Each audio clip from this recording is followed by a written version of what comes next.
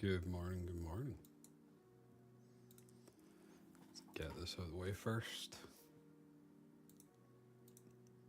Can I get Doki Doki? No. Oh, that sucks. Okay.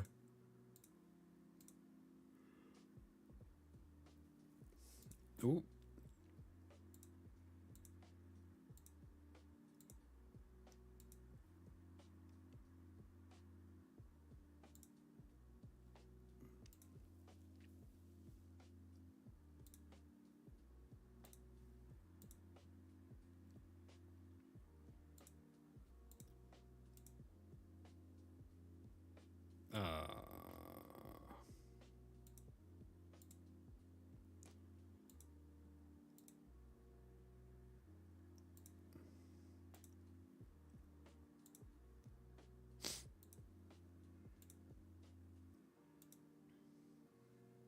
I've not seen the new shells yet. I've not looked.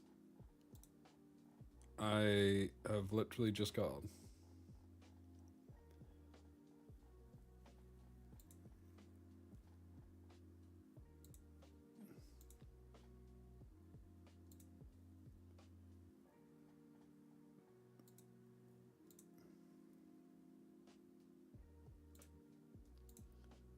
Oh god, this is bad. This is bad. It's not going well.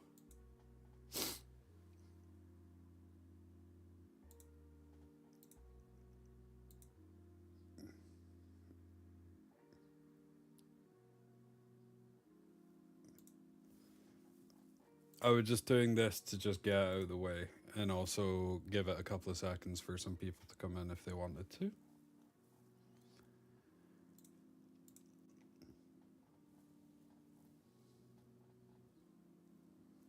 I've not seen anything yet. I've not looked at the shells, I've not looked at the Valyrian stage, and I've not looked at the new units. Because the new units will be there in the database now. So I need to do that. But no idea, Ronnie. I've not looked at any of it yet. I've just woke up. But I will have a look in a sec. I don't know what order to start with. I don't know whether I start with the Valyrian thing and just do that on Insane, get out of the way, get a couple of farms going for that. We have the Jack talk. I don't know. Do people want me to stream it, or would you rather I just play? I'm down for either, to be honest.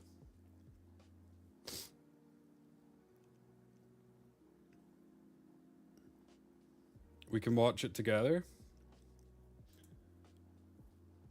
We could. Okay, hold on then.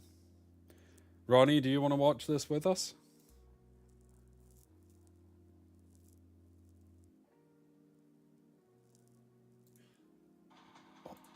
Holy crap, it's loud.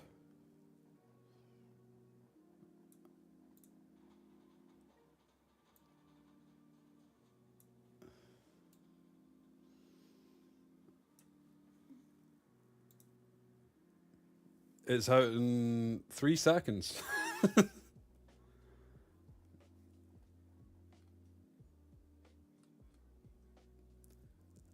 1 second. Why have I got no sound? Hello, hyperlinkers. This is Jack. It has been quite a long time since our last meetup. Our new season will launch tomorrow, and I'm very happy to have some old friends and some new friends here to discuss up some interesting topics about the new season. I'm glad to see you here, and hope you enjoy our show. Thank you. Sweet. Alright, today's special program is dedicated to Season SS3, or Warcry. So we have Jack here and 3 renowned hyperlinkers for this exchange. Welcome everyone, and to start things off, do you guys want to introduce yourselves? Is that better? Hello everyone, I'm Brad. You might know me from my live streams or YouTube videos. Oof, I'm Brad's also going to participate voice is sounding a little rough. This next But he's been week's sick. coming EWS. Push through though. And I will do my best. Nice to meet y'all. Sweet. Hello, everyone. It's the old friend here, still here, and very excited for this conversation with Jack because we're prepared for him a lot of very difficult and challenging questions, and I can't wait to hear what the news and all the exciting stuff that are coming to the restart. I've been playing since day one, and I gotta say the patch coming after this, or I think you probably have seen the patch note, is probably the biggest and the most exciting one, and I can't wait. Yo guys, Car6 here, longtime gotcha gamer, content creator, caster. Super honored to be here for tonight's Theory meetup, and thank you so much for having me. Sweet, thank you guys so much. Before we officially dive into the questions, I'd like to discuss the 2025 Ethereum World Summit Global Finals. We've got a champion prediction event, which is currently underway. So by guessing correctly, you'll have a chance to win the one and only ultimate prize. I'm sure you guys saw that in the Hyper Talk. The winner will receive the full collection of every Animus released from launch through all of 2026. That prize is pretty hype. And with that in mind, I have to ask you guys, who is the competitor that you're rooting for the most? Exactly. Well, this is a bit of a funny question to me since I'll be participating myself. But I am feeling pretty confident actually. I've been doing really well on the ladder recently, and I've been winning a lot, especially with Awakened Sanya. I do think that Kecker is the person with the best meta read and builds right now, so I would put my vote on him, but I will try my best. Good luck to Who you. are you guys voting for? Good luck. All right, from my experience in the same game genre for turn-based gacha game like this, I'm voting for the players from China. All right, the origin. It is their game now, you know. So if I have to put my money, I'll put it on the Chinese player. We'll just have to see. Well, I was originally going to say Bread, but you know, after the last tournament I cast, I believe it was the global qualifiers, he didn't win the entire thing, so my confidence might be shaken a little bit, so I might have to go with Kecker. But no, in all honesty, I think not just because Bread can't vote for himself, I think Bread's been one of the most solid, consistent players ever since the theory came out, and I love how many tournaments we have. So I think he's got a great shot. I've been scrimming Yeah, with two of just them. a few Not going to days, say and who. also very excited to meet And all the players and really I looking can't pick forward between to them, their is all I'll say. performance in the match. Sweet guys, it's gonna be awesome. I'm super excited. All right, so we also have a limited time Animus reconfigure event that will begin on February 5th. You guys have been talking about this. Is there any specific Animus that you're particularly eager to reset? Oh yeah. I am very eager to reset my claws. She has been waiting. I've not used this character for so long, and she's fully latticed. What is she doing? Wait, But you get Bread three had fully latticed right? claws? Do we get three? Or like the Yes, original three. event? Three. We get three. As before, it's the first is totally free, and the second and the third. That's need big then. some He's getting 12 lattices back from claws. Oh my god, I got so many because I think when we started the game, the PvE was pretty much How do you impossible beat at Hell, certain kid? points, so you have to I'll do a allow guide this for you after, character, or Ronnie. else you I can don't stop know though, forever. because I haven't actually Boss tried will it be yet. one of them. I think I put a lot of ladders in Tsukiyomi for whatever reason. I have no idea. And I also put a lot of ladders in Navet that is really hard to use in the current meta, and that could easily help me build like 3-4 new fully built character if I just take out all the ladders from Navet as well. You gotta care though. The Navet's getting buffed, right? Nah, I don't. I read that. That's fake, man. I don't believe that. Bro, box But no, like Navet Sean was scares saying, me. I think the characters from the start of the game are a lot different, and so things we needed in the past we don't need as much anymore. For me, a big one I think is Shadow Sanya. I'd love to get my lattice back from there. Tsukiyomi, Kloss, I think are big ones too. But I did have a question for Jack. In terms of the Animus reconfigure event, I love that it's coming. But is there any chance we could see these a little more often, like reoccurring events? I know a big sticking point for players is building characters, especially when it comes to lattice. And Yes. having these return events, I think, would be a huge help in that regard. Good question from Totally Car there. understand. Good question. You know, I think the players have been asking for the reset event. I don't know how many times and how long ago. We before we didn't launch this event because everybody knows lattice is one of the most valuable item in our game because it will totally change the power of the Animus.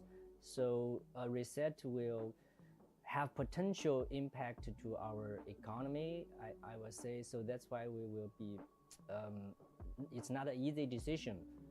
But during this season, we finally make this decision because we see this issue for a long time.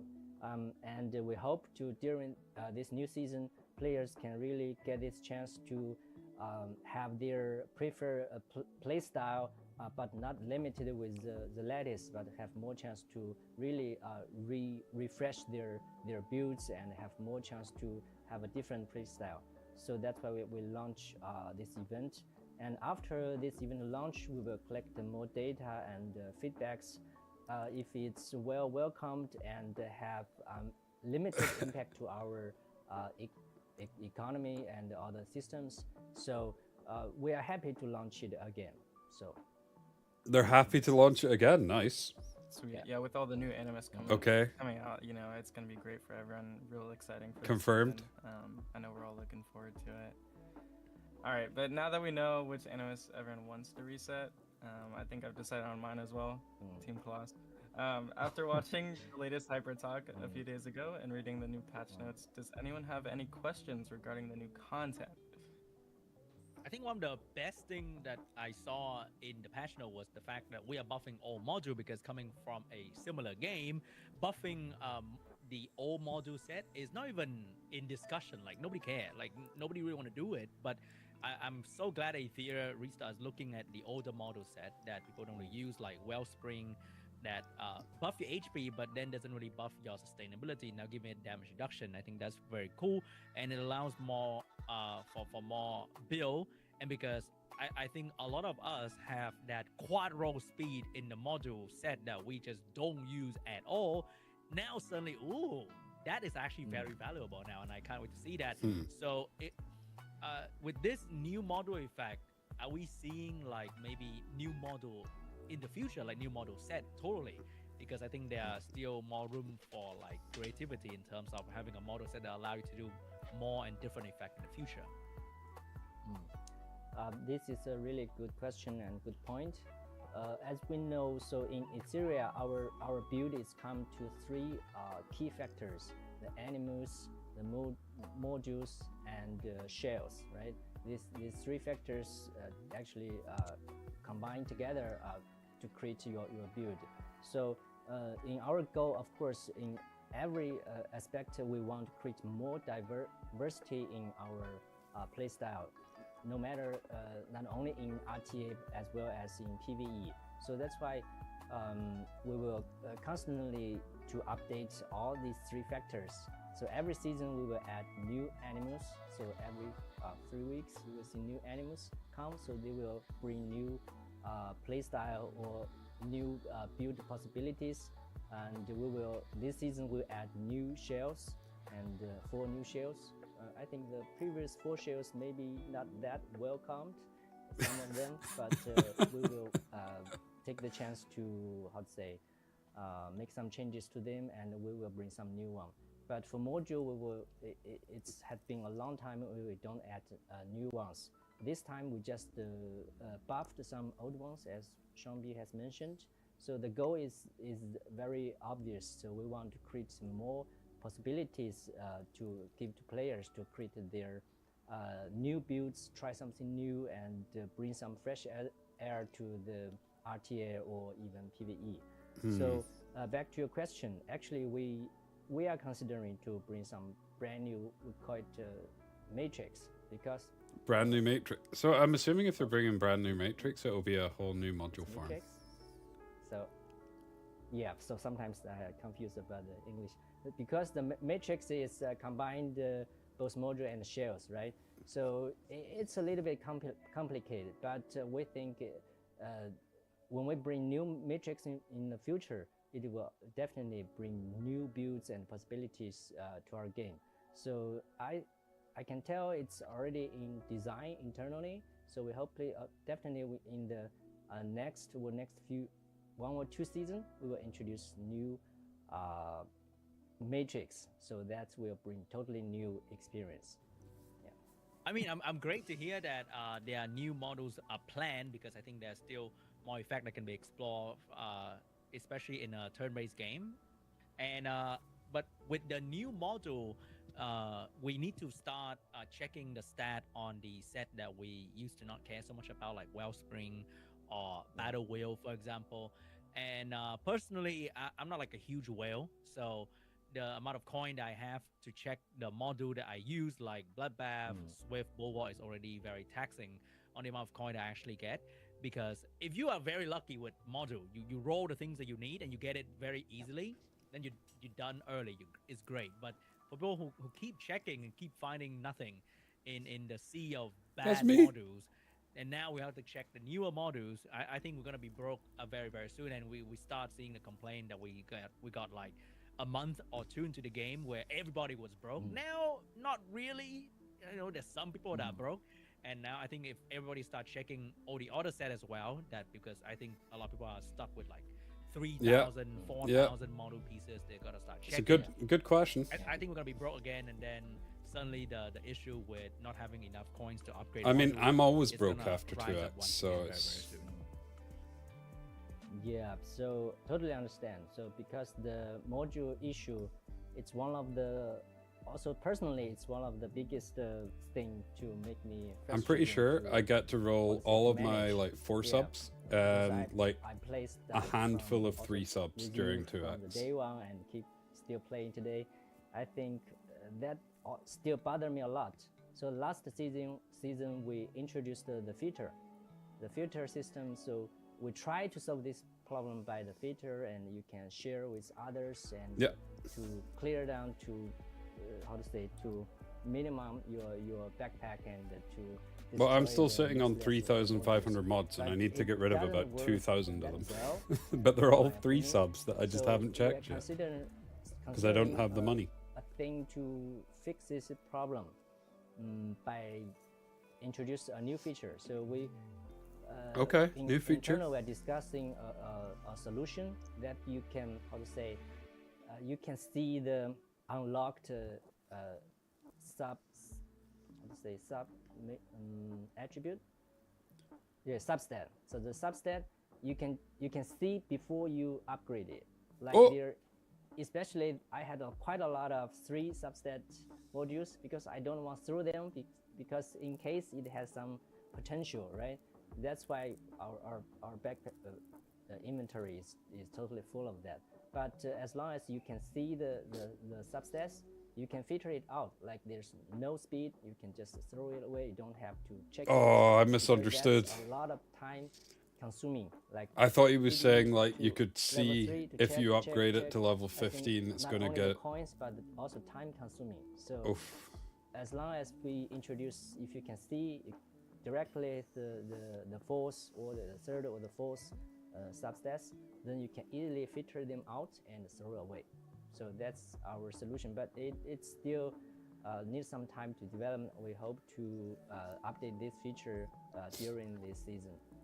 To be honest, I don't think they would need to do this if they just released an Abyss difficulty. An Abyss difficulty just automatically rolled with 4 subs. Hopefully. Yeah, we're trying. We keep trying. So the last time we tried, it's not that well, but we'll keep trying. I think I know. So it bothers a lot of players, yeah, including me. Yeah. All right, cool. I guess I'll move on to. Give the me a next harder topic. stage that doesn't This roll has been 2 a pips really and fun one. only rolls 4 subs. And then for this season, we've noticed that Valerian is included in this awakening cycle. So I've got a question for Jack. These awakenings have been great, but the growth cycle is very long, and players kind of have to gamble on whether or not that character is going to last in the future metas. So it's a big commitment when working on these awakenings. So could you provide some trial stages for them? And also, are there any plans to add more awakenings in the future, specifically for characters that are still currently off meta? Yeah. Give me a Marvel Awakening. First, I think We want Marvel. love this feature. Brett just shared is Stenya. it's performance quite well, and also The Awakened units are cool. other, I do like them. Animus. So at the first time, because it's a new feature, we introduced the 3 Animus in a row, and the players can choose based on his own play style.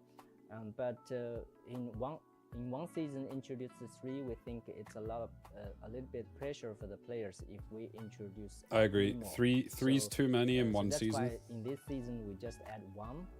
It's Valerian, and Yep. this one. So then you don't have to feel that much pressure. I think 1 for In this the season's fine future, because you'll have 1 seasons, we left will over. based on the status. But I how think many, 2 is the Animus ideal, is players the sweet in spot average because you get have both taken. during the season. So we will decide if we release 1 or 2 or even 3. So it's just based on. 3's but too we many. Don't want to put too much 2's the pressure sweet on spot. The player side. Back to your question, if you can try out. So actually, if you see the Hypertug, we introduce a new mode in the Summit Brawl.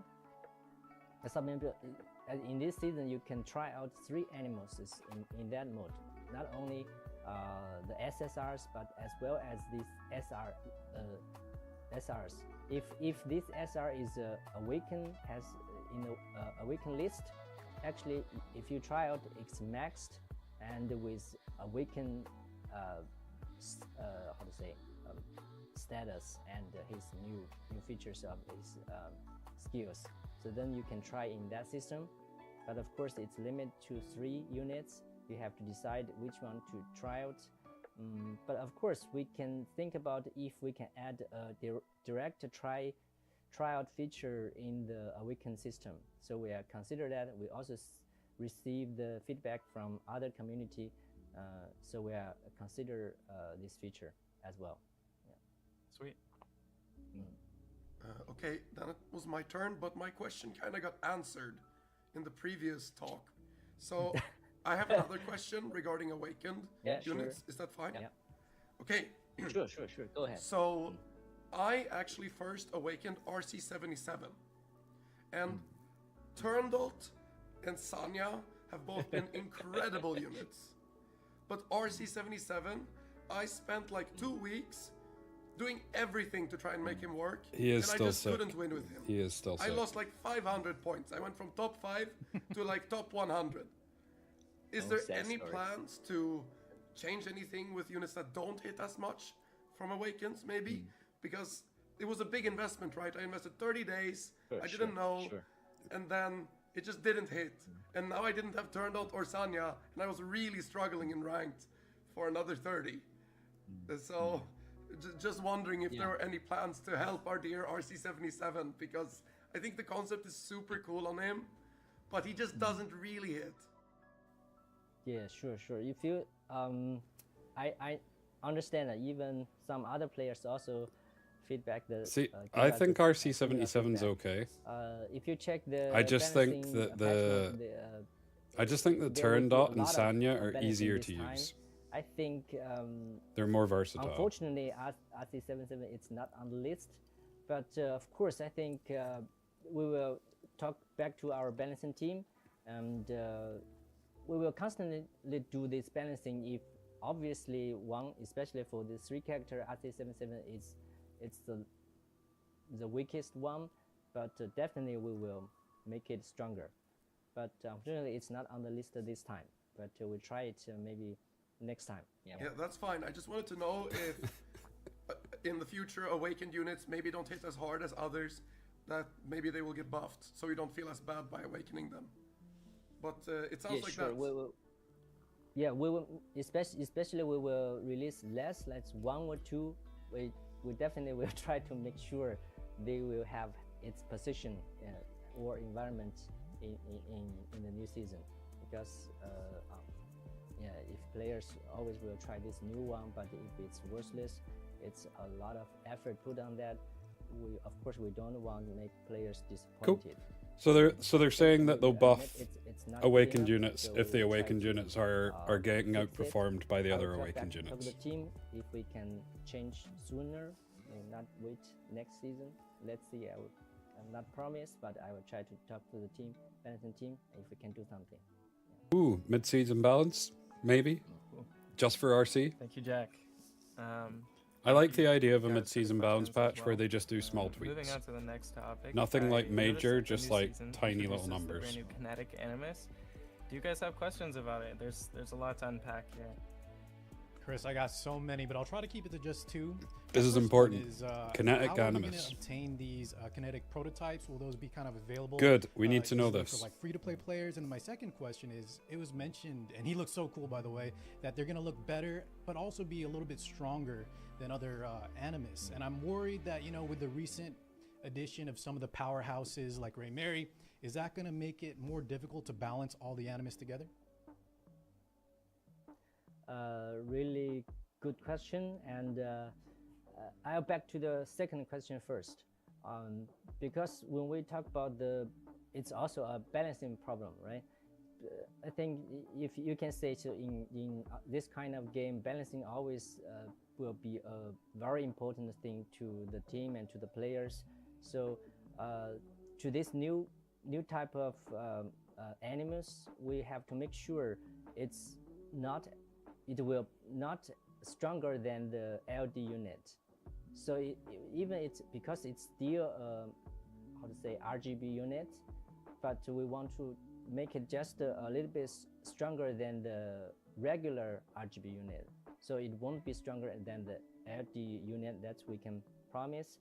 And that's why we created this type of Animus. So wait, when we design new units, we want it. if it's not stronger than an LD, usually. well, I suppose technically he didn't say it's unit, not weaker than an because LD. If this character is powerful like Remary or Because if Golem, it's so not, it why would I should pay be the same? a LD unit, but this causes a problem when we play Yeah. in our game. When we counter each other, we see a green team. When we see green team, actually I want to use some red character to counter it, but there are LD units. Usually LD unit will be the first choice.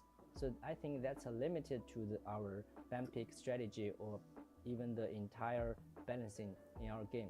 So that's why we want to introduce some characters that's as strong as the LD unit, but keep its original RGB. I mean, right. The thing is, color. LG Then we can make this LDs are always RGB going to be counter stronger. Triangle still working. Then back to your first question. Of Like course, we if will make Raymarie sure, was red, not only she just wouldn't it's be as not a strong premium, because she wouldn't be Animus as good only for against the, blue say, units. the whales for the paid users.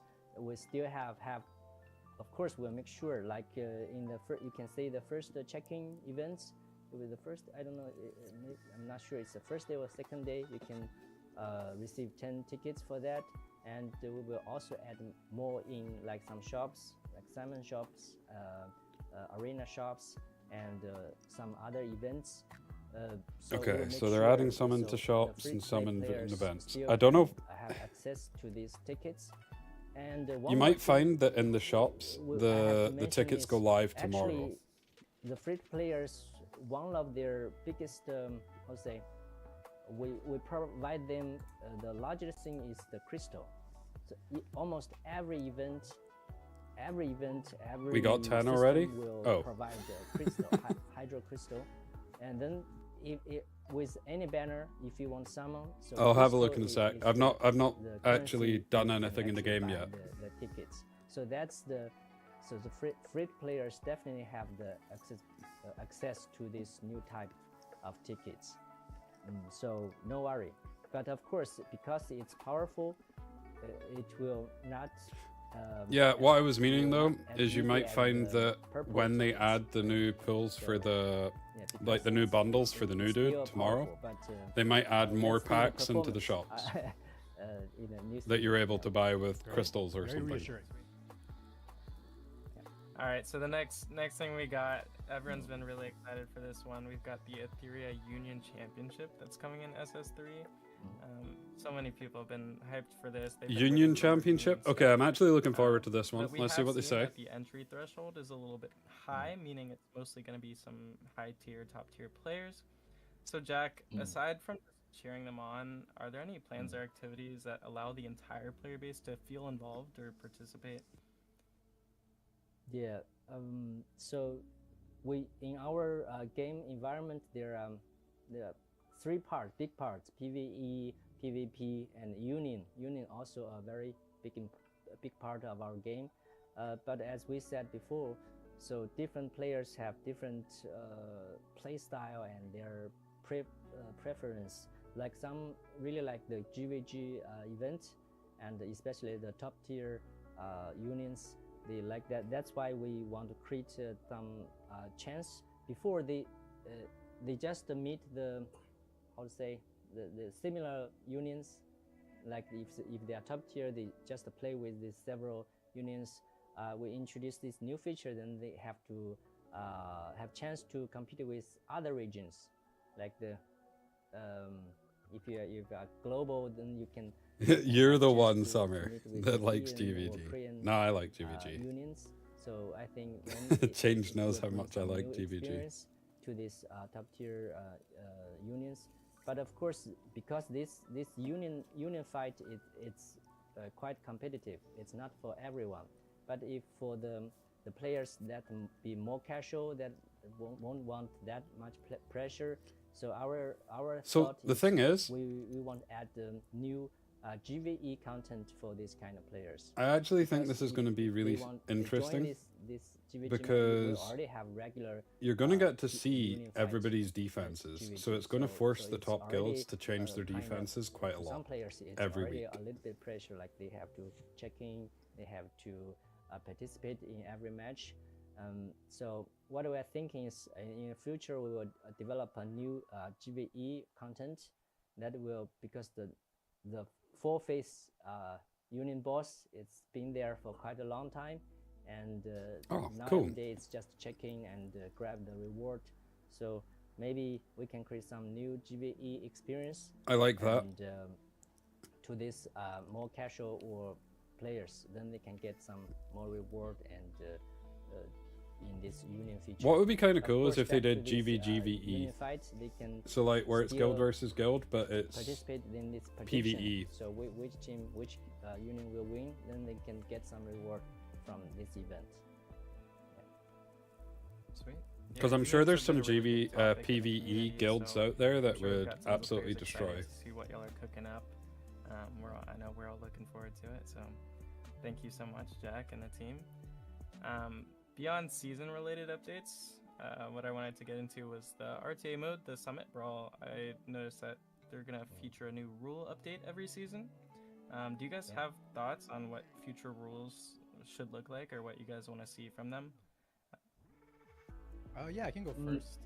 I'm a big believer that matches are often won in the when it comes to RTA in the draft phase.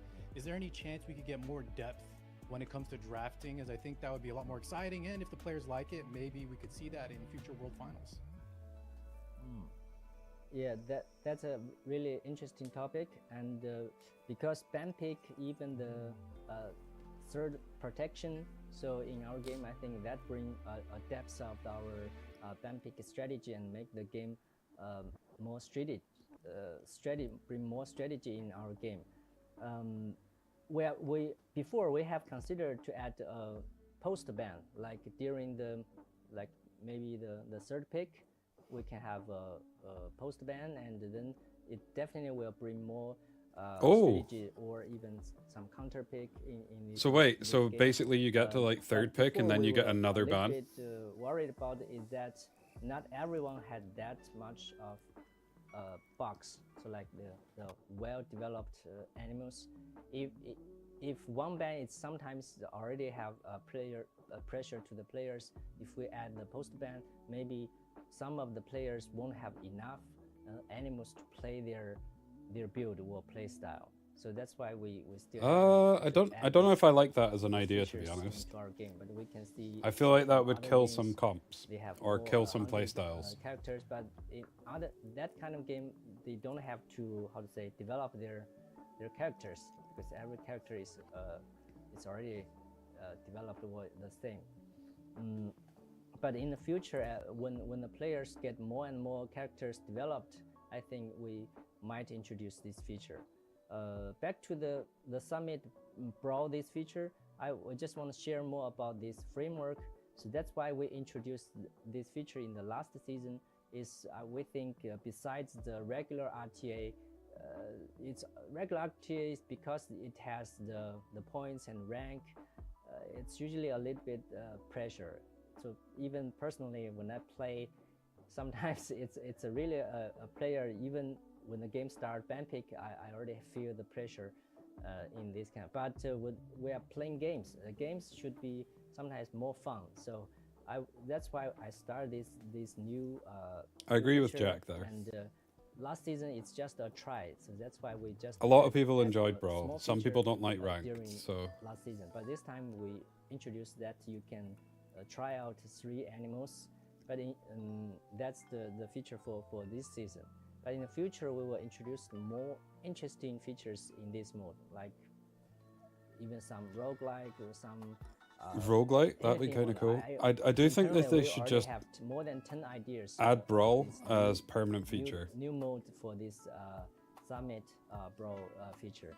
So our goal is to every season we want to create some new experience with besides I get what this you're saying, regular Summer. RTA. If some of But the yeah, I modes think they is should just well add in Brawl as a received by permanent feature and just players put and on everybody think it's very like interesting, we might, every keep 3-4 this mode weeks and change make it, change what it a does. longer time, or even we can play anytime in the future. So that's our goal. So let's see how it works in this season, and so we will promise every season we will introduce a new mode in this feature. Yeah, it was. I mean, call from you Brawl's guys, not Jack. my A thing. lot of people have I don't been playing it really so far, and like it, hearing you guys have 10 ideas coming up. I mean, there's a lot of potential here. but it is some Really people's thing. excited.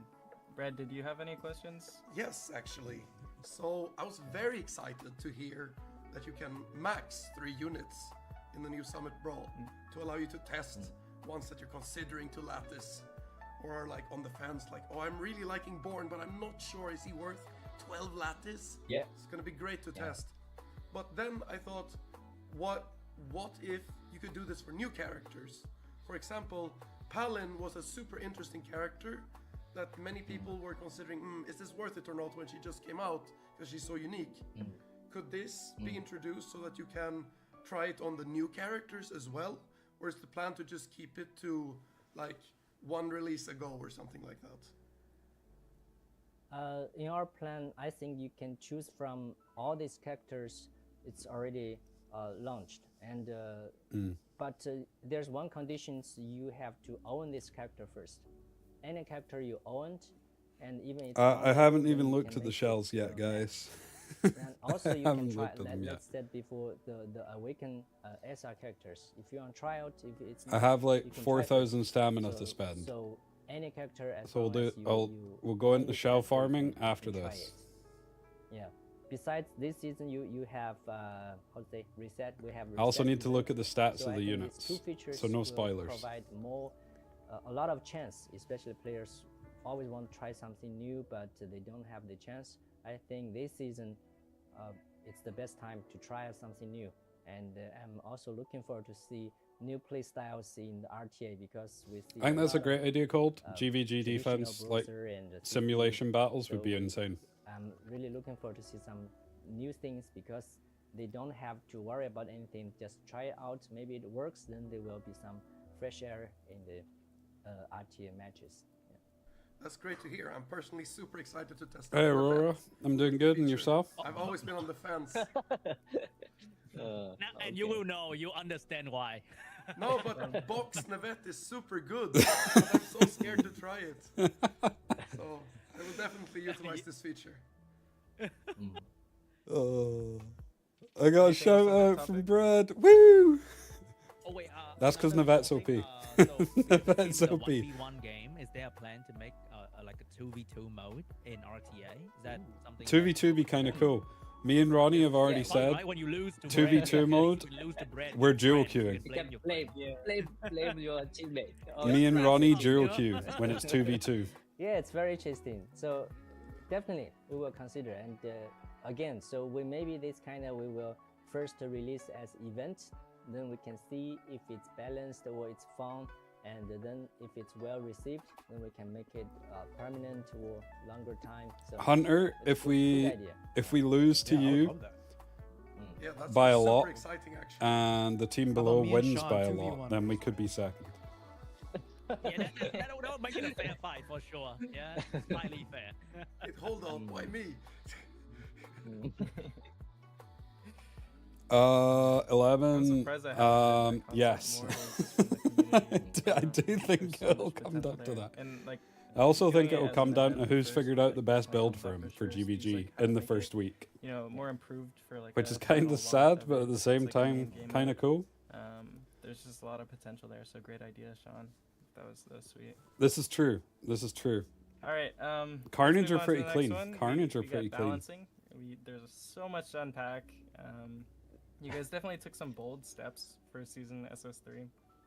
Lots of adjustments on the table. And I was wondering if you guys had any specific questions regarding the balance changes. All right, talk too much just now. I think Brad should go first now. Yeah, sure, I can go first. Okay, so I know a concern many Etheria players have is that overall damage is really high in this game compared to, for example, Epic 7, where units just do like half the amount of damage that they do in Etheria on average, for example. And seeing the Messiah buff, for example, is there any concern from the developers on this topic? Or what's the general philosophy? I'm just curious. Okay, so balancing always challenging, I will say again. So it's also crucial, and but I think I have shared this philosophy previously, but I can share it again. It's never changed. It's still the same. Even we talked earlier. We just want to keep the first. There's no perfect balancing in any competitive or PvP games. No matter it's Dota, LOL, any game, there's no perfect balancing. You can see they still, every patch note release, they still have some heroes or characters. They will be selected by more players, and they will have better Hunter, I can performance tell in you the right game. now, if I get a But I shiny think we shell, share the regardless of same which one goal it is is, we I want will to use it in keep the GVG. game, the environment more diversity. I will find a way. More, in general, balance, but more diversity in the game. We don't want to see one character that's OP and Brad everybody is still a little will bit pick it sick, or but ban this it was in filmed every game. about a week Let's ago. say maybe remarry it's a little bit. I like think he's that, feeling so a you bit can better see since every then. match on the ban. So we usually don't how to say to nerf characters, but this time Do not you use your see stabilizers on the new because shells. it's You'll she's get really them OP after in 2x. the- I've in just the daytime, hoarded everybody some can stamina see so that I can so do some this straight time away we can- macro. we do a little bit nerf to that. So the purpose is the same. So we want to create a game in these three major playstyle: CC, Nuke, and Bruiser. This triangle. We want to keep this at least this triangle. It's stable. Every playstyle have its position and it has its counter. So then we won't force everybody to play one playstyle. That's the very basic rules or philosophy of our when we do balancing. But besides this three triangle, we want to encourage more, how to say, even mixed teams. If there are possibilities to have some mixed ideas, or if it's not a pure CC, but CC with Nuke or Browser with CC, any kind of that. Even like some other players suggest, how about we buff Shadow Sanya to bring Dot to another Shadows new on your style. buff. Actually, it's just a little bit hard to balancing, but we'll consider it. So it's all. Honestly, how I to think say, they should it's just fully aligned with our rework goal to Shadow create Sanya. more diversity Like, I don't think buffing Dot in the does game. Because anything. if you I think you always just play need to one rework style her. and everybody play the same, it's like a dead water pool. So the game is dead every time you meet the same player. You play draft the same, play the same. That's what we don't want. I'll to show see. you after this, But back Hunter. to the, I think I will show you the, how after to say, this the about damage the doesn't matter Octonode. because every game has different I messed up. different numbers and different formula for their combat. So it sees just numbers bigger, but doesn't means how to say the nuke players. It's the strongest in the game. You can see we always have a lot of browser players, even you check about the how to say the I don't know. I've not had a look at the the new shells previous yet, EWS so matches, I will a need to lot wait of and see. browser players have advanced to the final, right? So that's why we always based on the environment, based on the performance, and based on the data we collected, we make these balancing changes. But we cannot make sure, so every time it's perfect. That's not, we cannot guarantee, honestly speaking. But always we want to try is to make no OP characters, and no we try to make every character have chance to be selected in a match like this. That's why we keep buffing like Shada. I fully lettuce the Shada, but it has very little time to I tried several times, but it still doesn't work. But hopefully this time she get buffed again, and I will try again. And yeah, if still doesn't work, maybe she will be reset. I don't know, but I will still give her a Jack's chance. resetting So Jada. you can see from this patch notes, that's what we're doing. But She's still it's again, bad, we cannot confirmed. one time to buff quite a lot, then it will be OP again, right? This also we don't want to see.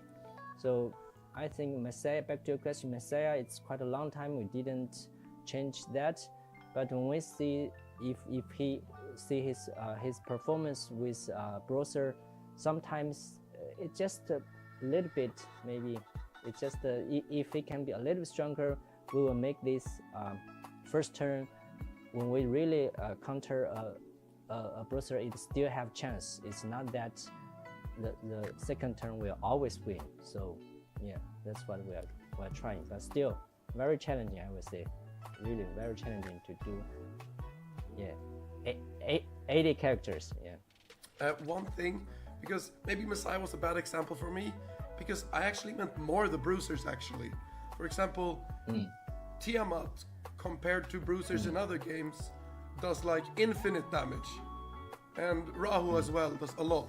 I'm a bruiser player myself, so Yeah. I'm obviously part of the problem, but I'm just thinking that overall, not just the new characters as you said, Messiah, but actually like the Raymarys, the Tiamats, the Rahus, they all do so much damage, and it feels like every character is in a way damage oriented, more than other games. I think it's a weird one So though, a lot of other because games have a lot of more yes, utility a plus lot of the tank units than this do game has, for example. ridiculous amounts of Like damage. a lot more ditting. But if you style think of it like characters. this, Are there any more plans to make Rahu, that type of character Tiamat, instead etc. have been of doing just that amount of more damage bruiser for damage and some extra since effects? the game came out, and some I of the think, metas have again, been I think super duper different slow, game have even with them different, doing especially, ridiculous amounts of formula, damage.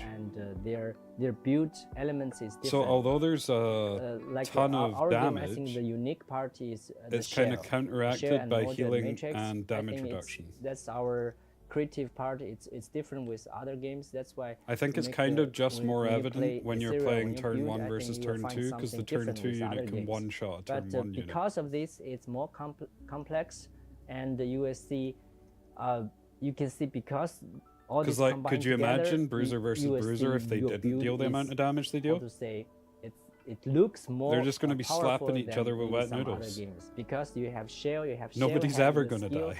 The passive skill is super strong, right? So it even some is determinal. It's the key point of your build, like Amber, like how to say, Codex.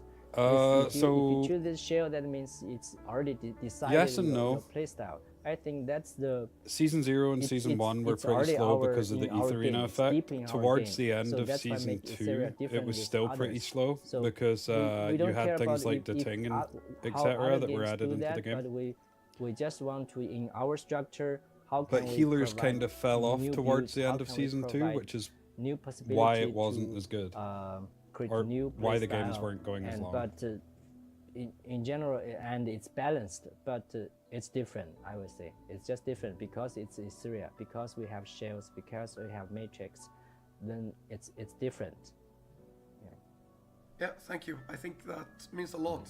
I This is like a that you long think talk. about Etheria as its own thing and not take too much from the others. Like, it's good to learn from the others, but Because the area is very unique, and it's why I really like it so much Dude, myself. I just I was remember very in curious on season your thoughts 1 about the topic. when there was the Sanya bug where if someone died on like turn 40 and then she I think I will revived them on continue the turn damage thing 120, from Brett, because they I would have a she different would perspective in terms of act like they taking died the on turn damage, 40 and she would just because, full heal them. let's say you're playing non-bruiser and you're fighting bruiser, and I feel like the game at some point really just tell you to, if you Fun don't build times. bloodbath, you're an idiot.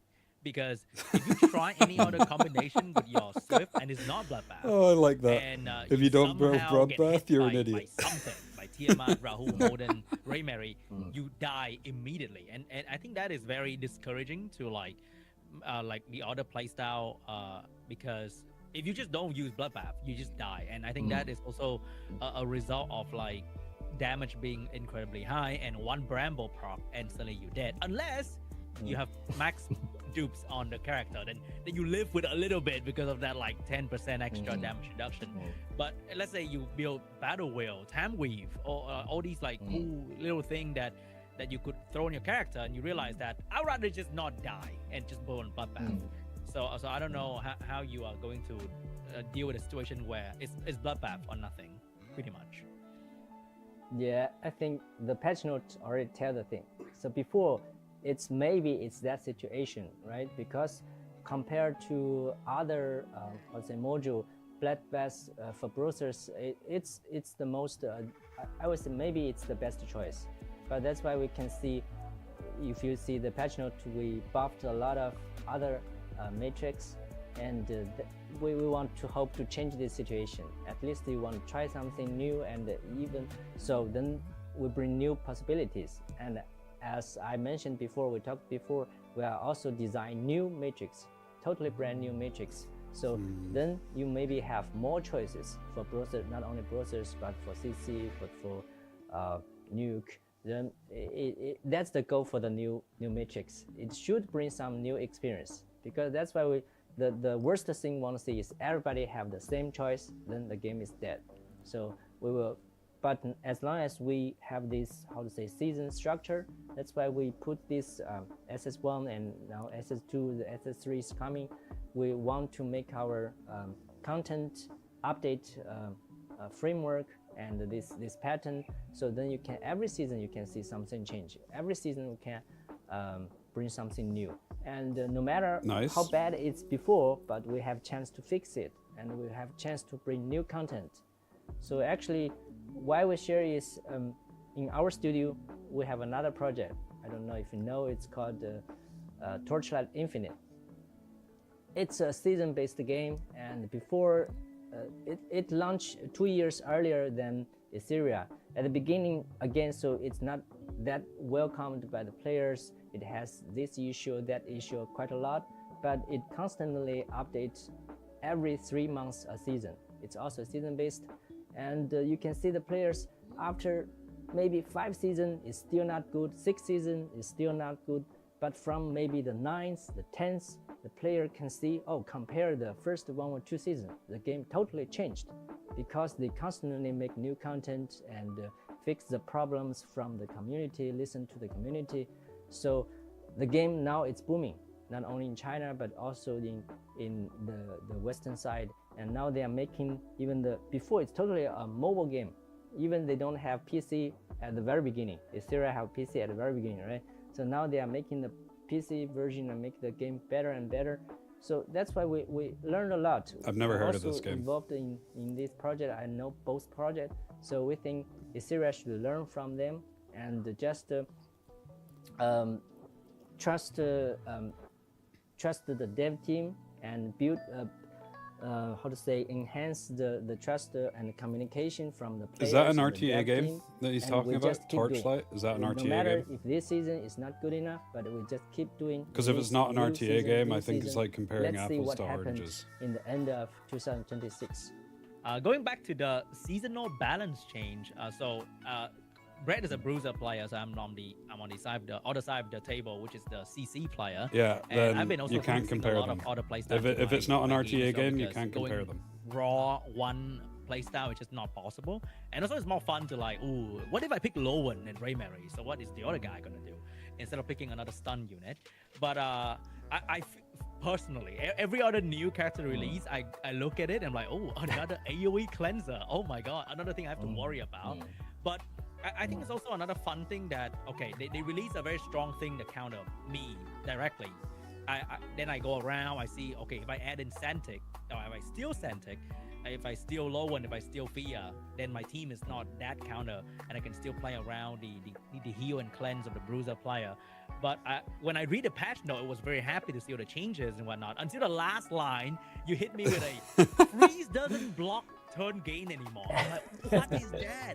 He nerfed Raymary a little bit, and he nerfed Mio Nahor that much? That is crazy to me. So I don't know, like, is CC that strong in the dev team's eye that now, because it has been like, okay, new unit strong against me. 1 second. I play around, but I haven't seen a direct nerf to the CC yet, and I wonder why. I think it's not in general. CC is OP. Oh, it's not me. That. It's just when we see the match between CC and Bruiser, like even back to how to say the first AWS, like when Kecker win the game, when the game, you can see one match. I don't know which French player like that. Entire game he did nothing. He did totally nothing because he's fully controlled, and even he didn't get a single turn, right? So then I think in this point of view, it's not fun anymore. You can counter me, you can have advantage, you can win the game, but if a play style when they play another team, they get full advantage and the other can do nothing, I think it's kind of over. So that's why we see you can see the turn meter push and control. So then the opponent cannot do anything. So, but maybe you think it's a bit nerf, but we already test the internal. CC still can play if you choose right. If you play right, you can still win the game. But it's not see, like I that don't really see that as a players cannot do anything, but just I see that as a, well, it's your fault it's for fully controlled, not only because doing the was down, picking your because of units so that you turn can't push, get a turn. right? Like Pick better. before the Marvel and in the Build test, your units better. Every player Deal the just CC push better. not only in PvP but the PvE. So that's the same, because we're a turn-based game. We still want at least both sides can play a little bit. Even he was controlled, but he can play a little bit. No. But then maybe If I'm playing CC, I don't want you to have a turn. Win the I game, disagree. But he can still play a little bit, not just sitting there and watch. So I think that. Hey, I've like been on the maybe receiving end of a it. couple months ago where Sitting people there were just using waiting, only getting Amber CC'd, and Gigabyte, so they would losing go into without a getting a match turn. and they would not diversify. I would their just build say to you have lost draft. Overwar, to have Alicorn. If in you got there at all. But I CC'd think for the when I whole play game, nowadays people are way smarter than You lost like draft. the Bruiser of the past, where they just In my spam opinion. Amber, but they would mix in like Jackal with Alicorn, then a lot of things with Force Bulwark build. It's very creative from the player that people don't just do the same like the old Bruiser in a way. But I guess it's the team decision, so I'm just wondering, like, what is the philosophy behind it? How bad, because it's still on paper. How about when we actually play? You still, I know you are a CC player, still play, you can see if you can win the match. Maybe will be a little bit less, maybe, but I think you play really well with CC. Everybody like to watch your CC videos and live broadcast. I think you can still win quite a lot. No worry. But if if it's too weak, we will buff it again. No worry. Just let's see. Yeah, sure. But not right away, of course. Sorry, could I ask one question Yeah, please. on go this ahead. topic? Because I don't know if you guys know, but I was known as the guy that made debuff soup, a little side comp to CC. It was my little playstyle that I really enjoyed. It wasn't CC, it was just a lot of debuffs, and it made the enemy struggle to play so much that you won in the end. And my big issue was that the moment that Doki got released, not released but buffed to full cleanse, my comp became completely unplayable. Like Doki completely removed the comp from the game. So I was a little sad at that. It took me like 3 weeks where I retooled my entire account. So I just like completely went away from that. Is there any plans to make more like interesting side comps viable? Or is it just the 3 big ones that you are thinking about? Yeah, first of all, you don't have to worry. It's the EWS will don't. It's just before this patch. You will use the current version. No current. The last season version to the final match. So I think your account is still very strong. No worry about that. But for back to your question, so I think like the debuff thing.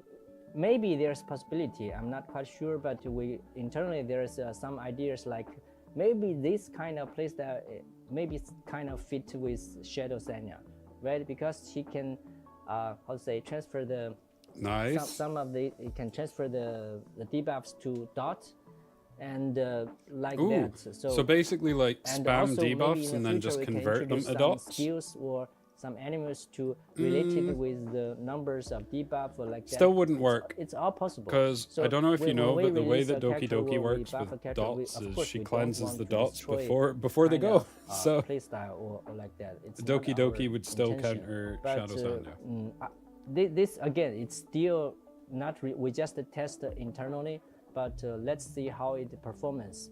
Just take it a longer team maybe. So if it's too OP or like that, we will figure out a way to not maybe nerf or just introduce some counter plans or something to improve this situation. Nah, the best strat code is I'm not just quite sure how CC it players performs pick now. Doki Doki. So, but for all these I balance mean, changes, then this you time don't need to because run it's quite a codec. lot, Just reset your we're cooldowns also with a Doki. little bit exciting, but also a little bit nervous because this time we do really quite a lot. So, but well, we just we'll see when it launch and when we play and how it goes, and we will make adjustments, yeah, based on the live performance of all these changes. CC? No. Can't wait.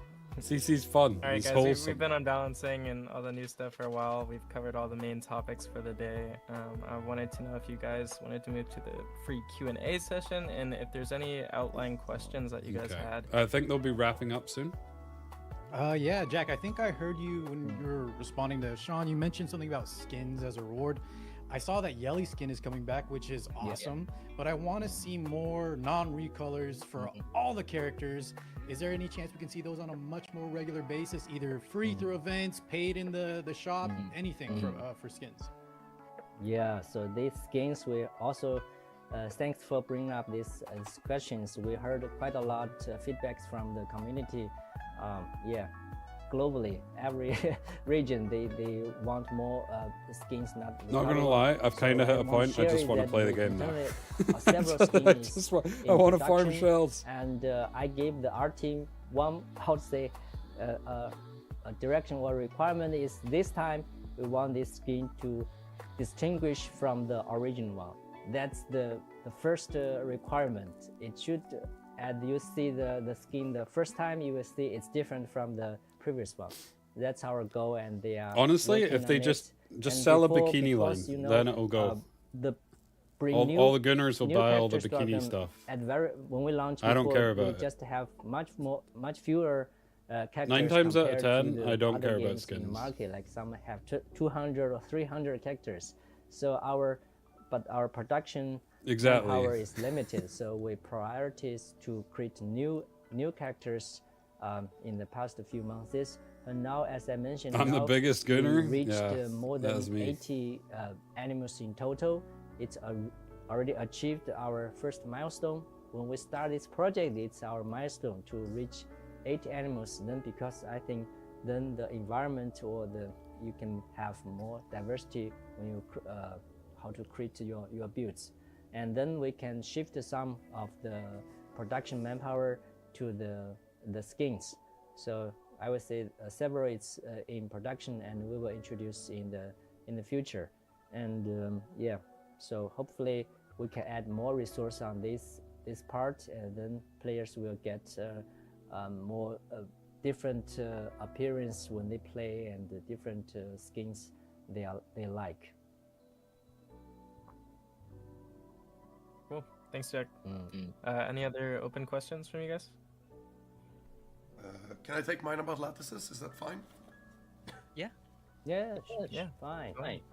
All right. So I have one regarding the lattice economy. It's always been a heated topic since the start of the game. Lattices are the main thing that changes your account in this game. And Yeah. I was wondering, are there any plans to revise the overall economy in the future? Not like soon, but like anytime. Because right now, Good question from Brad. it's still a huge pain point for the free-to-play and low spenders. But for the big spenders like me and Kecker, for example, we're starting to run out of characters to lattice, actually. Like, I have pretty much all the characters I care about. Like, I can test some Navette or something, but it doesn't really matter to me. I have all of the ones I need.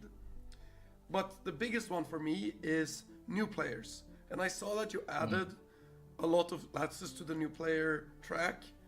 But I think compared to day one players, the difference is still so humongous that it's not enough. I feel like the overall economy would need to change. Maybe not now, but at some point, for new players to feel like they can ever compete with the players that have been playing a long time. So I wonder what your thoughts were on this. Yeah, sure. Really a great question. So if you see our patch notes, or if you see the hyper talk we showed a few days ago, and you can see we introduced a part is that for new players we upgrade their reward quite a lot. Let's say like before the every 10 level they can get a reward. Before it's only to level 50. Now we extended to level 100, and there are a lot of changes. And lattice is one of the most important thing. We add quite a lot to encourage the new players to catch up. But we believe it's really important, like you said, because it's a community. Of course, sometimes there are players leaving, but in the same time, there are quite a lot of new players coming. So our goal is to just give more opportunity to the new players to catch up with the old players, but it's fair. It's not that they even have more advantage, but of course they will be a little bit easier than the game when we launched a few months ago. So then they can catch up. I think it's, as you said, it's more healthy to the overall community, because they can catch up the day one players, and then they can join the RTA. They can play the game. Hot take. But let's say New accounts. still, as you said, we cannot just Who you get is now more fill the important gap. than the Even lattices you can have see at the the start. CN or- Like, if you or don't the get a East plume Asia and you don't players, get a we have Raymarie, 3 you're months just gap. instantly Even they behind cannot on new accounts. fulfill this gap. So we will try our best to upgrade the new players. So now there's like environment, not I only agree at the start about of the game, it was the more about reward, lattices. but also we will Now try it's to more about give the them units. some protection to improve their experience. Like in this season, all these Because new like players, someone who gets Raymarie and Plume how to say, lower is than playing a 100 different level, game to someone they that will doesn't get never, Raymarie and Plume. match up with the players Like reach they're the just playing the 100. game on hard mode. Before, sometimes You can have as many either lattices as you diamond want. or you are master, but you are level 70 like that. You will meet a 100 player, you will definitely be beat. You have no chance. But now at least all these new players, they have But I know you can just permaban Ray, but I'm even talking about for PvE No progression. matter you're 80 For or 90, PvE progression, if at you least have you are in Raymarie a and you have similar Plume, level. you can basically just in RTA, auto you the vast only majority play of with stuff. new players. Whereas if you don't have it, At the beginning, some when you of reach it the you're going to 100, struggle with. and then of course your rank getting higher, then you can meet the old players. I think then they will definitely improve their RTA experience. But for original Samina arena, it's no problem, because if you join the new server, everybody start from the same, and it's server based, so you can compete it with internally, so everybody is in the same page, right? In the other hand, I have one suggestion to the new players is choose one. You cannot have all because other players they have war because they played several months. But as a new player, you'd better choose one play style. You do some research. If you prefer a browser, you prefer CC, you prefer nuke, just I'll say I agree with what he's stick to saying, one play style at the but very beginning. it doesn't work like Then that. with this, Because, huge, like, say for upgrade example, of you're like, this okay, I want to be a resource, cleaver, At least you can and you don't pull, build or up you one only play pull style. like Then 2 at or least 3 if units you- from the cleave then playstyle. it's just depending on Like, your let's say you opponent. don't get Messiah, If you are nuke, if you are you can't like, play cleave. You meet a CC, at least you have chance because you, of course, you won't have that much. I agree with resource. what he's But saying, focus like on one on playstyle first. how would I put it? Also dedicate What he's and saying have makes enough- sense. it's At the start almost of the game, choose well-developed, one playstyle and team. stick to it until It you can will like build help out you your much account a bit better more. when you play. Because that's what the with vast majority of other people did in players. Season 0 anyway. Yeah, that's my But suggestion. But on That the is other kind hand, of you can see, dictated by of course, who we'll you keep get. improving the new players.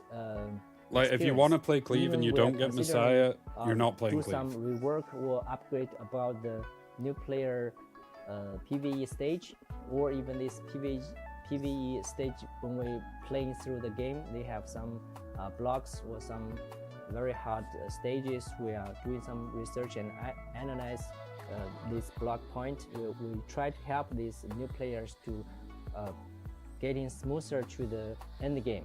So that's why we are trying. It would and we will almost release some more new updates actually. in the future. But this thing I will think keep what would be moving. interesting Every is season if to new we'll try to accounts, improve the new when you players', hit level gaming 50, experience. Of course, we it will keep asks doing you a that. playstyle. Yeah, thank And until you hit level 100, A question that Like, I say, have for example, is you pick about CC farming. playstyle. So at this point, everybody knows It that if you don't increases have, the chance of you getting double CC drop event, you units farm from shell, the if you have double drop the and farm permanent modules, banner and that's by how, like endgame 2% player get or something like upgrades. that. But So that you can the try and other build two more things, towards the the playstyle that you EXP want. and the Like outpost, you could still get to any me, it's just unit, very weird but that maybe like farming Nahor that and has things such like that low have like a return slightly higher outside of percentage double chance. drop, and you kind of always Or have if to you wait wanted for to that cleave, farm like that Suki, Beyonce, and that is like Messiah the have slightly higher. basic Like, do you of see what I building mean? a character in this game To help you try and build I out feel that one like playstyle, the still drop random value chance, of those but just two slightly areas higher. should be double permanently, and it should not be included in double drop, so that if you happen to summon the character immediately out of nowhere because you feel like spending money, right? Then you don't feel punished to farm that sure. out of double drop. I think it's just weird that that is also included into the double drop where you know you have to farm module anyway, right? Like, is there any plan to improve the farming in that area in particular? Wouldn't give you a Yeah, I chance to think- get like things like Raymarie and Plume, etc., sounds because they're used in all interesting playstyles. and not bad. I will But like talk the to core designers units, it and could help you to get. let's try to make this possible. I think it's not a bad idea. Yeah, because everybody knows so when double drop, you only most players just care about the modules. Yeah, makes sense. Another thing that I can I ask more? Sure. Go ahead. He Take said, this "Should I chance. forget what I want to ask?" Oh no, what I want to ask? I forgot. Let's get one more in. Shit, I forget. You got this, Sean. Shit, he said sure, then I He forget what I want to forgot. say. Oh no. Was it regarding the double drop or anything like shells or farming or gems? Anything? Yeah, I don't know. I feel like farming in general in the game feels kind of bad because you farm shell for like 3 weeks between double drops, so you only farm shell. And I think everybody in the game can agree that you don't get what you want most 99% of the time. You don't get the shell that you want. You don't roll the passive because another thing is rolling passive in the game feels terrible most of the time as well because you get the blue one and you feel like, oh my god, really? And as a let's say as a low spender as I am, I cannot afford to farm with 10 refreshes every day anymore because if you do that, then you out of gem to get the progress up event. You out of gem to do Dreamscape. You out of gem to do like all the new events that require gem to do the event. So you farm very little every day. So every day you don't feel like you get any upgrades because you farm so little. So the daily experience, I think it feels kind of terrible for casual players. So they farm so little, they don't get upgrades. The RTA doesn't really bring rewards if they play a lot of RTA, and there's no guild PvP during the week. So like, let's say Monday to Friday, you really don't really have a lot to play or enjoy the game in particular. So I don't know how to fill that gap for like a normal person playing the game. Not Honestly, like, I'd not a actually free man like like if me, they you know, play the moved game every day, for GVG example. to Monday to Wednesday. Yeah. Because I don't want to be Very doing challenging GVG at the question. weekend. Let me think. So again, so it's very challenging because again, I said the player is, the community is diverse. They're different. Like you said, maybe you don't have to work full day at the office, right? But some people do have a full-time job. So when we add new content, we'll make this daily, especially daily content. We will be very Because careful. if it was Monday Like to before, there is Wednesday, a comment. then Is after there GVG it's like ends full-time on job. the Wednesday, I think you going have into seen Thursday, this you get your comment, new right? content. Before you have too much Can do things your to do. new You have to content do on this, do that. Thursday, play That's why RTA after, like, at the weekend if you want. How to say, make this Ember track and Ethernet rally. We make some simplify, and you can one click to do a lot of stuff.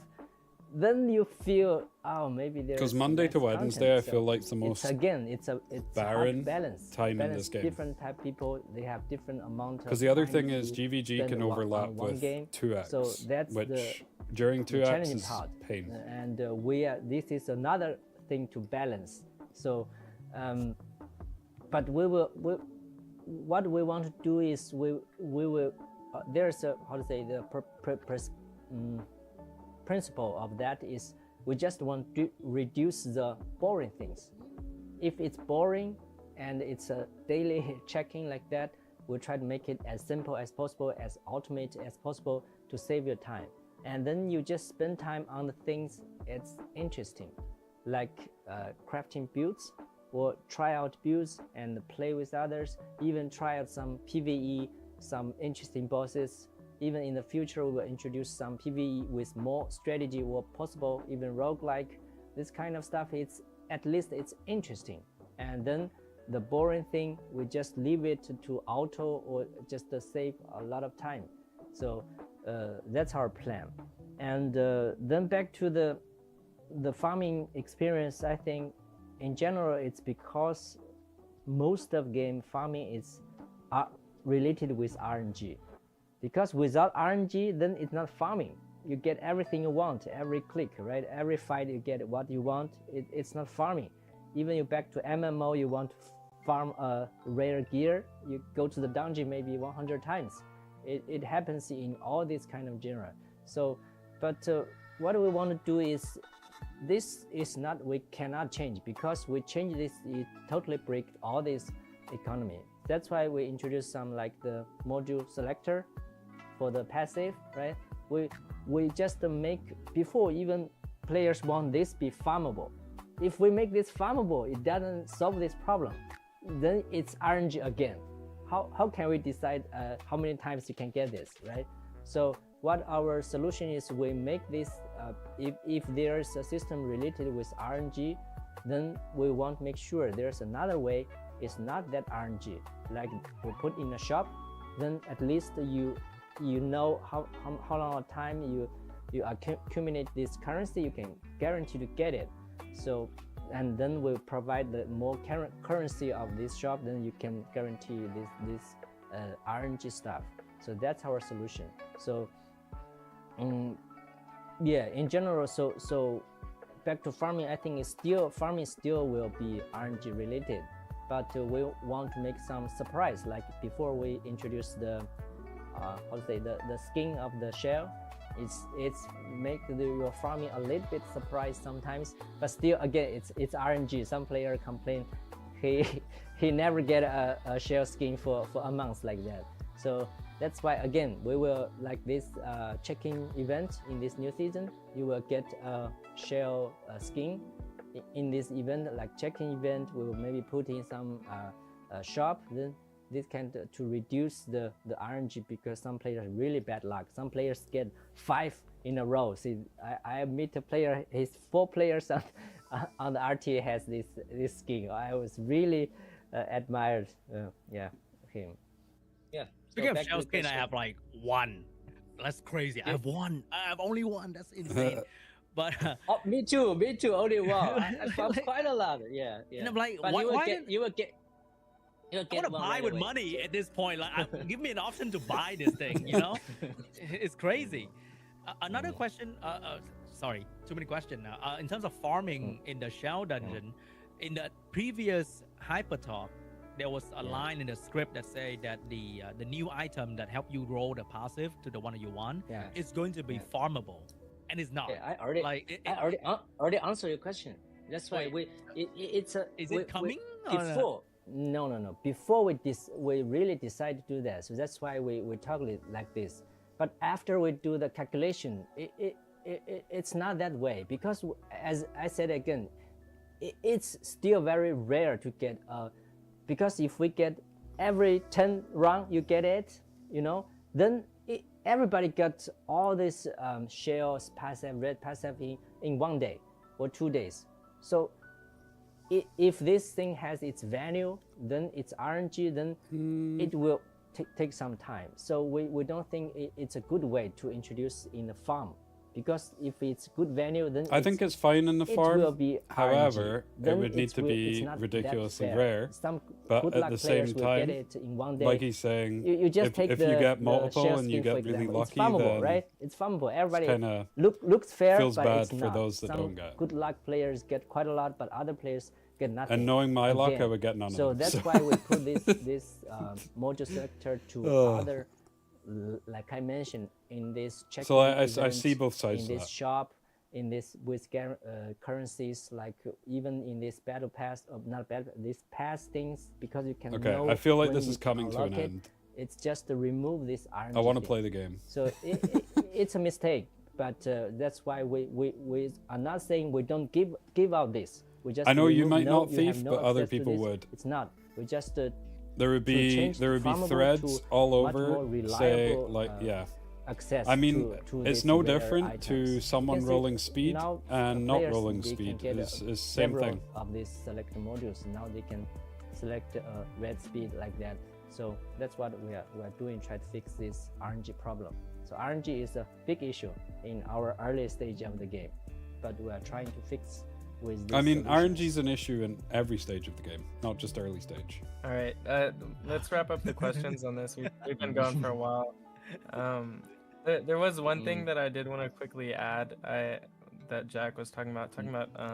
It was Sean's question with, the day-to-day, like Monday through Friday, like trying to take away more of the boring content and add more engaging stuff. One of the main things from the community that I've seen is that players love social content. So one of the ideas that was posted earlier, like maybe a 2v2 mode, something like that, even if it doesn't have crazy rewards or anything, that's something that players would want to log in every single day to just mess around with their friends. Me and Ronnie And so, would be with you guys duo having queuing ideas all and day. what you said on that topic, Jack, I think everyone will be really excited to see 24-hour what stream, you guys Ronnie have and to Bomb. offer. Heard it here first. And there's a lot to look forward to. I'm in just the committing upcoming for seasons, Ronnie. So, good luck to everybody in this season. I'm really excited for it. Yeah. But yeah, with that brings us to the end. Okay, we're ending. Cool. Clipped and shipped. I need to go back to my actual thing. Cool. So now I get to actually experience the update, because I've still not done anything. I've literally done this and we've done nothing else. Okay, so you guys said it was in the shop. So where? The kinetic thing.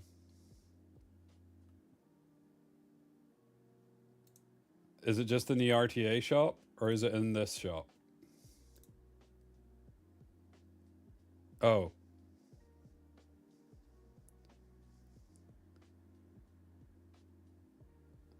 And whoever was asking about yeah, I kind of messed up here. Kind of messed up. I can't buy it. Give me it. No.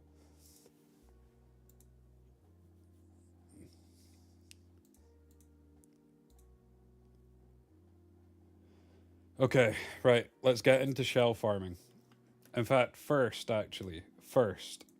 awakening. Oh. Nice, 200 gems. I haven't voted on anybody yet. I just spammed this, because yeah. Oh, was it? Okay.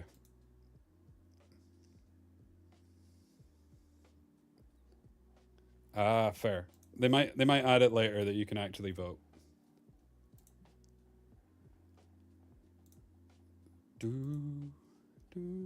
Oh, 300 gems. We take those.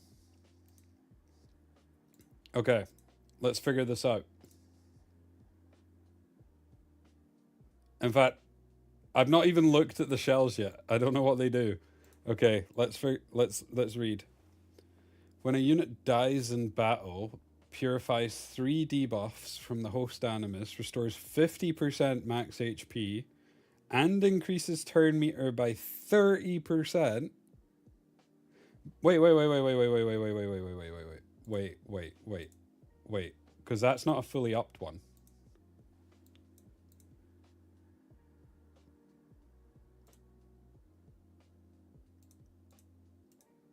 All debuffs. Okay, so it changes to all debuffs.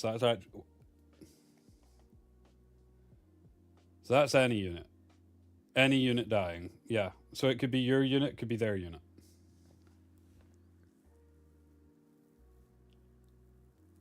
Oh, that's kind of nuts.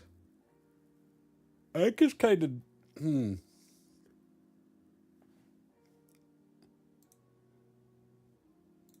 In fact, do you know what? I'm just going straight into farming. And I'm going to figure it out while we're farming. Because if I can get my farm team going, we can start getting the shells. And... Okay. I don't want to look at what the meta team is. I just want to work it out for myself. To be honest.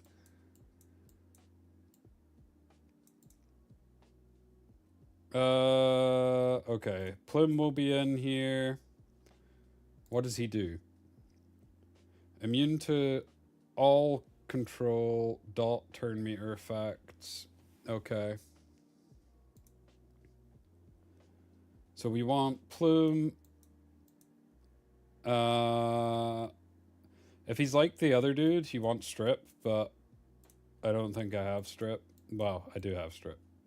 What I meant is, doesn't matter what I meant. I'm waffling. She's geared.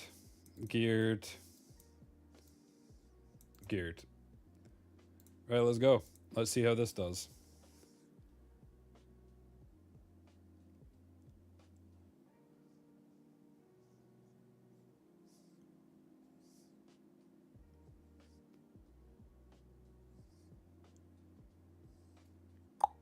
Nice. Hey, wouldn't that be cool if we got a shiny first turn? I mean, I can't because it's not an Inferno yet, but...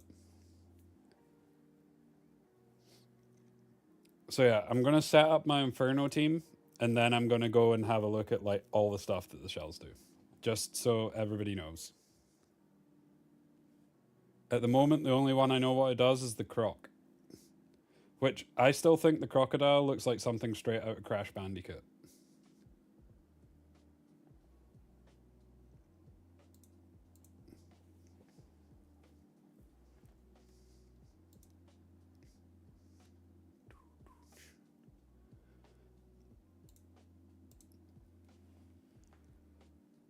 Holy.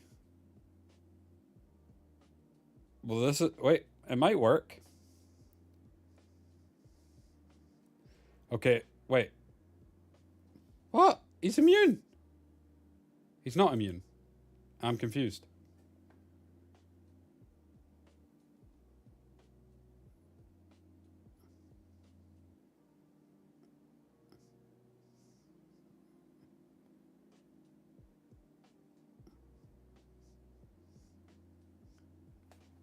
Hey-oh, we take those. We figured it out first time. Woo! that was... Okay.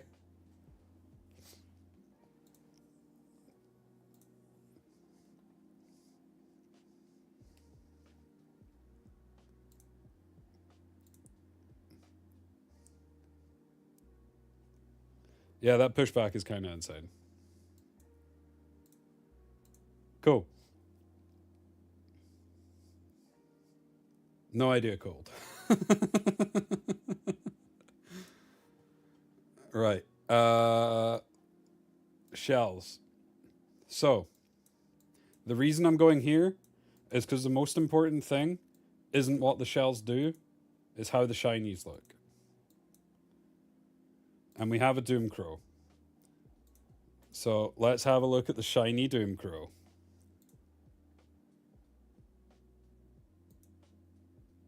Oh, that looks ass. I don't like it. I like the base one more.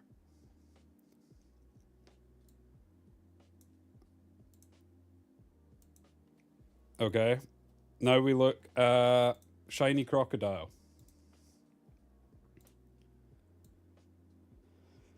I mean, nah, the base one's better.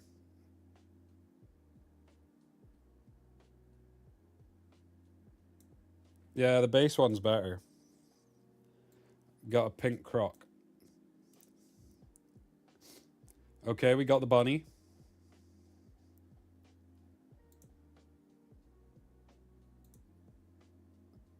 Do you know what? I like the bunny. The bunny looks sick. It's not a big change, but I like the change. It kind of gives like a dark priest vibes. Shiny bunny is it so far out of the new skins. So I need to get one more of the new ones. We'll look at the shiny, and then I'm going to look at what the shells actually do. I'm not going to spoil myself. I'm just chilling here waiting until I get one. I still think the crocodile looks like something straight out of Crash Bandicoot from like PlayStation 1. You just got a shiny bunny? Did you actually? Oh, we got the Doge. We got the Doge. Thief, send it to me on Discord or you're lying. Send it to me on Discord or you're lying.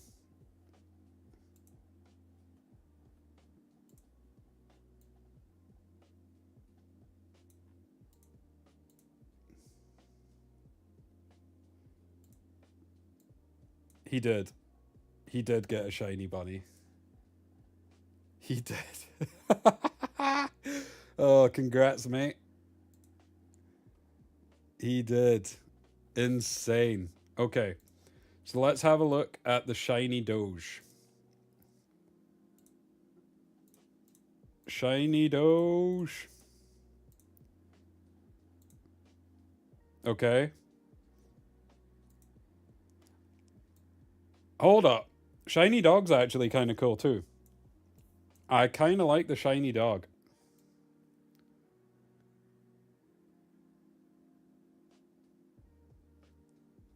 Do you know who this is made for though? This is literally made for Grey.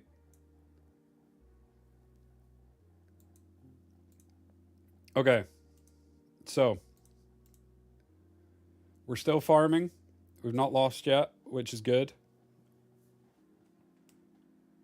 Although, for some reason, this run seems to be taking an absolute age. What's even happening? Why is it taking so long? Oh. That'll be why.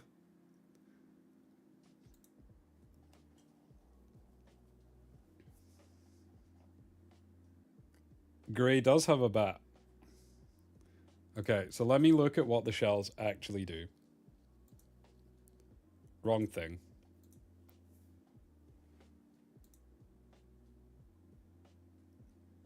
Okay, so I've already looked at the Gator. I think the Gator looks pretty strong. Like, having something on your team like this will be really strong against CC and certain other comps. In fact, it's just strong in general, because it's when any unit dies, purifies all debuffs, gives you 50% max HP, which, let's be honest, you're probably putting this on a HP scaling unit, so it's going to be like 25,000 plus HP. And increases your turn meter by 30%.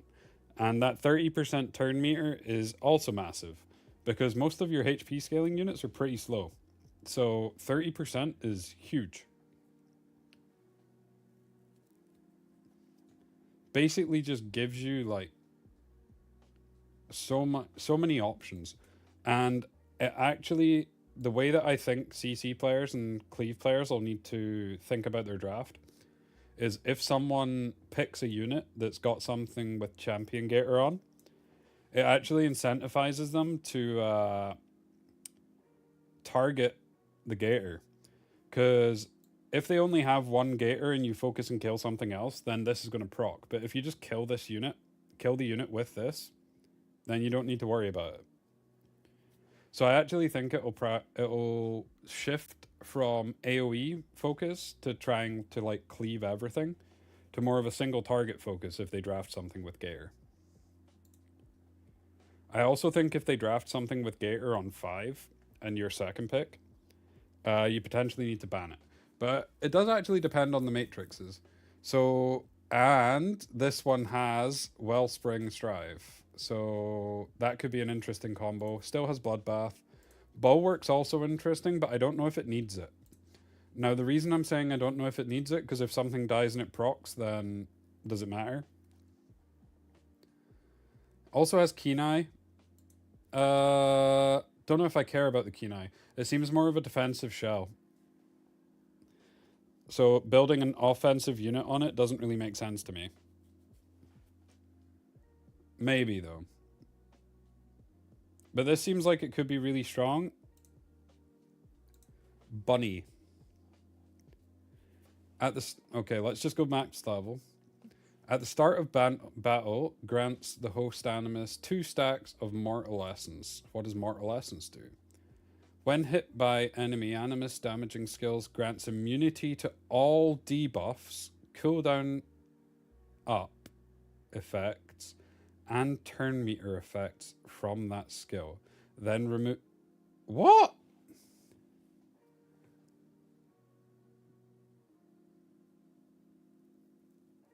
Stacks up to 5 times and can't be dispelled.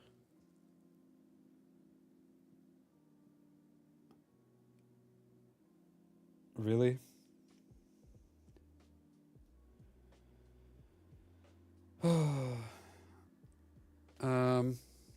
Yeah, that's kind of strong.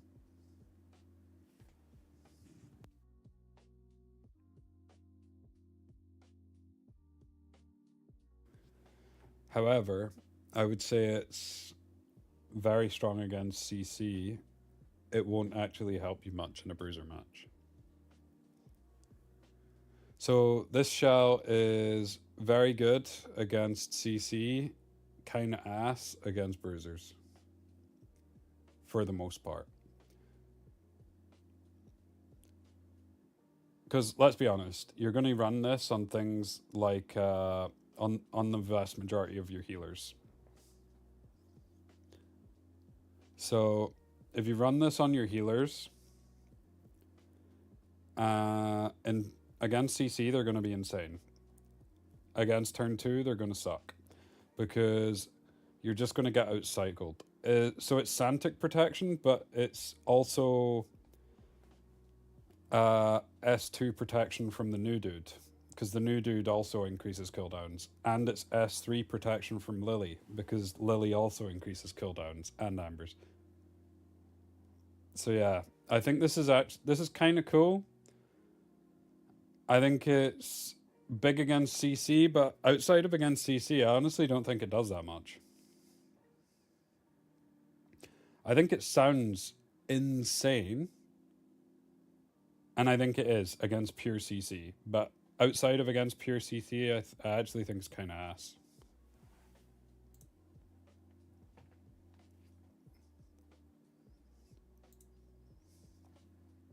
Doomcrow. After the host Animus performs an attack outside of their turn, follows up on the primary target, dealing damage equal to 200.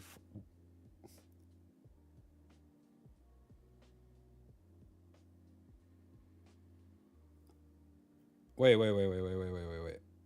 Wait.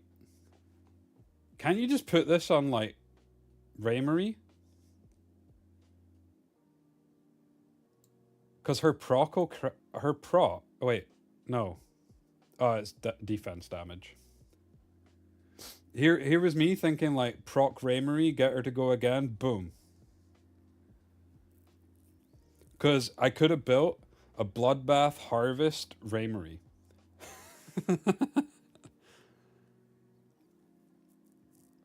Do you know what, though? This could actually be insane tech for Raymarie and Quarry. Because if she's proccing all the time, it has no cooldown, you could just get her to go boof buff, boof buff.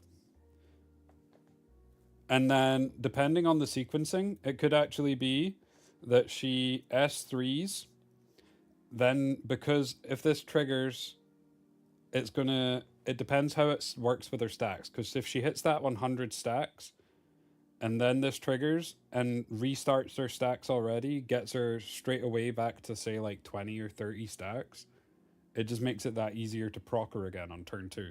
And the matrices it has are really good for Quarry, because you can run Harvest, which is pretty good, Momentum, Insane, and Fury Edge. Now, it doesn't have anything HP scaling, but it could be interesting. In terms of defense, though, is this not just, like, kind of nutty on Holden? Because every single turn he's going to Bramble, and every single turn this will proc. Because it doesn't have a cap. You can literally just proc Bramble, or you can proc this on Holden every single time he hits.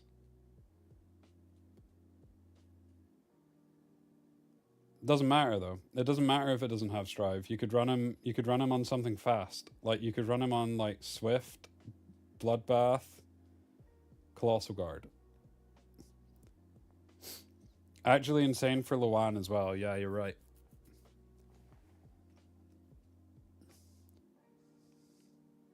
That sounds kind of nutty on Luan.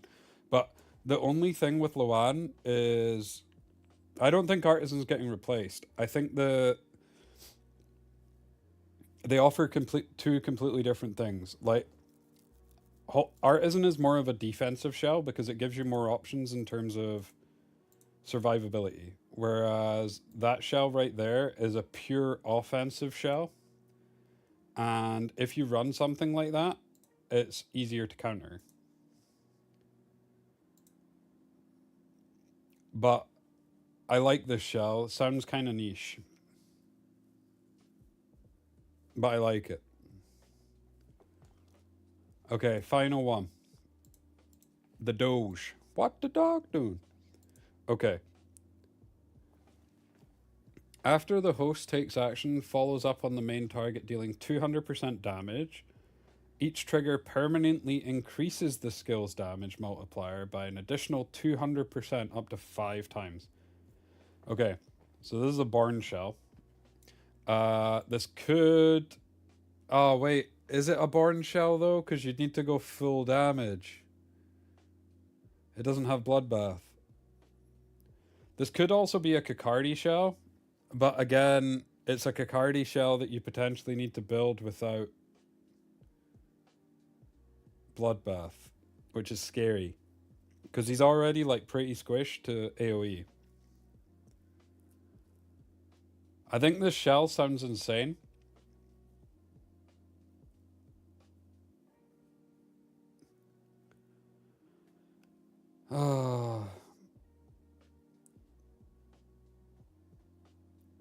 Yeah, but like on Kakardi, using S3 on turn 1 isn't the end of the world. Because if you use S1 on turn 1, then the next turn you can use the S3 into S2 to get the double proc. And then that actually cycles with this.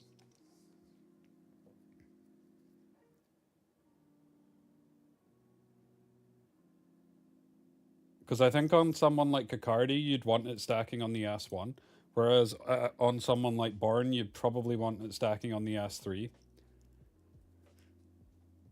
The other thing is, keep in mind, Born is just going to deal kind of nutty damage anyway with this shell. Like, if your Born survives for like a couple of turns, this is going to start smacking.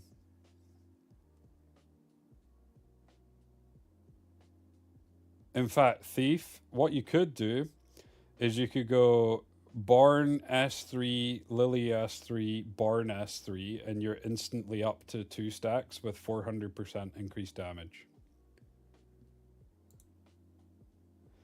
Oh, that could be kind of nutty. That could be kind of nutty. But we're going to farm all this. We're going to see what we get, and then we'll go test some stuff. But now for the main thing. I've not looked at the new units yet. Who do we start with? Do we start with Bornova?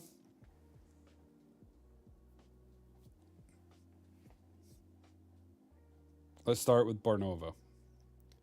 Let's start with Attack on Titan dude. I like how it says his name on his back, just in case you forget.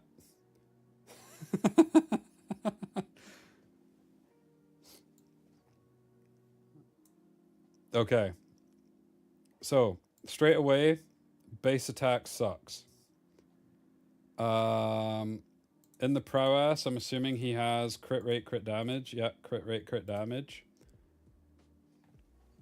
But his base attack sucks. So, unless he has some nutty multipliers, potential skip. Okay. We'll start with the S1, because normally it's got a passive. Ooh, Festering. Okay, I'll read that after. So, no escape. Bornova deals 240% damage to a single enemy with a 100% chance to inflict 2 stacks of Festering on the target and increases his own turn meter by 50%. Do you know what? 50% turn meter push is actually nuts.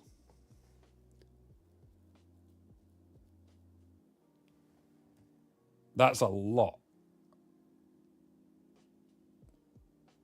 Okay. Festering. When Bornova attacks a target with Festering, for every 1 stack of Festering on the target, deals an additional damage equal to 20% of his own attack.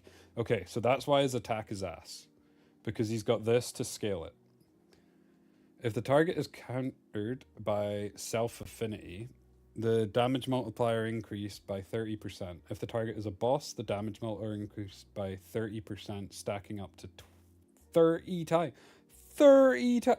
Okay, so this guy's going to be insane for Quarry. Like, actually busted for Quarry.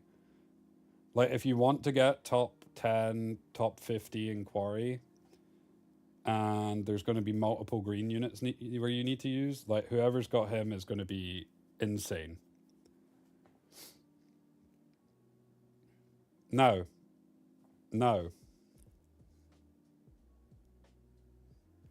How many stacks does this go up to in PvP?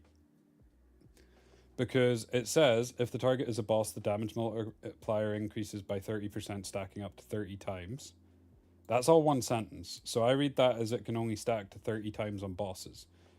Surely it can't stack to 30 times in PvP.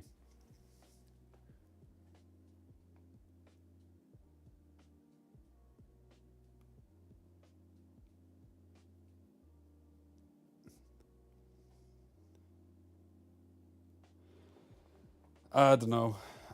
Okay. But that is kind of nutty. And actually his turn meter push on his S1 is kind of ridiculous. That's a lot of turn meter push. And from doing an S1, he's going to add 2 stacks of Festering if you max it. So that's straight away 40%. Which, if you think about it like this, 2 stacks of Festering is just straight up an attack buff. So, like, even if you didn't have an attack buff in your team, and I know this guy gives himself an attack buff, we've seen it in the video, but even if he didn't give himself an attack buff, doing 1 S1 is the equivalent of getting an attack buff when you're hitting that same unit. S2. Okay. I found your weakness. Bornova deals 220% damage to all enemies with a 100% chance to inflict a 2-turn vulnerable. Vulnerable is nice, but there's also a lot of applications of vulnerable at the moment in PvP. And 2 stacks of festering on the target. If the target is the primary target, inflicts an additional 1 stack of festering. So there's 3 stacks of festering on one of the targets. Okay. This looks okay.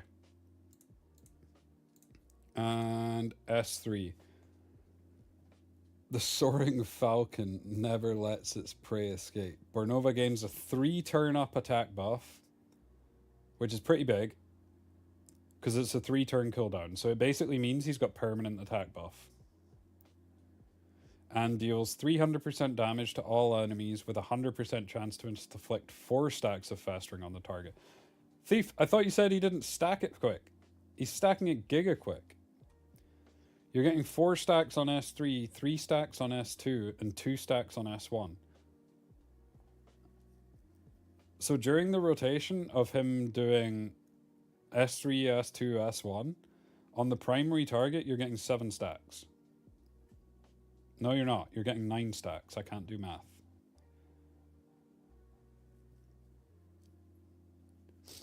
That's actually a lot. Because if you were to use him with something like Lily, where you can use her to make him S1 people, then he could actually do... I actually think he's kind of interesting. I don't think he's, like, broken, but I think in the right comps he could work well.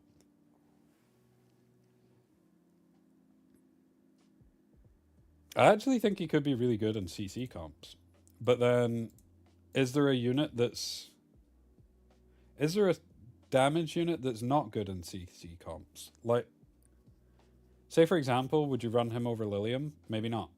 Probably not. No.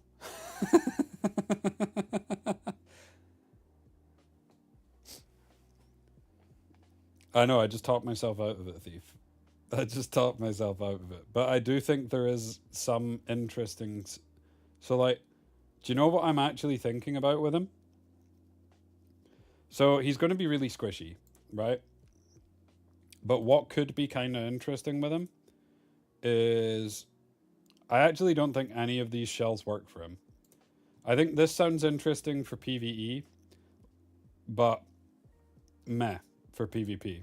I actually think for PvP it will be Law of Silence, but it will be Law of Silence on potentially something like Bramble or Harvest. Because you'll need to try and keep him alive. Now, the difficulty with running him on Law of Silence is, if you're wanting to run him on Law of Silence and there's other units you potentially want to pick that are on Law of Silence, then you can't run them both in the same comp. Well, you can, it just doesn't really work properly.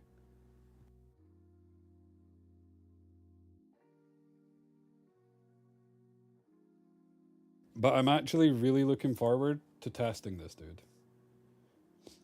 Because he's giving me kind of like Kakardi vibes in that he could be really niche, but work in certain comps. But he could also be kind of ass and work in none. So we'll test it. We'll test it. But he is going to be insane for PvE. Like, if you want to do Quarry, he's your guy. Okay. This dude. Wait. He's a shiny. His little SSR thing shines. Nobody else's does.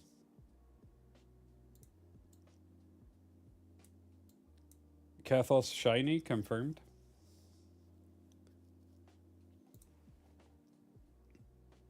Okay.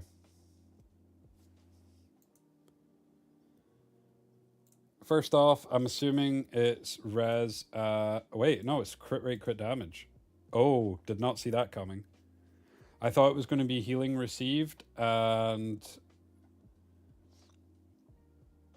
Damn. That actually makes his dupes even more powerful. I thought it was going to be healing received and res, similar to like a Tiamat, but no.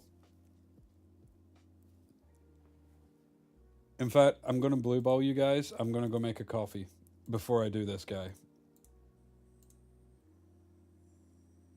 So I will be right back.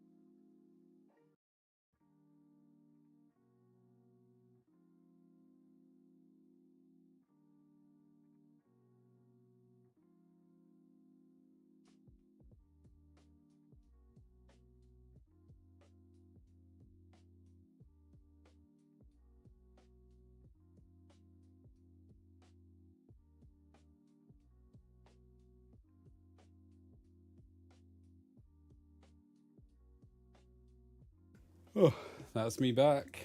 Okay. Let's have a look. I also noticed, actually, when you click on him, he has this like little thing. Oh, cool. It actually is like a shiny thing. So this is what they're doing for the new, what are they called? Kinetic summons. Cool. So we'll start with the S1. So blood is always so fascinating. Kethos deals damage equal to 30% of his max HP. What is his max HP? Base HP 16,000. Where is that in comparison to like other stuff? 1 second. I'm just checking him against other units.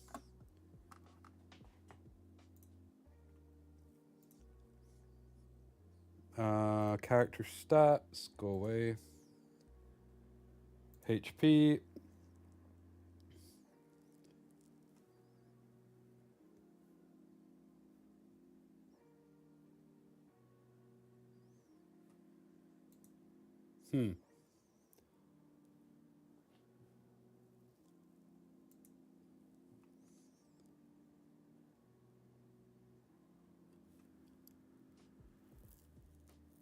Wait, has he got the second highest in the game?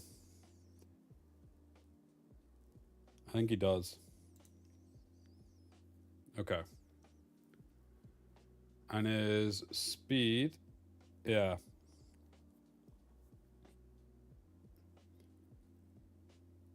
Isn't too bad either. He's not slow. He's not fast, but he's not slow. Okay. 30% of his max HP to a single enemy with a 40% chance to transfer 2 debuffs from himself to the target. Okay. So this 40% chance to transfer 2 debuffs, I think is kind of fake. I don't think it does much in many scenarios. Like, in some scenarios, it's going to be really useful. But against, like, CC, things like that, this does nothing. I actually think Bramble on him's not that great, but it might be because 30% max HP damage to a single enemy is a lot. In fact, wait. Hear me out. If you just build this dude on like full Wellspring and you get him to like say 70k HP, you can almost one-shot Rahu with S1.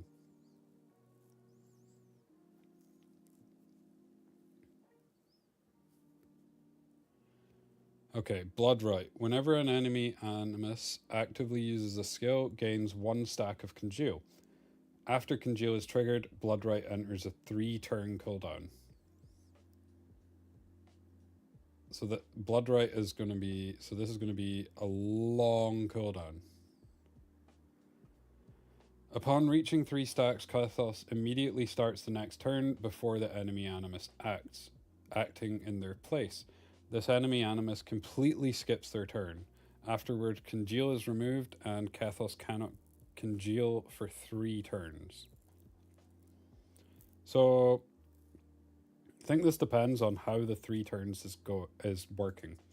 Because if it's 3 turns in terms of 3 full turns, or like 3 of his turns, then this is going to take quite a while to get back to. But if it's just 3 turns of anybody going, yeah, like 3 turns from total all units, then you could actually get back to this pretty quickly. So this one, we actually need to see how it works in practice, I think. Because this is a really strong effect. Like, just making someone skip their turn and is massive. Especially if they're on something like Codex. Because if you make them skip a Codex turn and then they just can't do anything, kind of nutty. But yeah. Or like, if you think of it like this, right? So, double pump with Messiah, you can just stop them from... so they go Suki, Messiah, Beyonton, skip.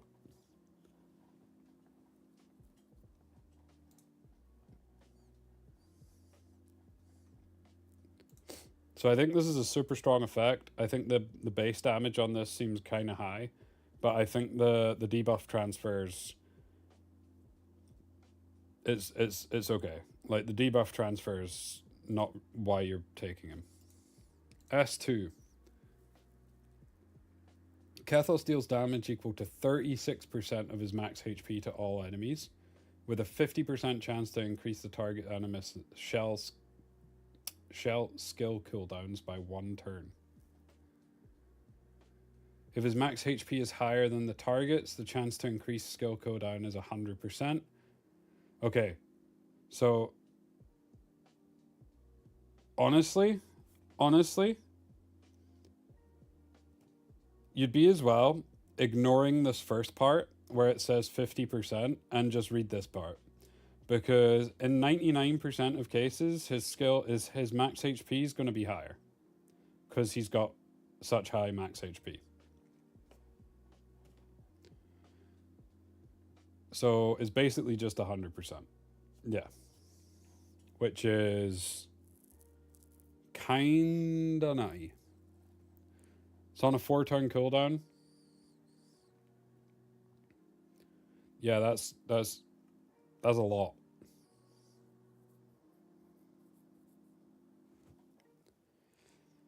Oh, yeah, they're the same price as LD tickets.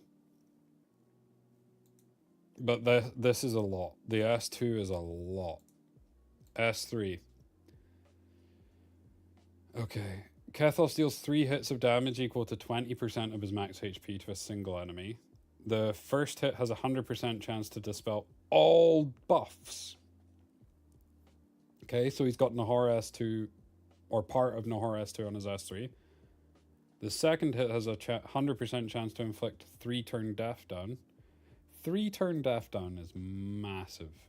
If they don't have a way to dispel it and you get something like that on a Loan, it's just like GG. And hit 3 has 100%.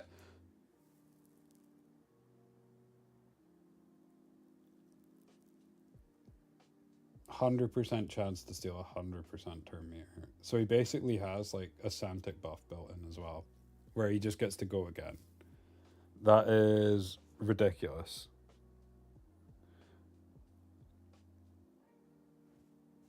That is actually insane.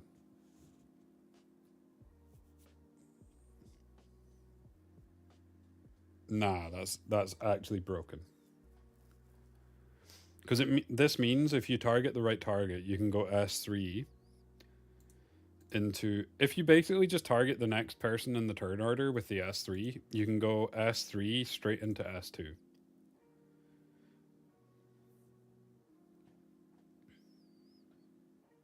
Now, if you were running Halloween, you can go S3 into S2, and then the next turn you'll have your S3 back. Or you'll be one off.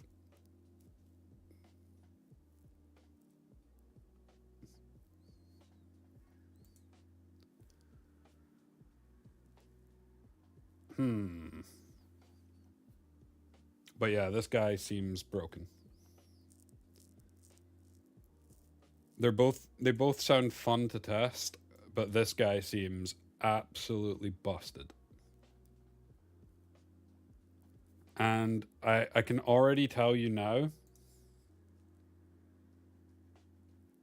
this guy is going to be a different unit depending on how many dupes you have for him. Like, he's going to be strong regardless, but the way that his kit seems to function and the amount of damage he seems to deal based on his HP, like P1, P2, or P1 to P2, P3, P4, and P5, all of these actually matter for him. So this guy is like a giga whale character.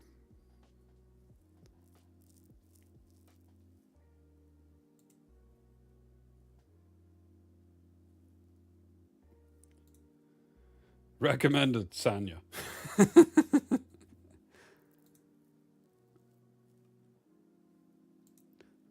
Yeah, that guy's nuts. Okay. Let's go and have a look at Valyrian stage. Because I've got 79 tickets. I'm not in a rush to spend them all. I'm probably just going to do one.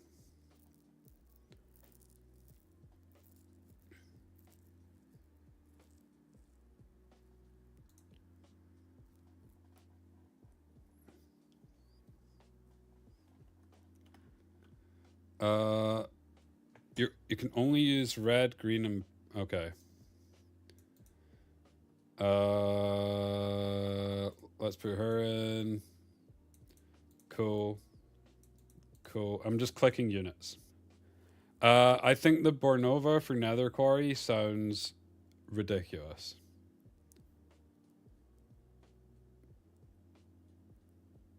Bok, the new PvE shells only follow on second run. Huh?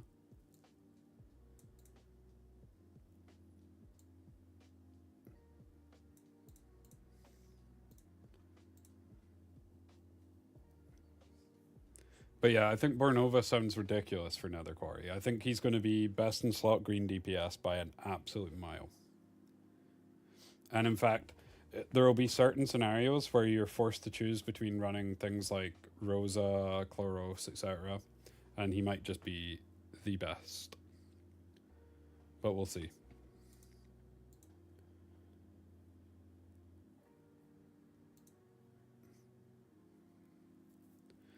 In fact, I still think Rosa in the vast majority of cases will be better, because Rosa gives you that follow-up chance, right? So she increases your damage from your whole team, not just from her, if that makes sense.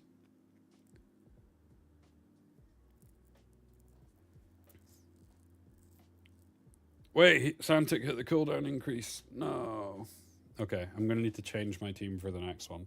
We can probably still do this, but maybe. Nope. Maybe. Don't know.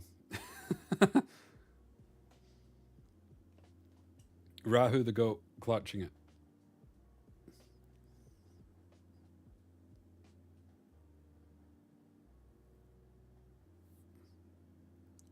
Oh god. 555 Lian? No, I will not be doing that.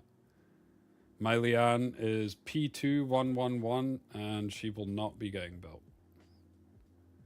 I do think she has some interesting use cases, but I'm not going to be the one to test her.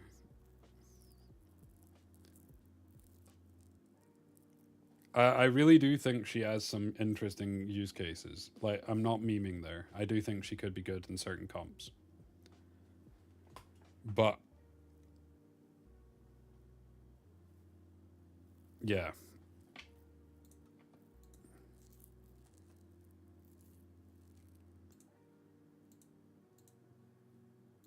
Okay.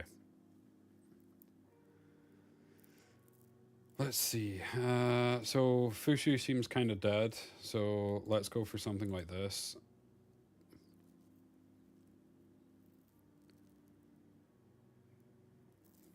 Now, the reason I'm going for a comp like this, I'm hoping that Rahu can just follow up after Lilim goes and just kill Valyrian, if I do enough damage. Like, if Rahu followed up there, she'd be dead.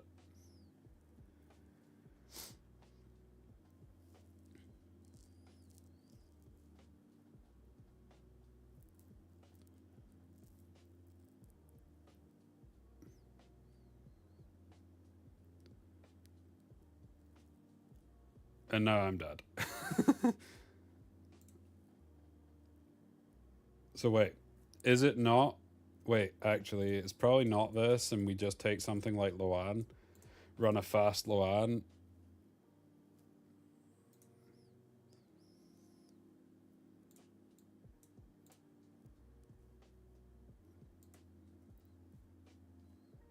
Or is it ever just... You know what? I'm just going to slap Ray... Oh, I can't slap Ray Marie in. I was like, I'm just going to put Ray Marie in. It'll be fine.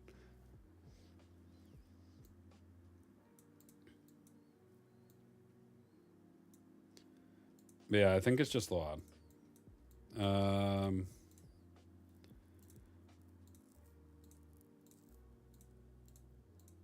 Awaken turned up? Maybe. Maybe.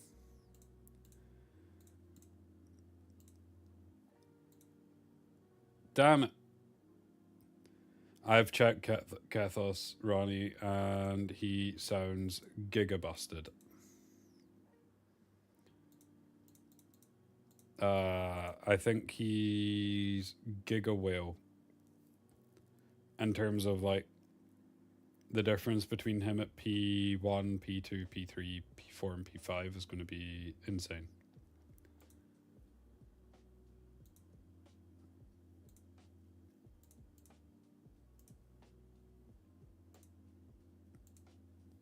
What's your thoughts, Ronnie?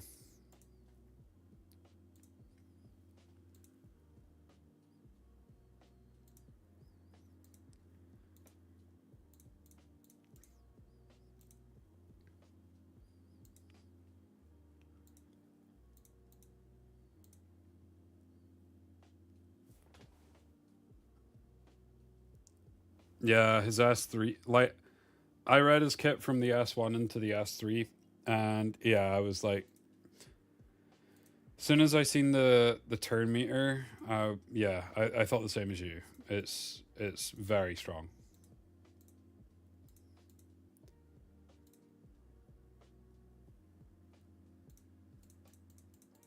Okay, this seems okay.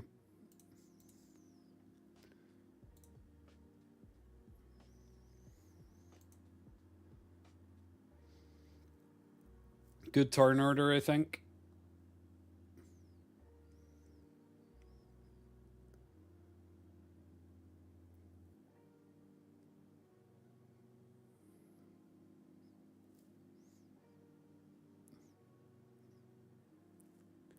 Never mind. Is it a good turn order? I think I'm just dead.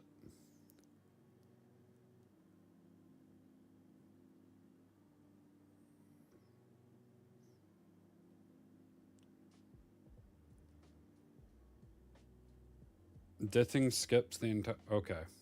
So I guess we use Ditting.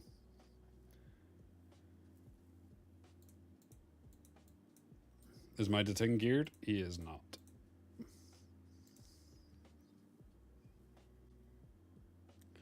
Oh, wait. Yeah, that's a good point. Wait, no.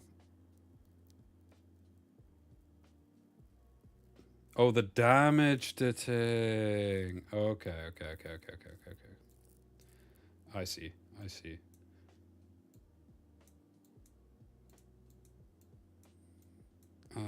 There he is.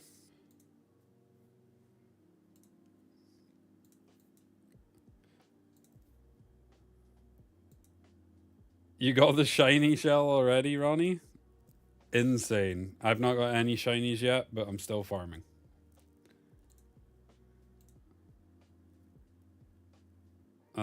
Okay, so which one's best?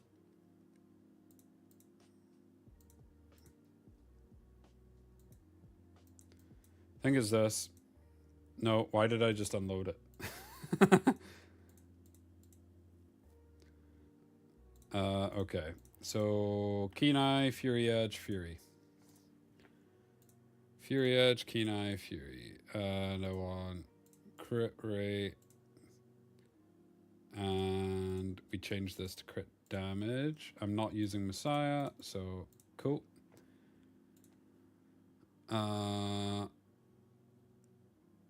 Cool. I can go for crit damage. And I want crit rate. Actually, if I take this one out and we go for something like...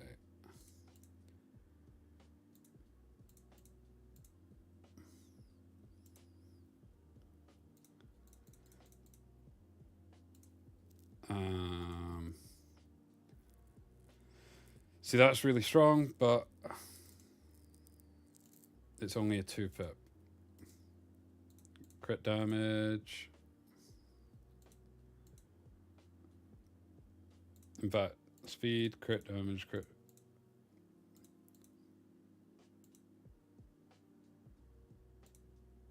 I think this is best. No, it's a 2-pip again. And then I go for something like this. In fact, I don't care about speed on this. Go for that. And this one will be crit rate, get rid of crit damage. And probably attack. Okay, cool. Let's try it out.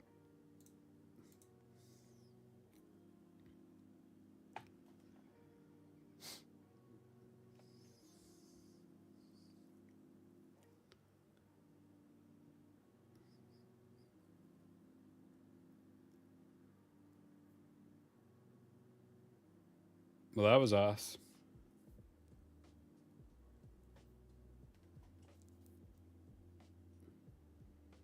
That didn't work. All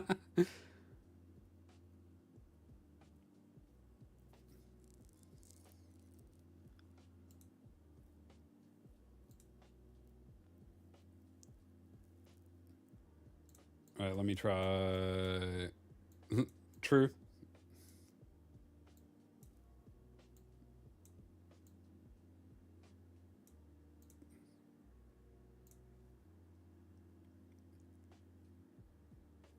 Go turn dot.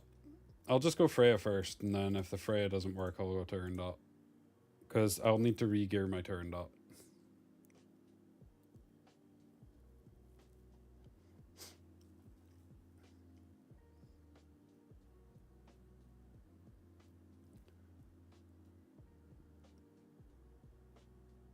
Ah, that's an issue. The thing targeted her.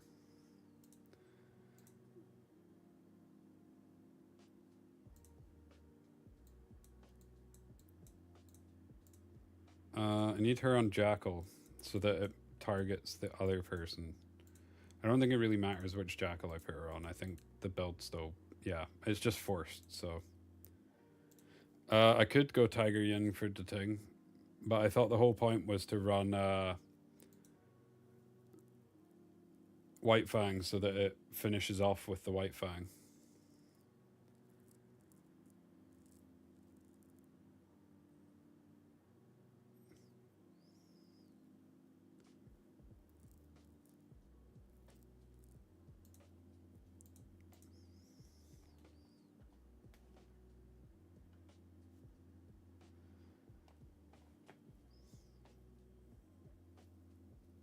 Okay, Thief is just him, apparently. Okay, I need to restart a run on the other thing. I'll come back to this.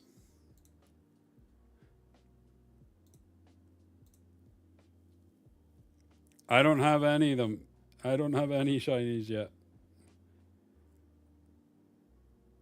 Hold up. If I... Okay, so I just need this. Which one's my fastest? 19...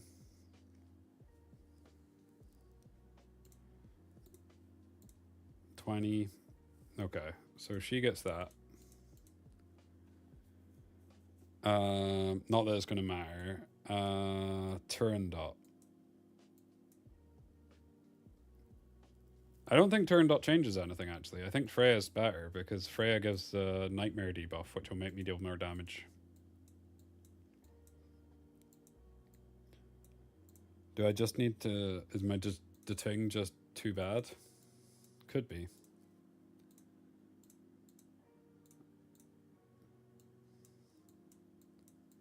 Alright, where is my Jackal? My Tiger Yen. See, this is the only one I have that's like... Yeah, I don't have a good enough one. Do you know what? I'll just figure this out. I can't copy my Lilim gear because my Lilim gear's farming. So I'll figure this out after I've finished farming here.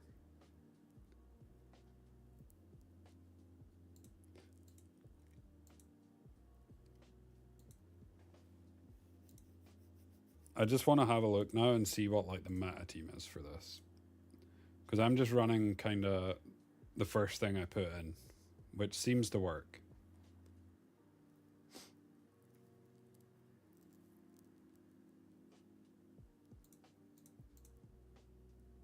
Clear time. Am I going to reset Yelly? No. I like Yelly. Puck and Kacker, Zoomin.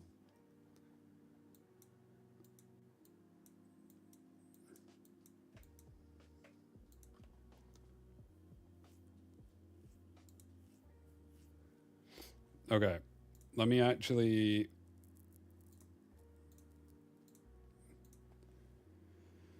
Okay, so if I'm looking at these teams, I could run this team. I could run this team. Cannot run this team because my Rosa is 1-1-1. But this one I can run.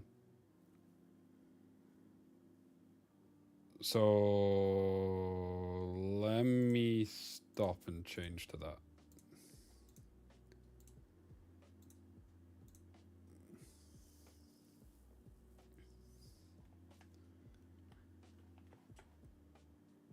Okay, so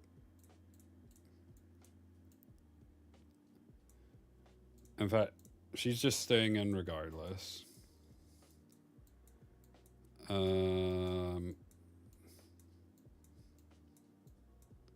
Although I'm assuming she's supposed to be on momentum, but it is what it is. So I need Dina and I need Ting. So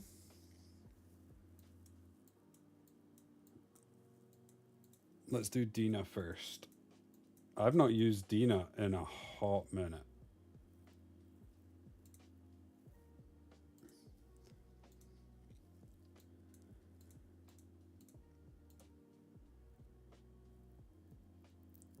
Can be Plum as well?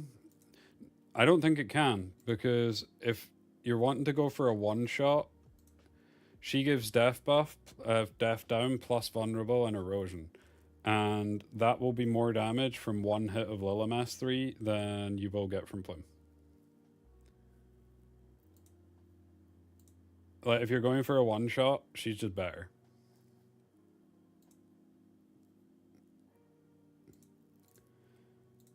Okay. So... I think it's a codex angle. Maybe.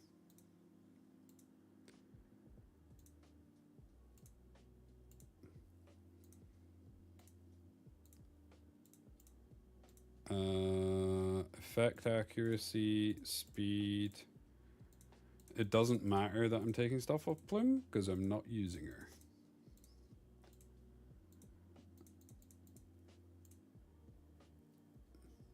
Dina's consistency is pretty terrible. I will grant you that.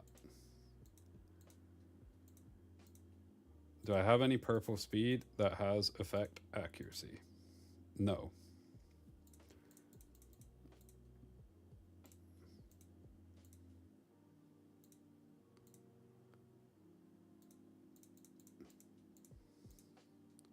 And this bit can just be random speed. So what's she looking at? 322, nice. Okay, so to Ting. Okay, that's fine. And I assume I just want him on, like, do I actually want him on as much damage as possible? Maybe. We'll see. Do I have a better... This is better, I think. No, it's not. This is better.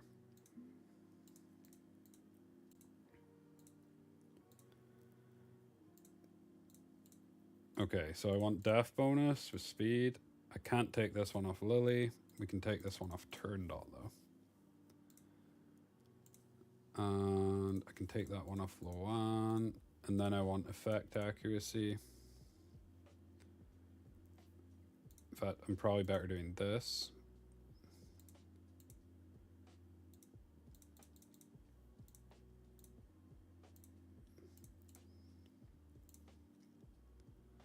I'll leave that one for now. I can probably get a better piece.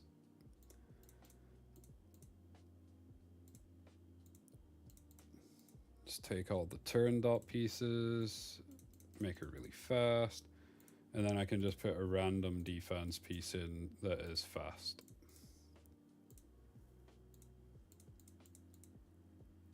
$340 to Ting. We'll try that. Okay, let's see how this works.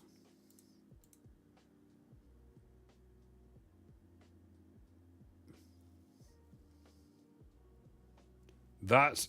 How's she land one debuff?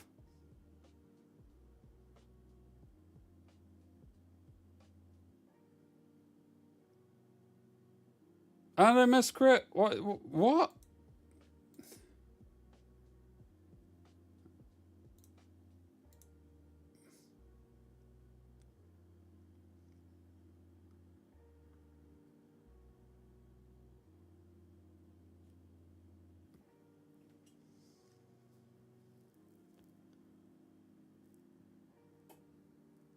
Okay, so basically if she lands vulnerable, she dies.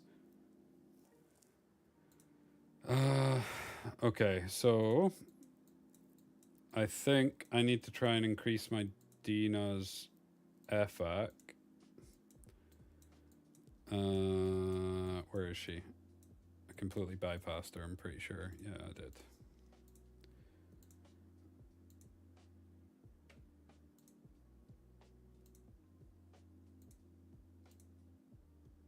Okay, so it has to be this one.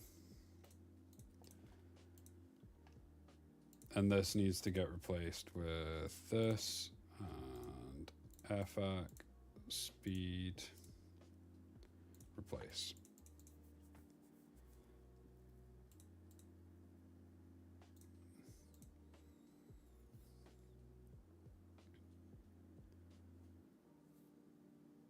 Okay, the Ting missed everything, nice.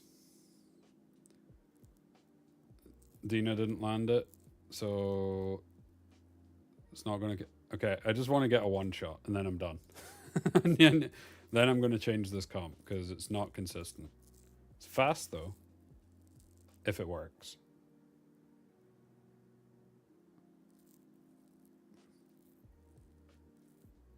There we go. This should be the one shot.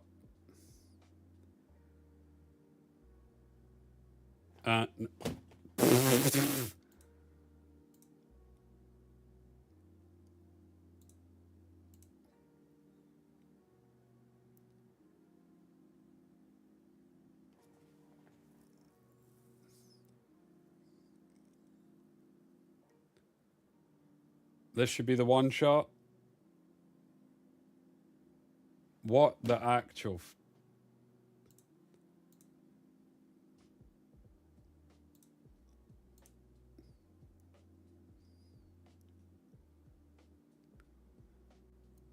Wait, what is my turn order now?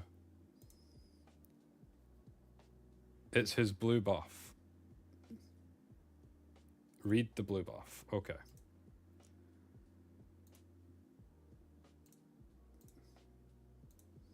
Oh.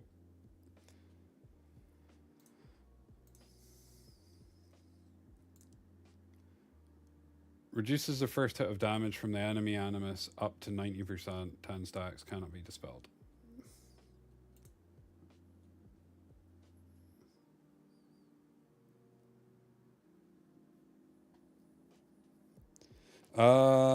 Yeah, I don't get it because her first hit should be triggered by the shell.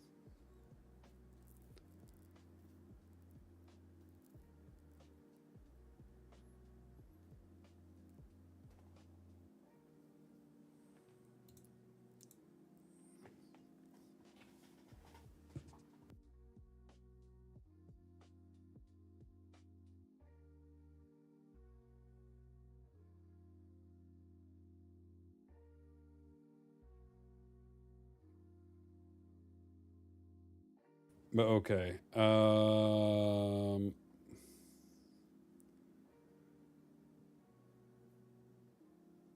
Yeah, I'm just taking Dina out.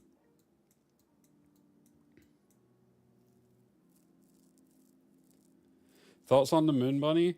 So Ronnie, I think the Moon Bunny is very strong if you're playing against pure CC. I think it doesn't really do anything in turn 2 versus turn 2. Because I'd rather have other things. Like, I value turn meter push more than I value cleansing a debuff in turn 2 mirror.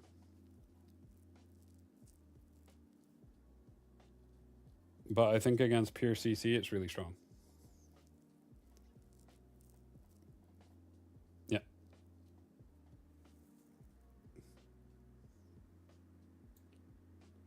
What am I doing? I had a thought. The thought is gone. Maybe I just put this in. In fact, do I even need this? No, I don't.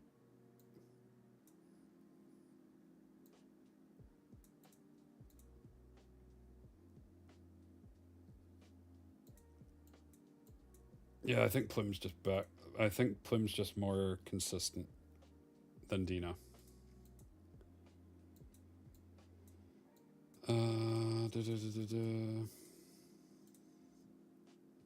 So let me just quickly chuck some stuff back on my Plum.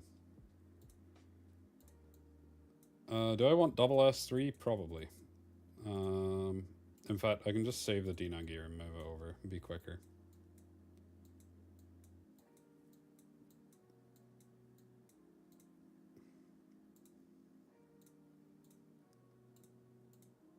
Oh, you can make groups now. That's kind of cool.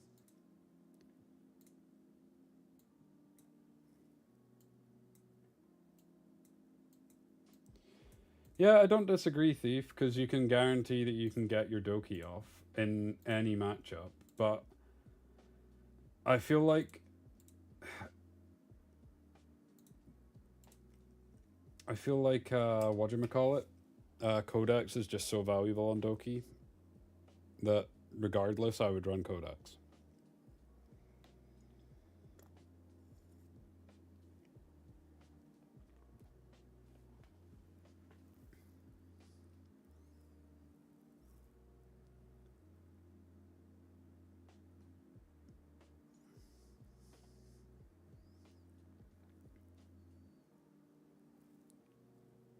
Okay.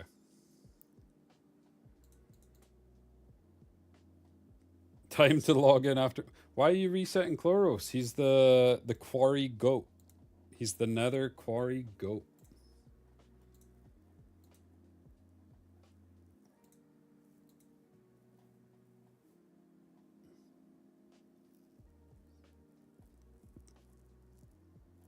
True.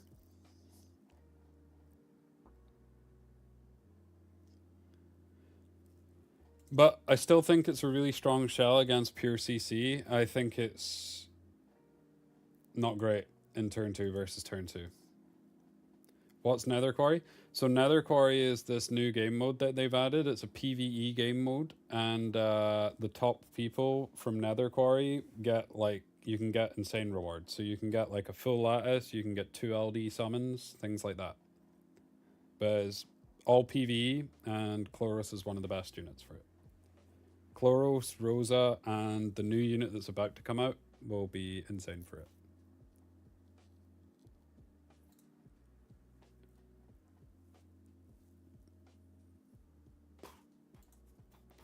Okay, have I got any Inferno shells yet? Not actually been looking.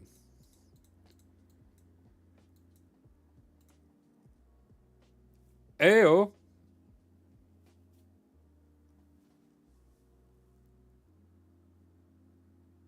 That's pretty big. Let's lock that. That's my only one, Ronnie. That is my only Inferno.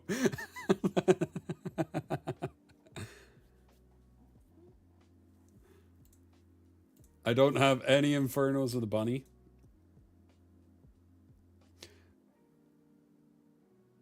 Wait. Actually, hear me out.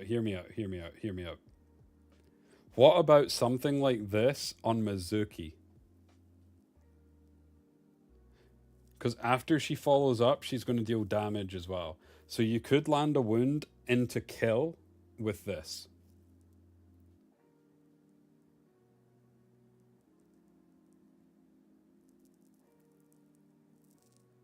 Because she counters, hits the wound on Tiamat, then this goes, procs, kills the Tiamat, puts her into Amber with 0 health.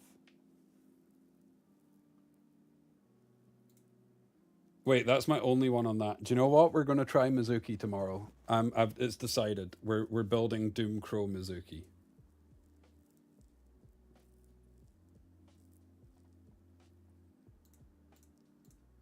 Okay, so far, I literally only have 2 Inferno shells, and both of them I'm wanting to build. This one's kind of cracked, though. The only issue I have with this shell is I don't know who I want to put it on. Because I think it's a strong shell, but I think that you're removing something strong in place, so it's a difficult one. This shell, I think, has a lot of potential. I'm just kind of... You think this is a Kethos shell? Maybe. Maybe.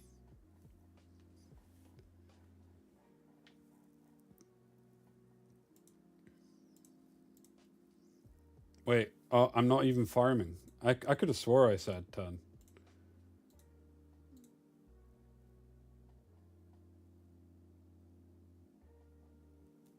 Yeah, I think I agree with you, Ronnie. I think Kathos wants Wellspring. Well, actually, no, I don't. Because then you can't take him into Cleave.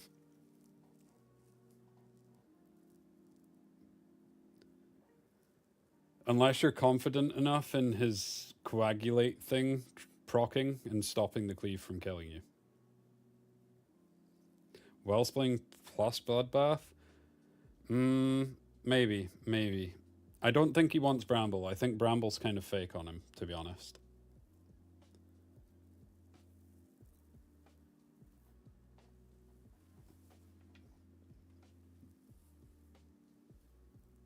But maybe not. Depends how much damage he actually deals. Like, On paper, the numbers sounded ridiculous. Ayo, we're zooming now.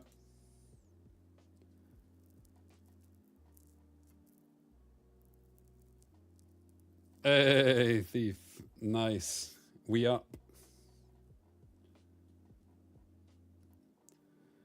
The Wellspring will proc first. So you'll take the reduced damage first. It'll make it harder to hit the BB activation.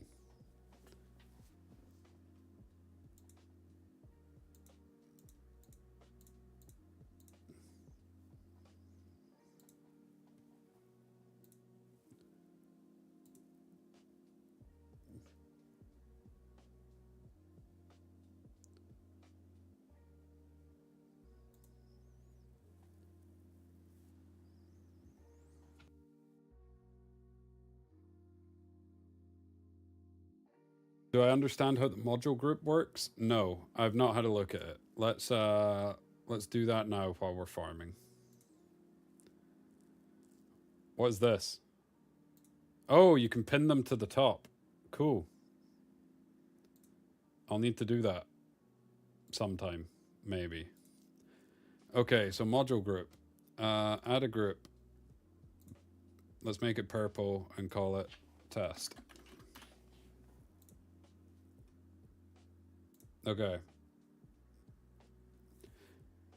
I see. So now if I go to here, can I add this to a module group?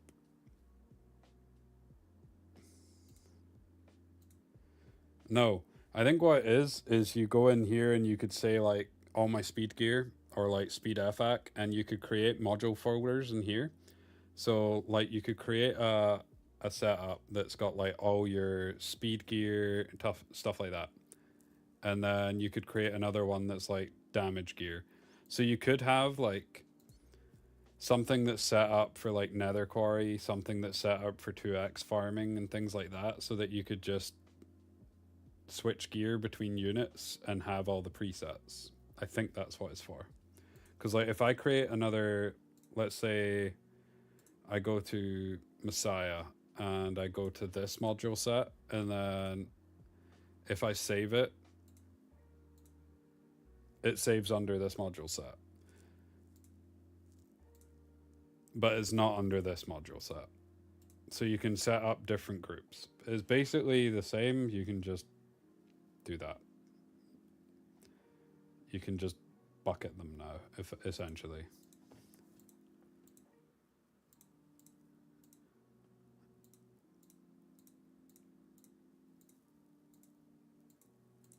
Yeah, I think it does. I think it does. Now, the only thing I think is missing from this event so far, or from this day, is because they've added a new shell boss, they should have updated the hyperlink charter and added new stuff in here for the new shell farm.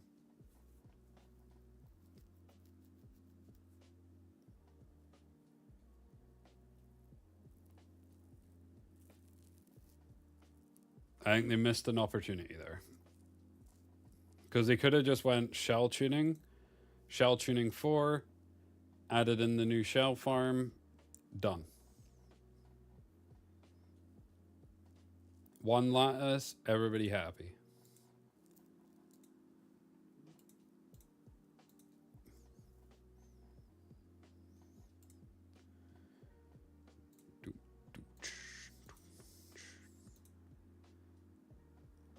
Whee!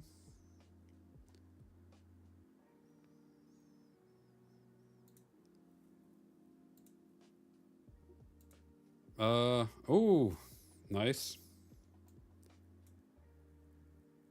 No, they didn't do that on the Chloris shell boss either.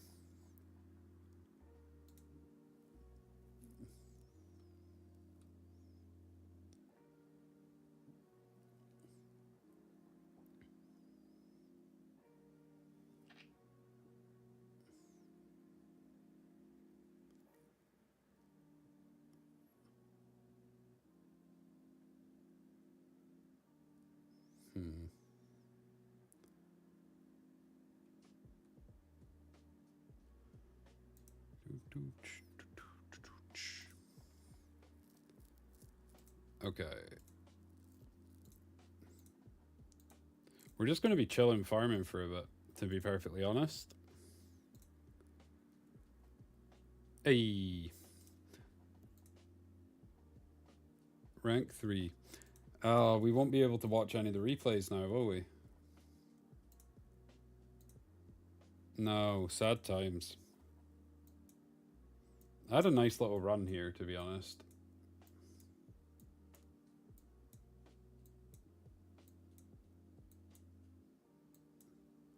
I think in the last week, I think I was like 5-0 against you. If I go back, so it'd be what? Day 9. So 1, 2, 3, 4,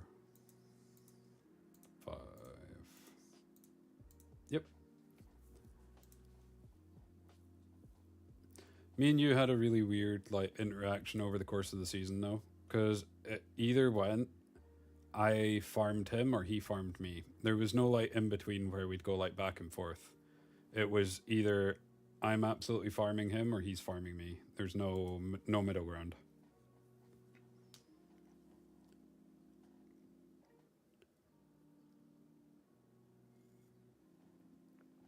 Looking forward to getting my little frame though.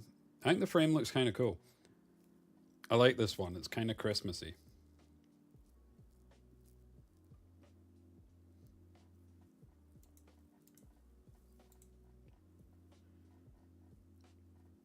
Oh. What are they? Oh. Didn't know these were here.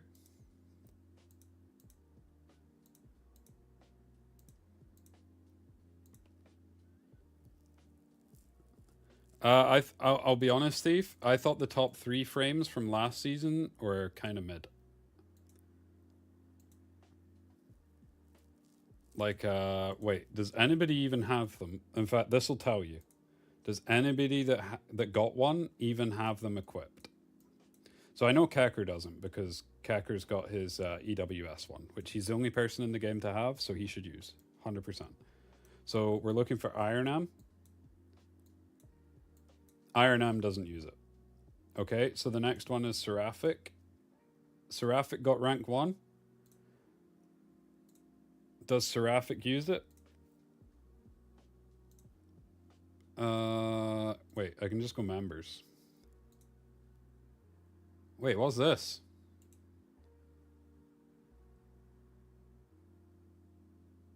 Oh.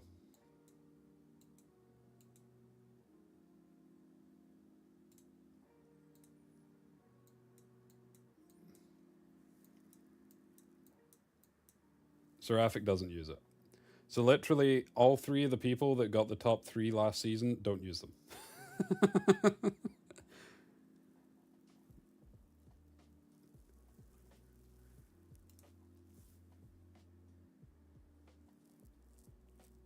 I think you need to type exclamation Discord. Like full thing.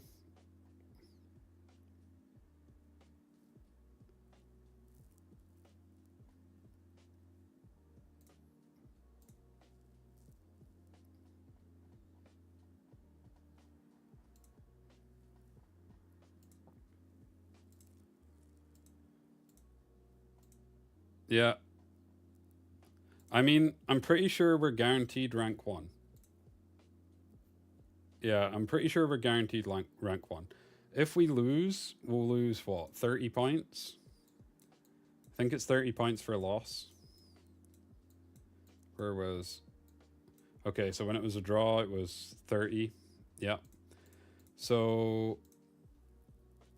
Yeah. Unless we lose and... whatchamacallit? Demigods like Giga Sweep. But Demigods are playing Carnage this week, which will be quite an interesting one, because Carnage are actually they're pretty clean. So it'll be interesting to see how that one goes. I'm not sure who'll win. If I was to put money on it, I'd bet on Carnage. but I don't really know much about demigods because I've never played them. So I'm only betting based on who I've played. Because if you look, when we played Carnage, pretty close.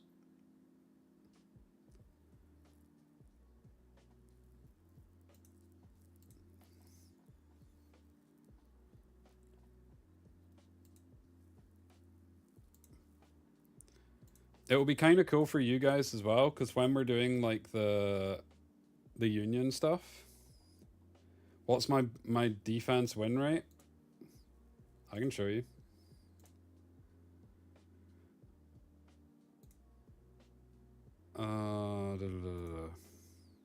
Where is it? It's not here.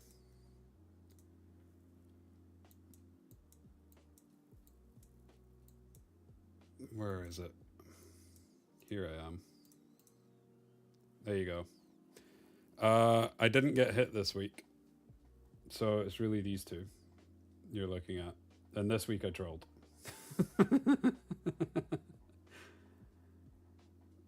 So it is, yeah, look at these two.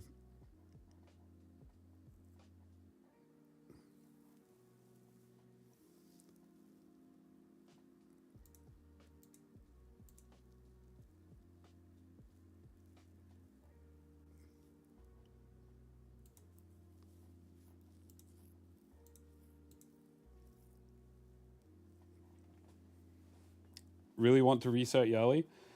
What I would say, Monafi, is give it some time on the Yali reset. GVG leaked. What did I leak? I leaked my win rate change. And let's be honest, most of the people, we've played against like 99% of the people by now. Unless you're leaking like the actual team comps and the builds, I don't think it matters.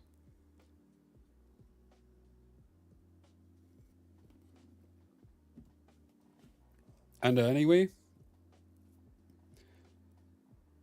I mean, yeah. I still don't think it matters. I don't think Kaku's been in a hidden shell anyway. We've also not changed our defense in about 2 months. It's been the same thing.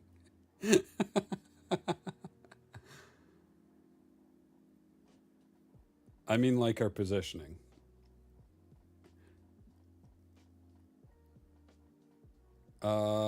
You want to hear my thoughts on Kathos? Kathos is nutty. He's going to be very strong. And I'm going to say this. I think he will be one of the most obvious units in terms of whether someone has him P5 or not. Because I think he's going to be that kind of busted.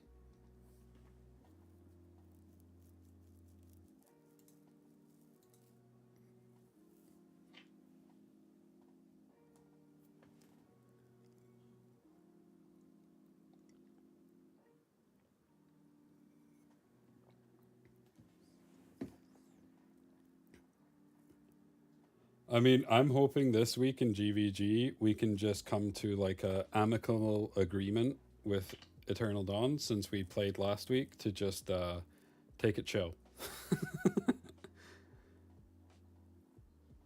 I don't want to do that again.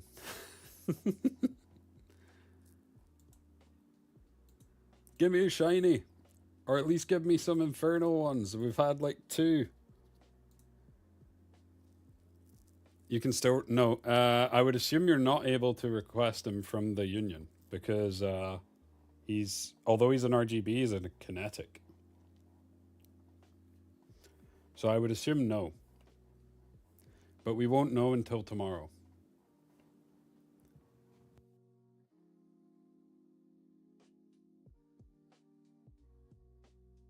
Or watch it be that you can, but it's 150 tickets for a dupe. Why is nobody giving me Suki?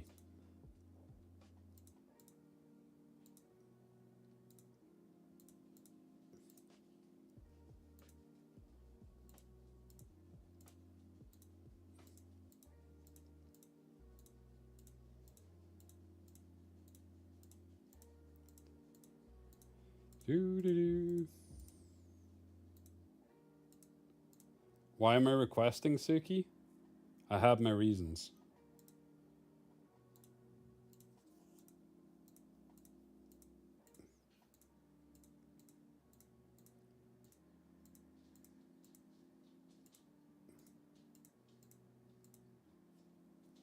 It's not my only P5 missing. I have quite a few missing thief.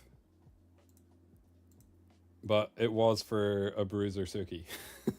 Because I don't think you can do a Bruiser Suki unless she's P5.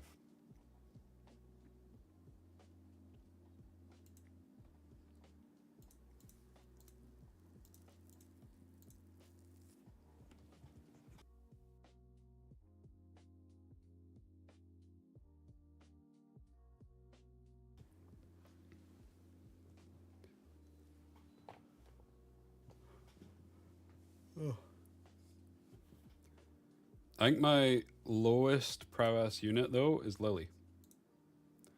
Yeah, P1.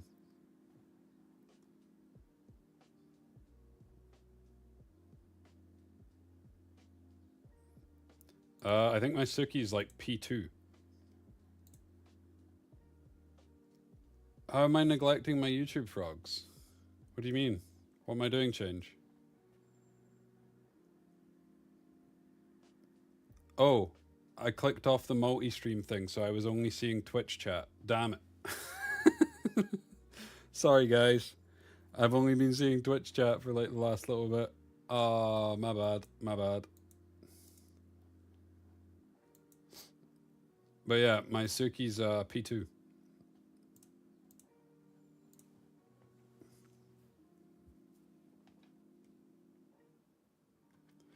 What's my thoughts on Awakened Valyrian? I think Awakened Valyrian sounds really strong, but I also think she sounds easy to counter. So I think she's a late pick in the draft. Because if you pick her too early, you'll just get countered by things like Navette and Heinrich.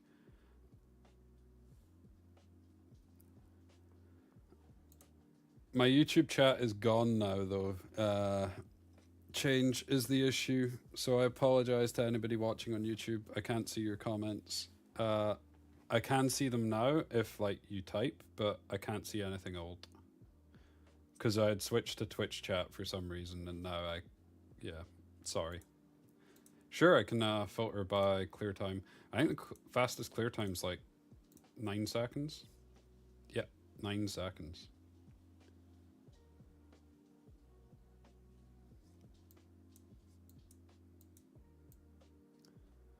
There's Puck and Kacker. Got Doomsucker. Damn. Hey! Thank you for the congratulations on top 3. I appreciate it. What do I think of the new Bunny Shell? I think the new Bunny Shell is very good into CC only comps. I think it is pretty bad in turn 2 versus turn 2. So I think you're going to want to build it, put it on a healer that you're only going to draft into CC, or potentially on something like a Doki so that you can guarantee you get her S3 off. But yeah, I think it's great against CC. I think it's kind of meh in turn 2 versus turn 2.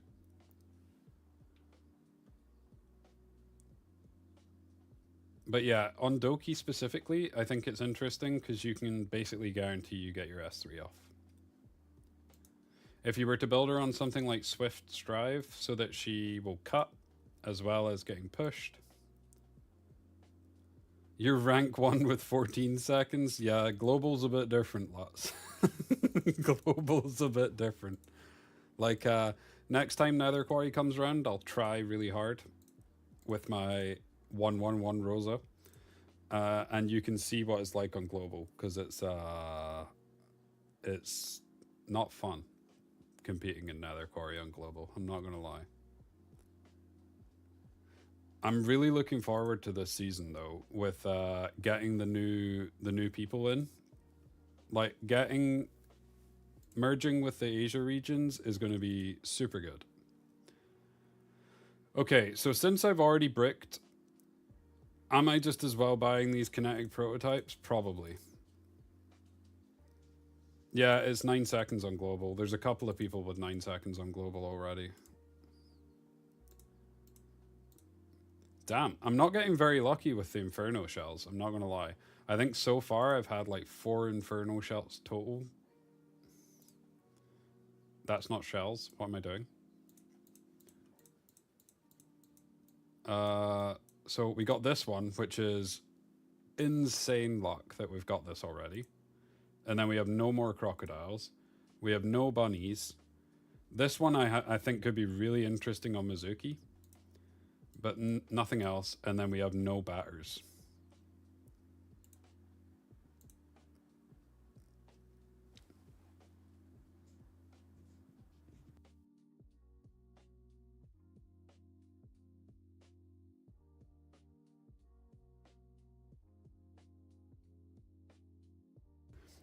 Gus, I think Kathos looks insane.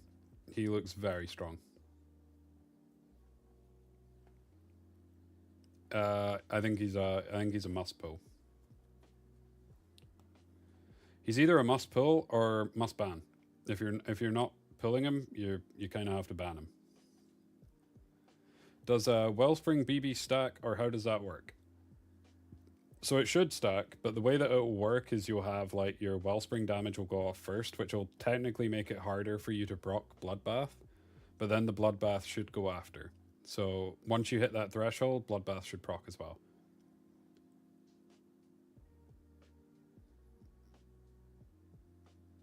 Yeah, true. I mean, my Ether Plague pieces suck. Wait. These are all my Ether Plague pieces. If I filter it by speed, I think I have like 1 plus. I have a death bonus plus 9, attack bonus plus 8, and then we're down to the greens. So pretty bad. Wellspring with BB insane. I don't think it will be, because I think you'll be too slow. I think you need to pick one or the other. I think going for both on units is greedy. I think it will work on some cases, but I think you'll just be too slow.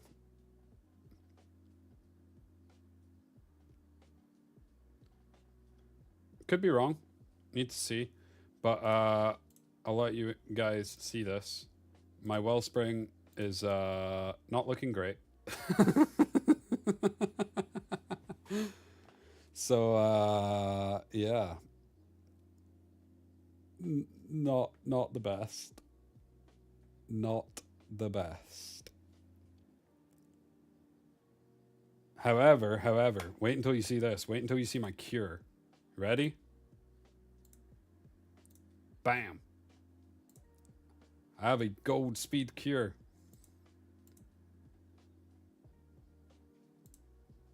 And it's got HP bonus too. It's actually pretty big. But my Wellspring sucks. Ooh, I got one. Oh, it's not usable. This is pretty bad. Actually, wait. Wait. Hear me out. If you ran something like this on Rosa for her S1 damage in Nether Quarry. I'm not talking about Fury and Swift Raid. Battle Will would be interesting on Rosa with the buff. But I think this could actually be interesting for Nether Quarry on Rosa for her S1 damage, because that would be kinda insane. What do I think about the new bunny? I think the new bunny is insanely good into CC only comps and doesn't really do much against anything else. Or it doesn't do enough against anything else. Because in a lot of scenarios, you're going to value turn push more than you're going to value cleansing in like turn 2 versus turn 2. So the bunny doesn't do much.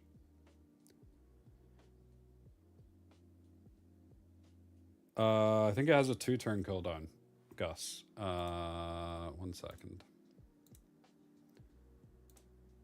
2-turn cooldown.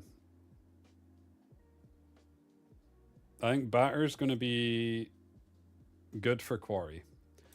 And if you go something like, I think this could be best in slot for Rosa. You could go something like Momentum with either Fury or Battle Will with Fury Edge. And basically just try and stack up the map. This could be pretty good. Does the bunny lose stacks by taking damage? I don't think so.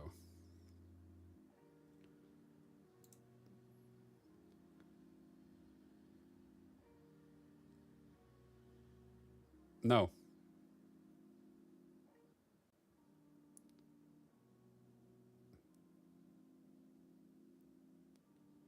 Basically just sounds like when she takes a debuff or a cooldown increase effect or turn meter pushback, like any of those types of things, then it will remove 1 stack. It doesn't sound like she removes a stack from damage.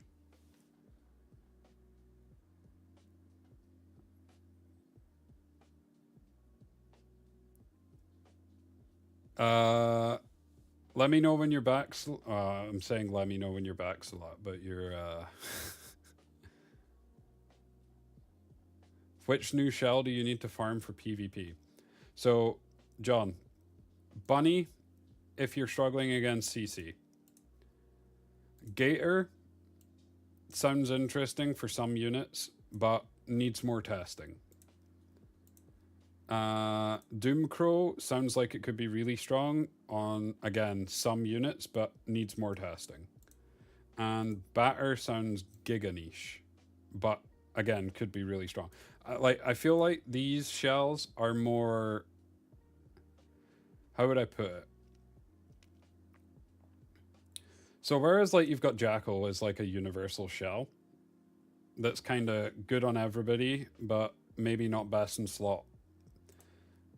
These shells are kind of niche in that they'll be super strong in certain scenarios, but not good on everybody.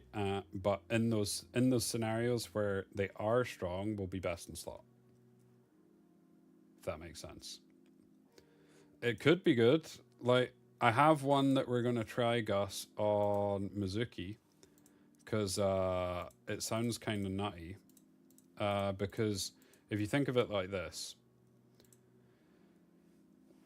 After the host Animus performs an attack outside of their turn, follow up on the primary target dealing damage equal to 200% of self-defense, okay? So if you have this on Mizuki, you've got the Unbreakable, you've got the Bloodbath, and you've got Fury Edge for increased damage. She follows up, she applies Wound to Tiamat, and then this procs deals additional damage to her, procs the Amber with the Wound on, and just kills her. But I think these, I like these shells because they seem more niche and not just a spam on everybody type thing. Which is kind of cool.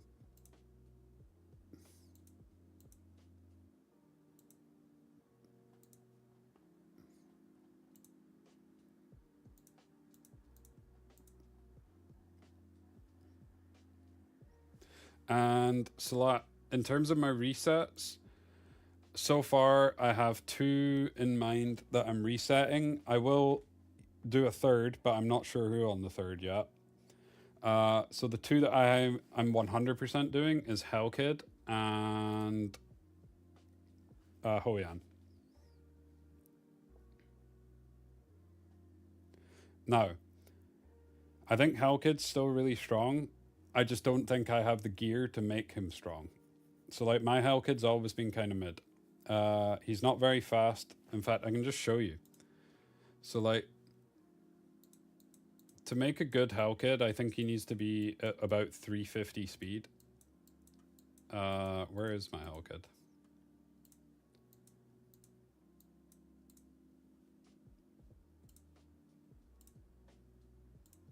Mine's is 326. Like my Hellkid sucks. So it's not really worth me having the lattices in him until I get the gear. I can always re-lattice him again at some other point when I have gear that's actually usable for him. But at the moment, my gear's too bad to make him work. So it's not worth having him last. Do I think Nahor is viable? I still think Nahor is viable. Would I reset Aya to build Santic? No, I would not, Doppler. Because with the way that Reaper is now going to work into Freeze, I think Aya's value goes up.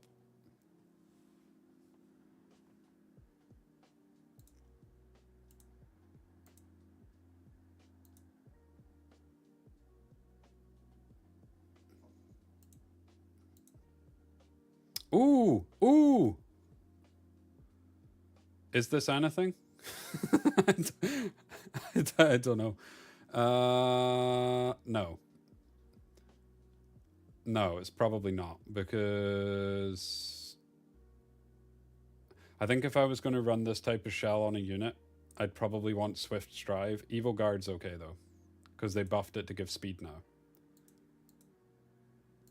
Actually, that's kind of interesting. Where's my Ling Luo now? Because my Ling Luo should be faster. Where is she? I'm blind. Holy crap. All the units look the same to me now. There she is. 272 Ling Luo on Strive. Nice. That's good for Fia. Maybe. I mean, yeah, maybe. I don't know. I'm not sold on this on Fia, to be honest with you. But it could be. Is my Sanya on Gigabyte? My Sanya is on Gigabyte. Wait, did my Sanya get faster too? She might have. She did. 280 speed Gigabyte.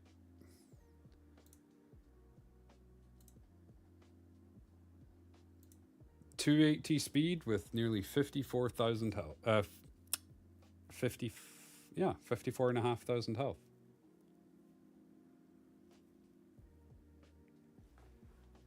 That's kind of nice.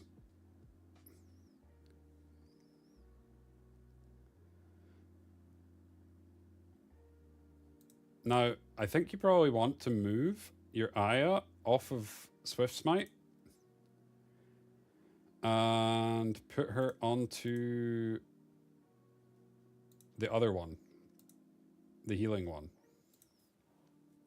Because it gives her more res. She's only missing out on 5% speed. I'm going to have to re-gear most of my account.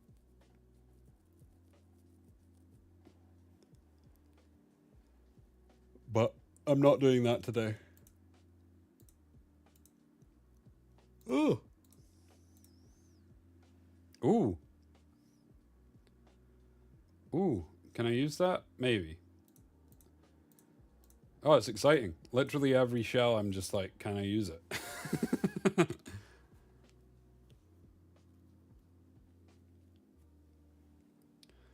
So, still have quite a bit of farming to do. Once I'm finished the farming for the shell, I will go to the Awakening and try and do this.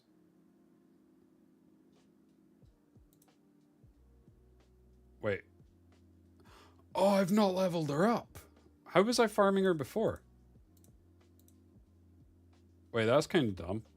That is so dumb. Why, if you go here, does it tell you you've not got the requirements, so you can't farm it? But then if you go through this bit, you can just farm it anyway.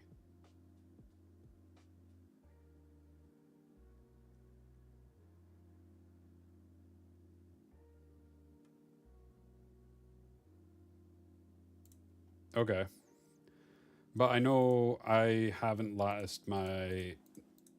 whatchamacallit. I think she's sitting at... where is she? Yeah.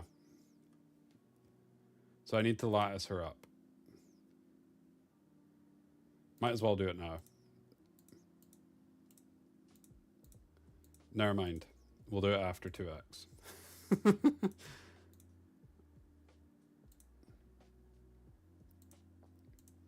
So in terms of pulls for tomorrow, because I'll jump on early, we'll do some pulls. And then because PvP won't be enabled, or wait, no, PvP will be enabled. We can instantly start pushing with the new units. And we'll get our frame. Which shell do I recommend for Awakened Valyrian? Now, I think there's a few options there. The one I'm most interested in, though, is running Halloween on her. Because what I was thinking is you can run something like Bloodbath with Cure so that you get the increased shield. Increased shield by 25%. And you can go S3 into S2.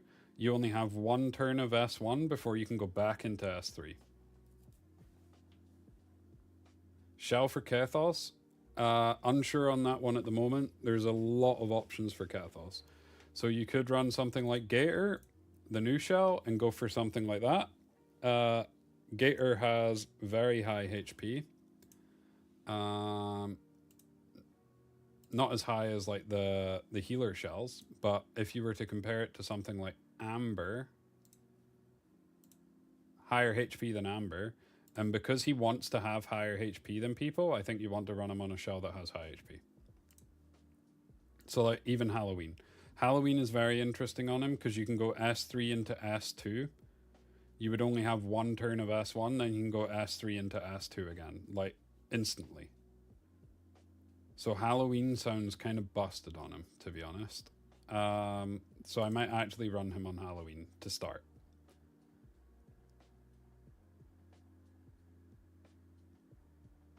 But Halloween sounds good. Amber sounds good.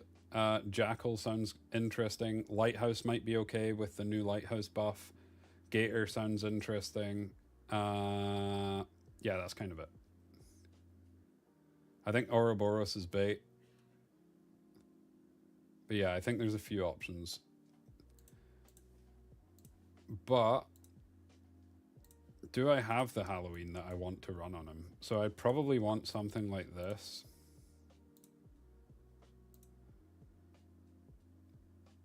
I mean, I have these and I don't actually use any of them.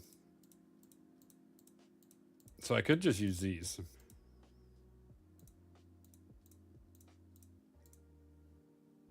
Like I have these sitting here because I built one of these was my Nymphoneal shell that I used to use back when she first came out in like season 1. And one of these was my shell that I started building for Veronica if I ever actually built her. But then I didn't build her, so. This could be interesting. So between these two, I'll probably test and see if I can get it to work.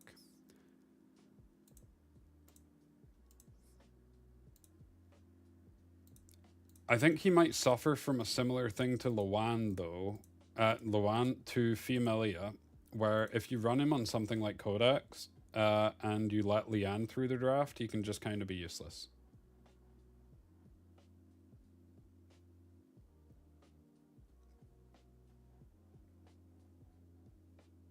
So is it another Law of Silence angle?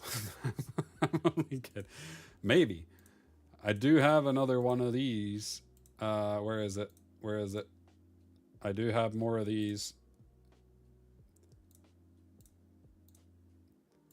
I have another 2.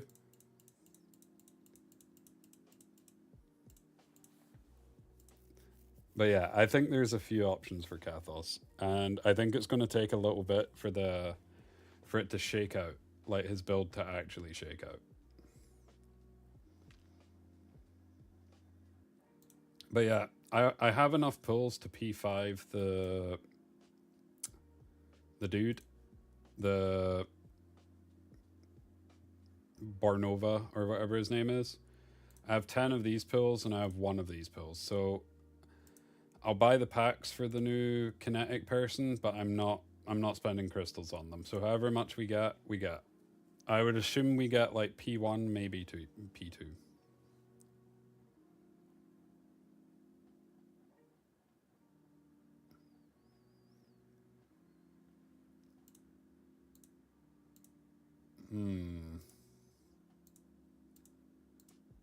I was hoping to get one shiny. It's not happening though.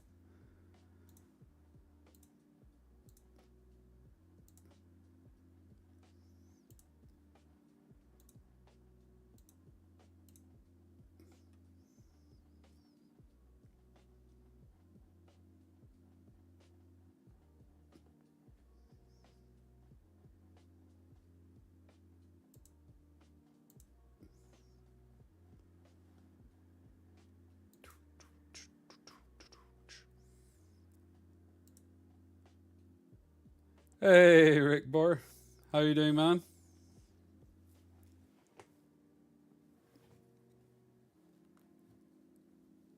How are you enjoying the update?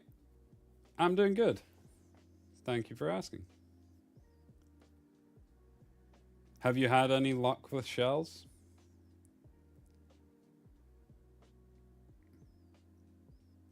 Do I do coaching services? Not at the moment. But we could maybe do something like, probably not for the first couple of weeks of the season. I want to do like my own stuff. But and I have some YouTube content that I want to do. Cuz tomorrow I'll be streaming, cuz we'll do this. Very nice. You jumping on stream as well, Rick Bar? But yeah, but so the coaching services, no. And I would never do paid coaching services, to be honest. I'm happy to help people. But if that's something that other people want to see, we could maybe do something like that. Where like I'll jump on call with someone and we can run through things.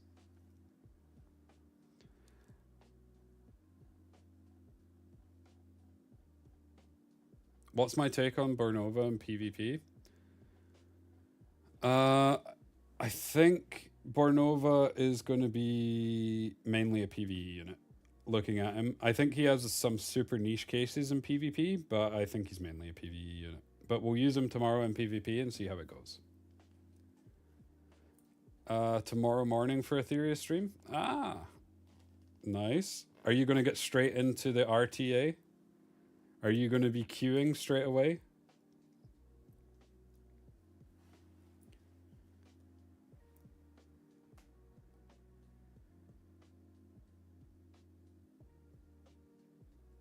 But Henry, if you ever have any questions, you can just ping them in the chat and I'm happy to answer. Or if you ping me on Discord, I can answer as well. A few people have done that before. I'm fine answering.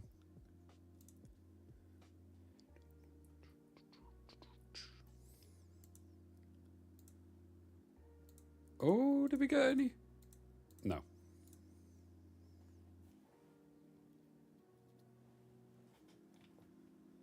Sudge. Very nice. Ooh. Have you been enjoying your, what was it you were playing again? Oh, Path of Exile. Are you still playing?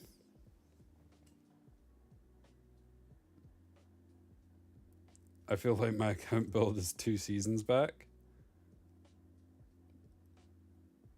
If you just ping me some of your builds then on Discord, I'm happy to just give you some feedback.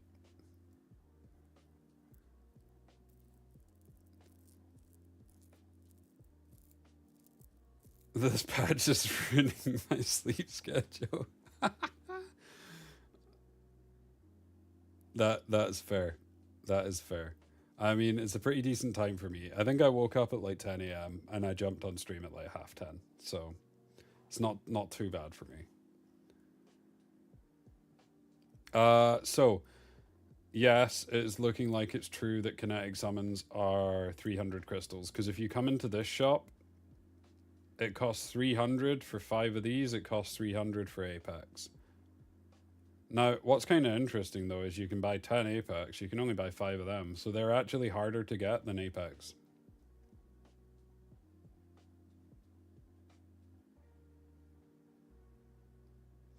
I will pull for them new ones. I will. So, I'll probably start my stream tomorrow, maybe an hour or half an hour before these banners end, and build the units, go straight into RTA, because the RTA season starts basically as they drop. So I'll pull them, go straight into testing. So my win rate tomorrow is gonna suck.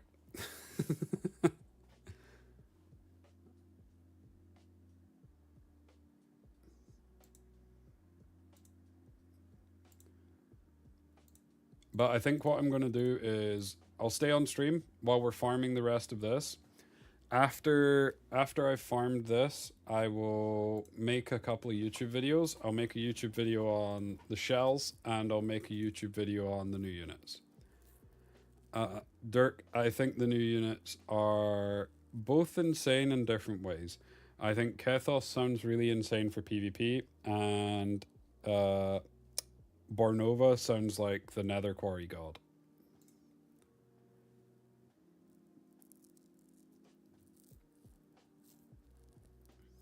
Are you going to pull for them as well? I think, Rick Bohr, I think you're right. I think Bornova is going to be kind of average in PvP. Maybe not, but I think he'll be hard to make him work. Whereas I think the HP scaling unit, you can just kind of go. He's going to be really, really straightforward. Just slap HP on him and let him do his thing.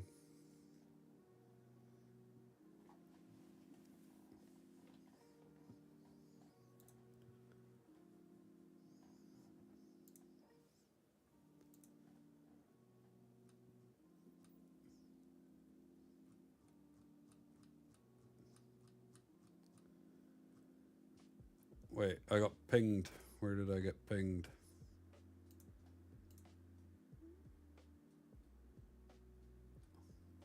No idea.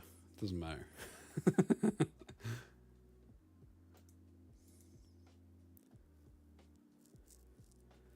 I'm not sure about the new red unit. I think the new red unit, Dirk, sounds insanely good. Is Bernova going to be the best for Doki Doki? Probably not. Because although he's green and he's a DPS, I don't think he's like, he has his S3's AoE and it's a 2-hit. No, it's not. It's a 1-hit. So his S3's single hit.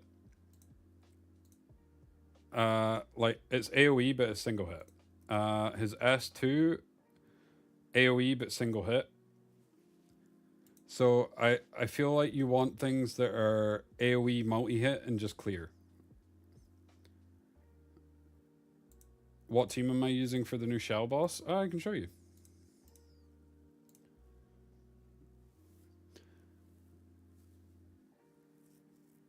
I think Etheria did the right thing by following the speed tuning approach used in Summoner's War. It would be more stable and easier to understand.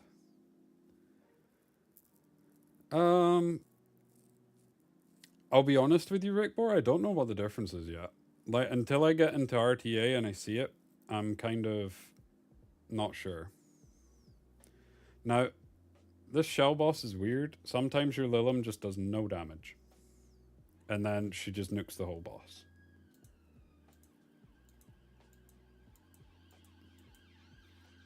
It seems to be depending on whether the Tiger Yin counts against this thing or not. So, but it seems kind of random.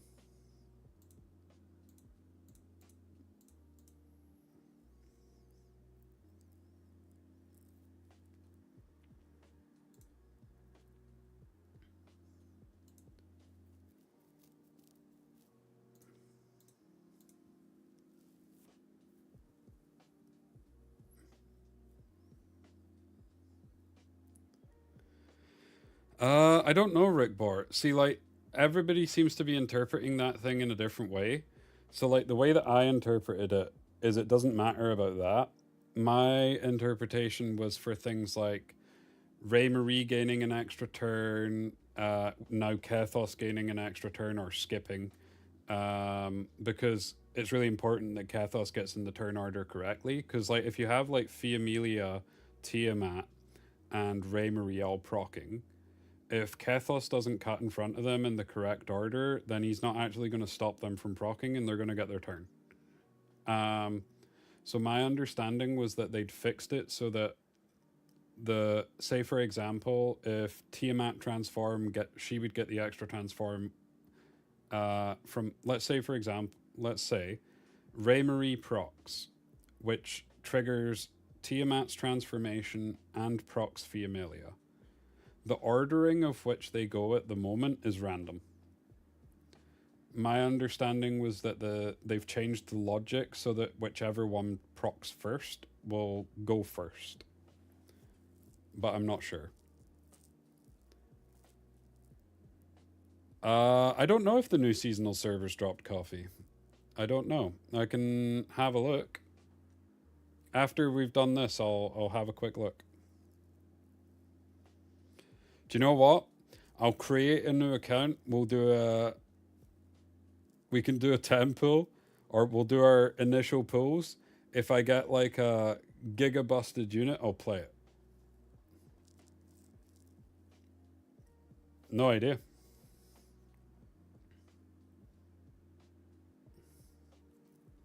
No idea, servant.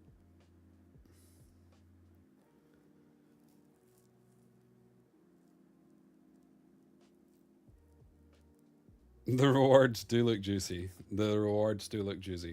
I was playing. I know, alts are very bad.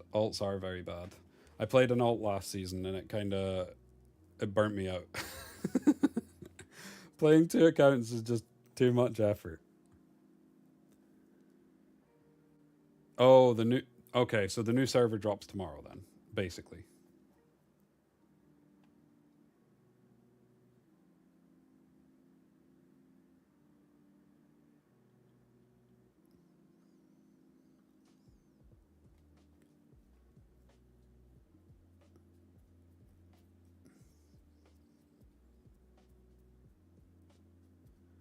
I don't think there will be. I think it will be vast majority free-to-play players and light spenders. There's always going to be some servant, but I think it will be vast majority free-to-play and light spenders.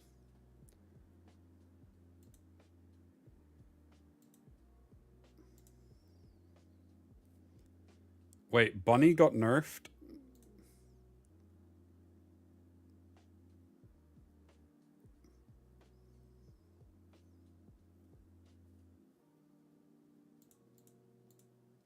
Where did they say that?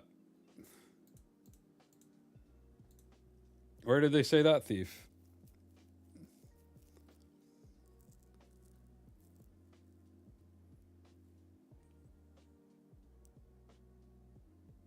Last announcement, very last line.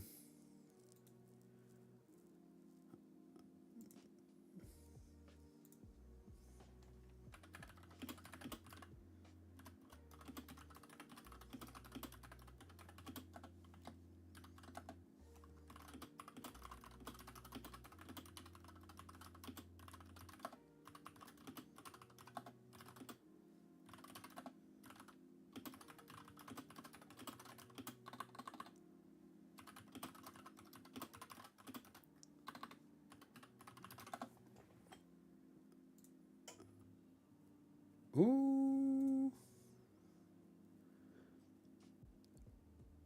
Okay, so yeah. Adjusted the number of Mortal Essence stacks applied by Moon Bunny Shell from 2 to 1 at the start of the game.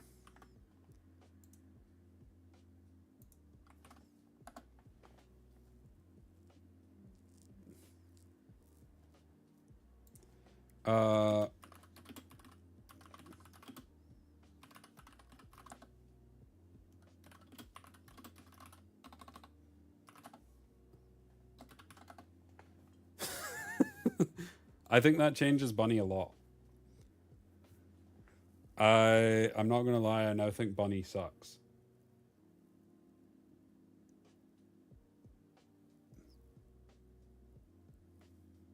Nah, I think Bunny sucks now.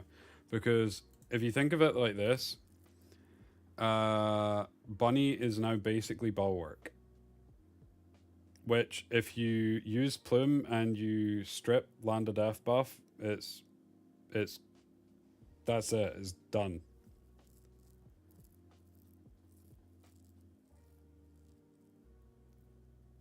Yeah, it's basically Bulwark. I think that kills the shell. I don't care about the shell anymore. I do not care about the shell anymore. I'm just like, oh, yeah, it's basically just Bulwark.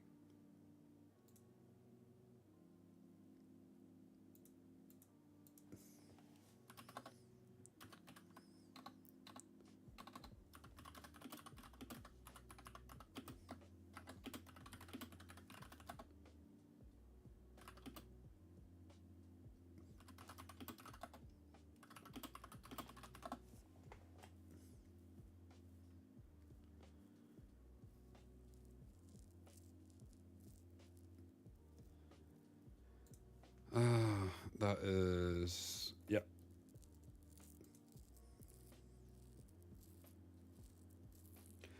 Lily's still really good for PV.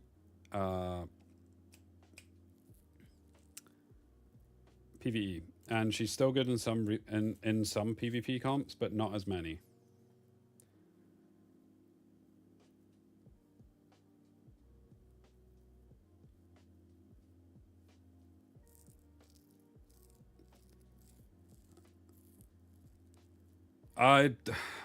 I don't think CC's dead.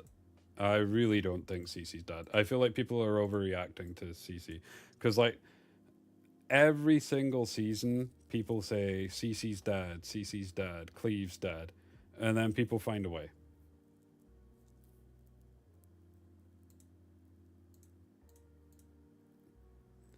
It's just an overreaction by people that play one playstyle, I feel like. What makes it better than Alicorn? I don't think it is better than Alicorn.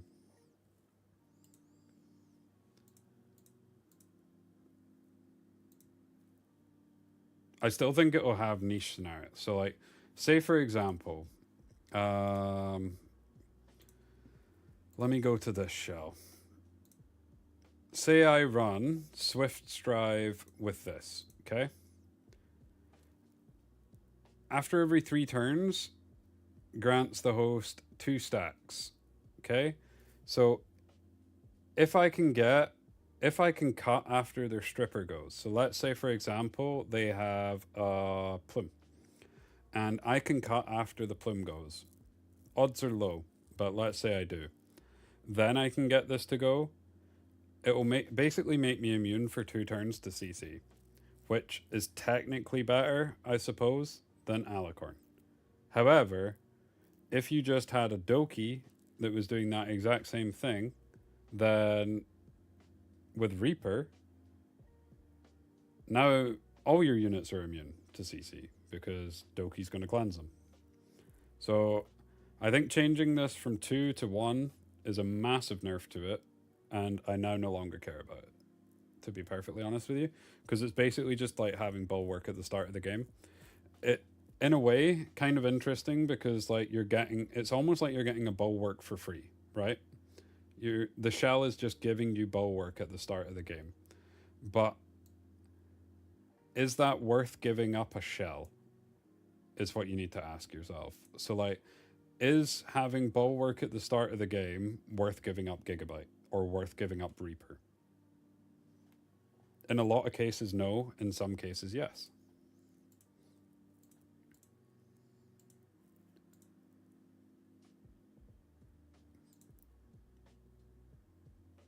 I hope I'm explaining that right. I hope you get what I mean. But to me, now that shell is just start the game with Bulwark. But it's technically worse than Bulwark. Because starting the game with Bulwark, if you were on a high-res unit, has a chance not to get stripped. But this doesn't matter if a debuff applies, it's getting stripped. So it's worse than Bulwark.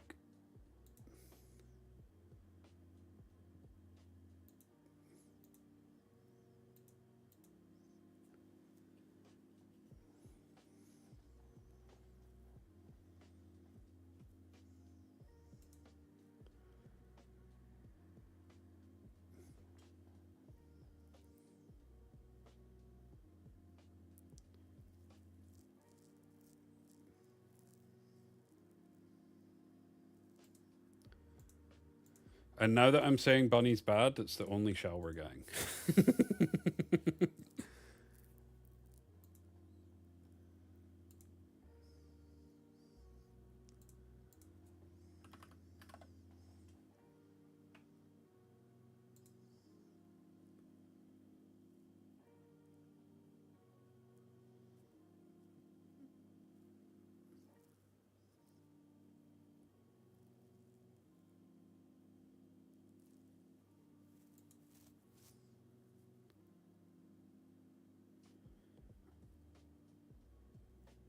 I think I don't disagree, Thief. I think it's okay against Mio, but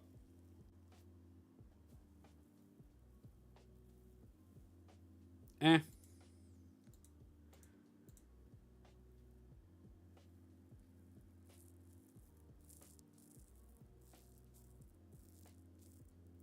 So's Bulwark.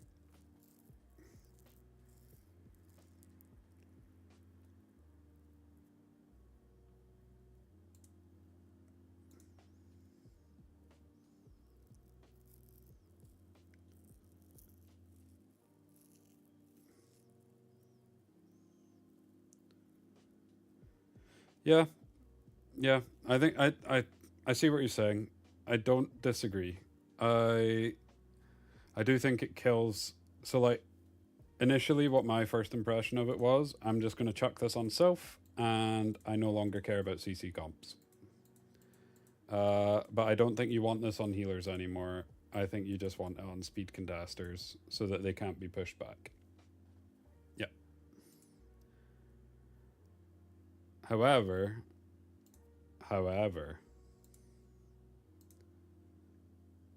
what am I doing? I'm literally clicking everywhere except where I want to go.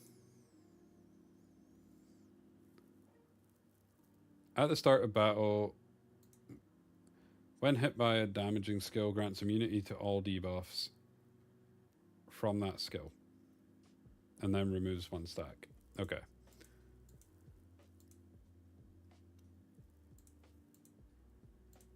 Never mind. My thought's gone. Yeah, we've got a consistent team called. We have a consistent team.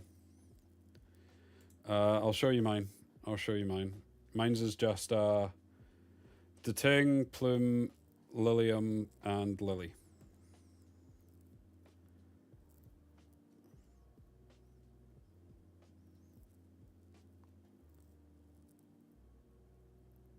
You don't have Deting?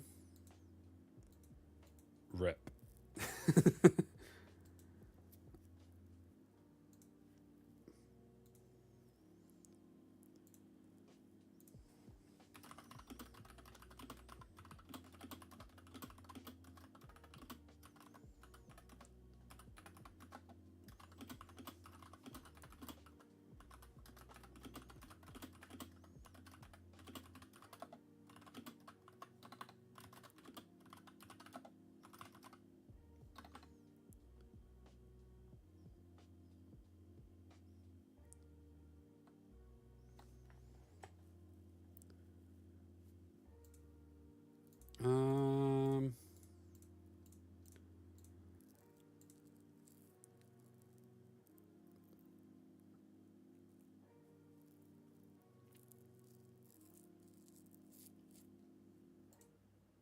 Okay, I'm gonna be right back. I need another cup of coffee.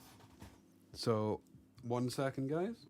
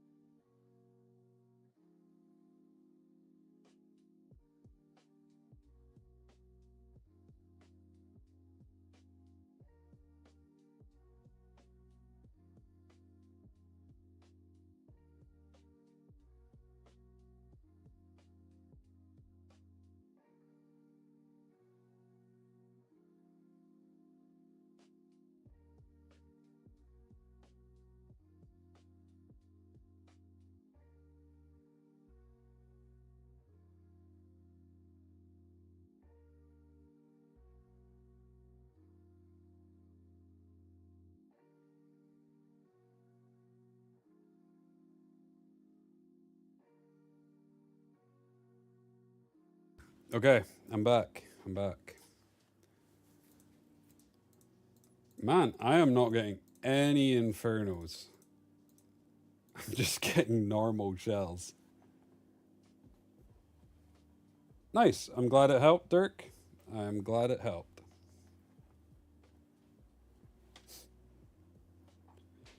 Okay, so I still have another, what, 16, 17 runs?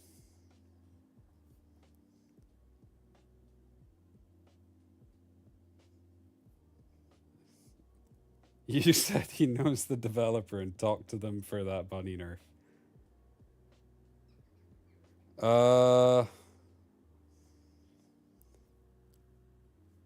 I mean, I don't think it really mattered, Thief. Because, like, how would I put it? Most CC comps, you only draft 2 CC units anyway, and the vast majority of your CC units are picked on 4 or 5, or 4 and 5, sometimes 3. So, if you're replying to that in draft, a lot of the time you'll draft 1, maybe 2 units that will be able to deal with it. So you would draft something like, you would have drafted something like Sylph on Bunny. Then they ban it. You ban one of the CC units. You're still in the same position.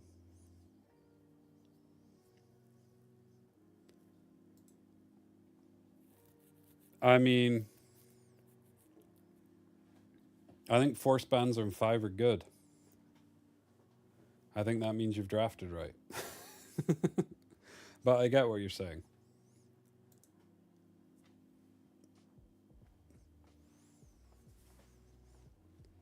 I do get what you're saying.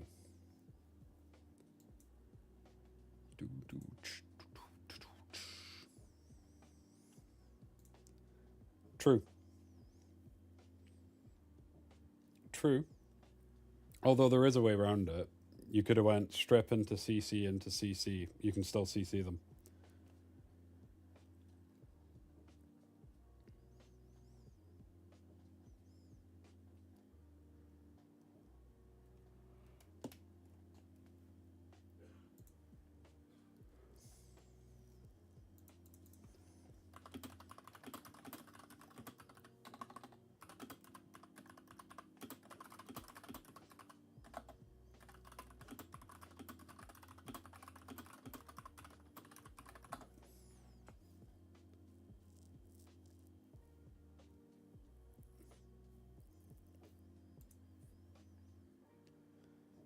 Never pre-banning Mew again. True.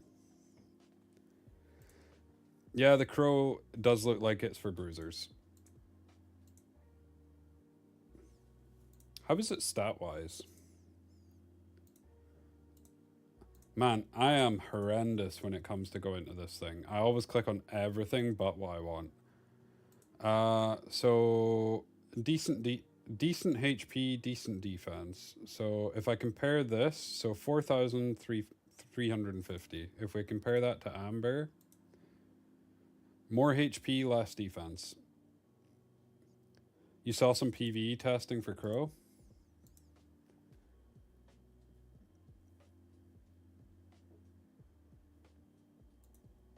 Check the DM.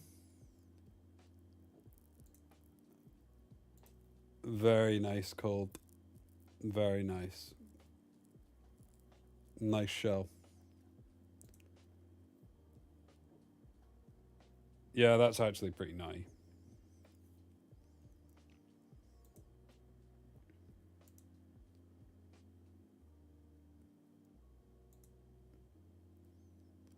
I still like the idea of using it with Mizuki. Man, I am not getting Inferno shells. Wait, this is actually kind of crazy. I think I've had like 3 Inferno shells.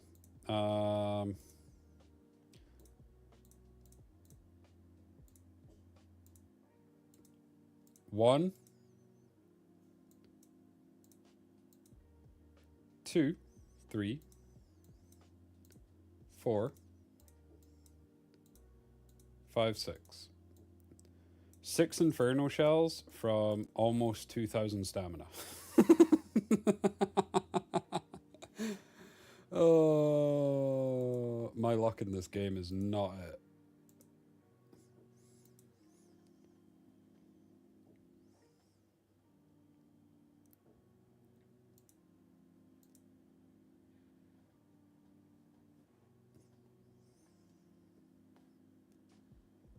I'm curious about Ace Batter. Looks third White Fang. That's the best crow. I think it sounds kind of interesting. I've already said I want to build it on Mizuki. I really like the sound of it on Mizuki. But yeah. In fact, let's just start leveling it up, because I'm going to use this.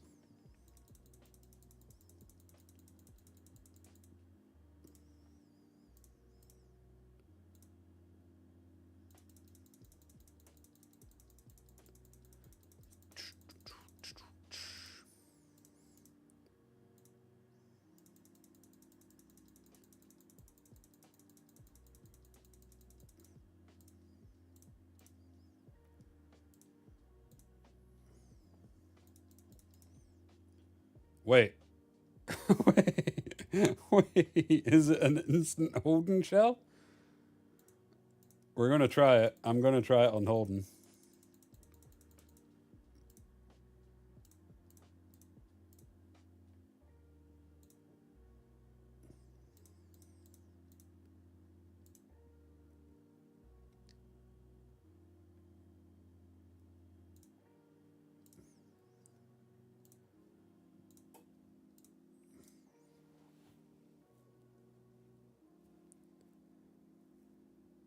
I've already said I think it's a Mizuki shell because I like the sound of Bramble into Wound, which then procs the Crow, which can proc Amber. That sounds very strong. I mean, that's just better, so I'll put that on for now, but we need defense.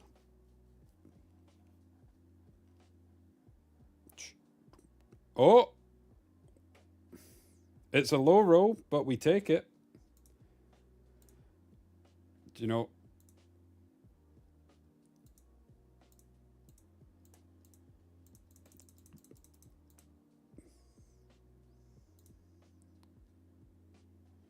I'll take crit rate or crit damage, whichever, or speed, whichever one I get first, we keep. Yeah, but she starts in counter mode for 2 turns, so like, the value of this at the start of the game is kind of insane.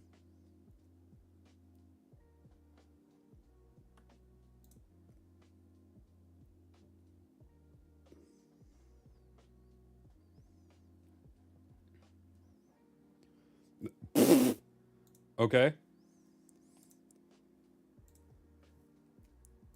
Right. Let's try something. So, where's my Holden? Now, I need to save my builds because I'm doing scrims with people later on before EWS. So I need to save my builds so that I'm not wrecking them as well. Did I save that? I did. Cool. Right, so...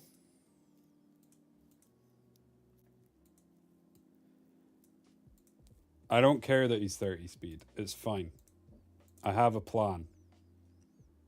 I have a plan.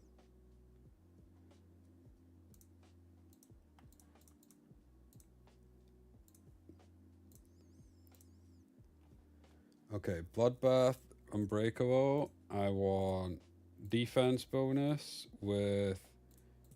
Wait, it's not Blood... Is it Bloodbath? Yes. No, I have a plan. I have a plan. Trust the process. Trust the process. Defense bonus, crit rate, sounds good. Crit rate. Okay, so I'm gonna need a crit damage because I only have... You can have my Hoyan one because my Hoyan sucks. Okay. And then I want crit rate and crit damage with defense bonus would be ideal. Nice.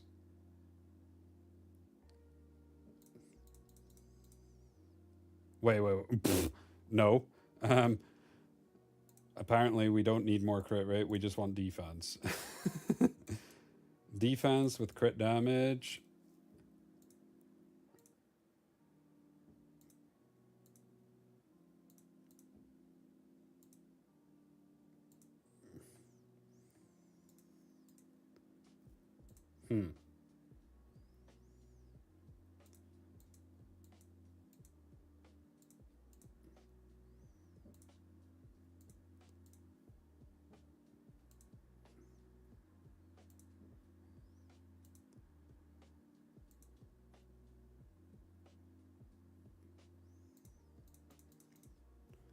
Put that in for now. What if I then go crit rate? Can put the Mizuki piece.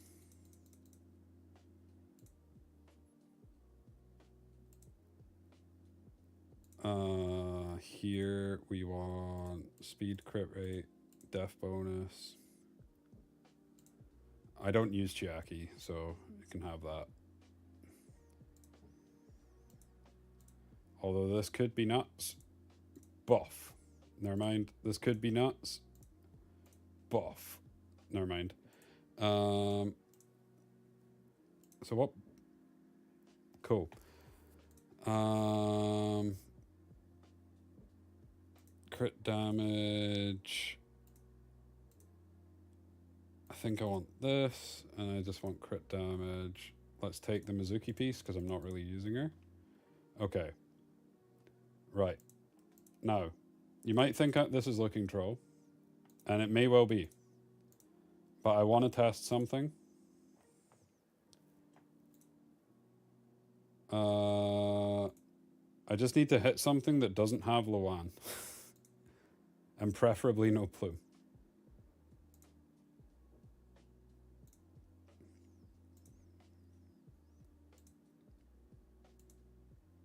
Mission impossible.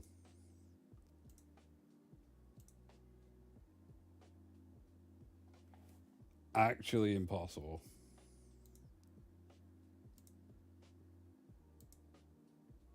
Nice. I don't care that it's into Tiamat.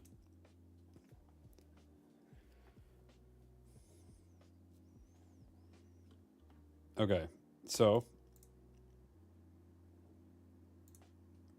I don't know what I want to put in with this yet, though. Where's my Palin? So Palin's going in, and it's probably a Fia angle. Yeah, I'm just going to put Fia in for more healing. Okay, so let's see it. Let's see it. I'm just pressing auto and we're going to see how it does.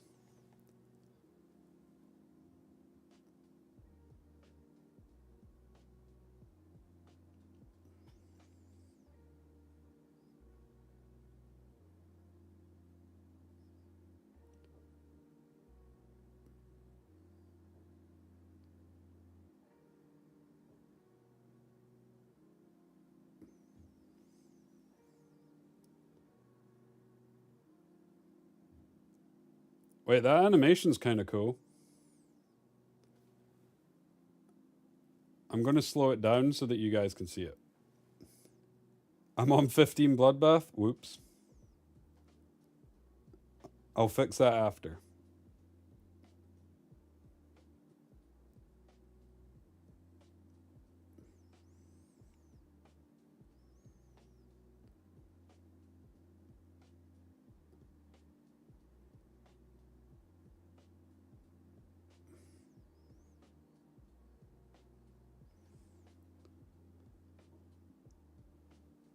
Yeah, the damage isn't bad.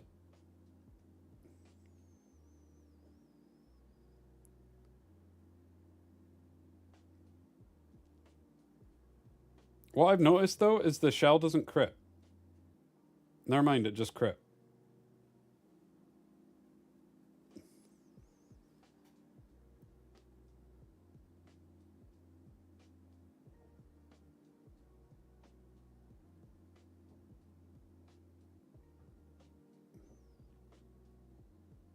Yeah, it doesn't seem terrible.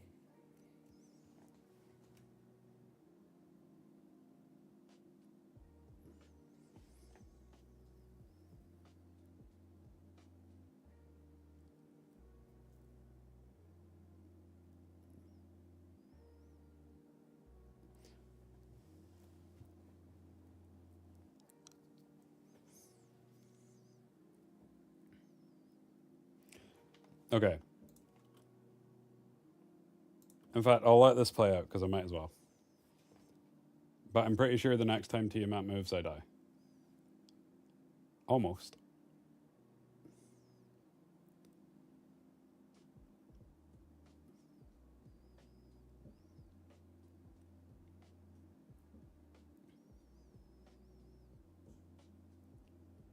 Ah!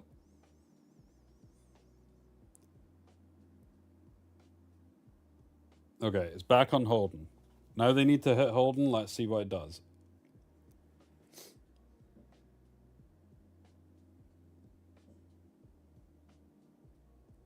My Holden's probably dead here.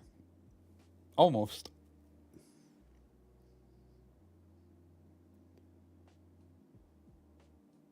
It's actually doing quite a lot of damage. When you look at it, like, that one counter from Holden took her from 100% health to, like, 30.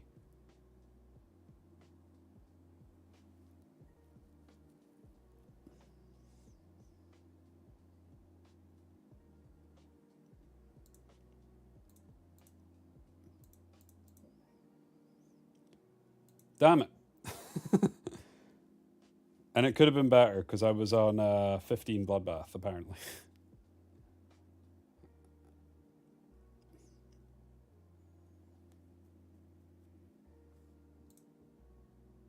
No.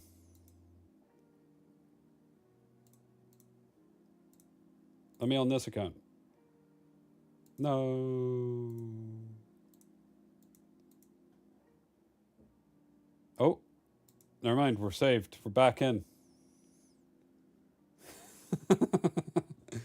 Just spam click, that's how you get back in.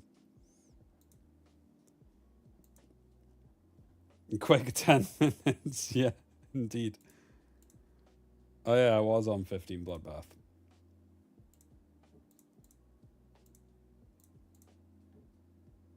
Oh.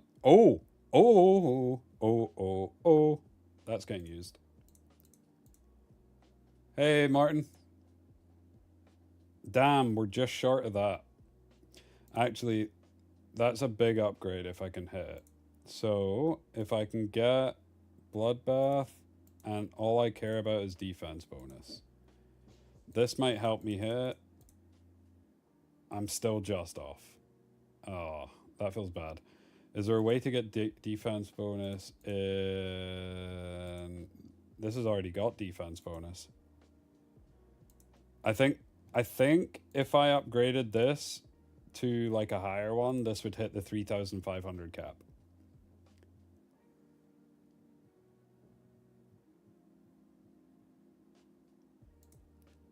I might give it like a couple of rolls to see if I can. I don't want to like roll too much. I'll roll down to 1,000. Bottom left piece, I just gave a purple defense bonus called.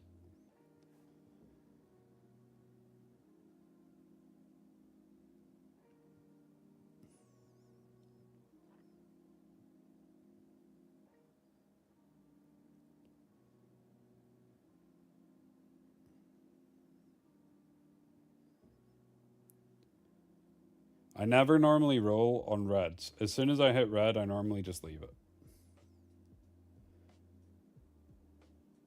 I need 3% more. I mean, it goes to 30.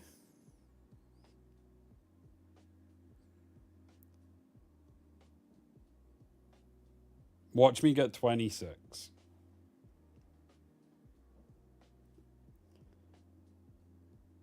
I'm just gonna let it roll. I want to see it. I want to see it. Like, I'm gonna use this shell regardless, so I'm not too stressed.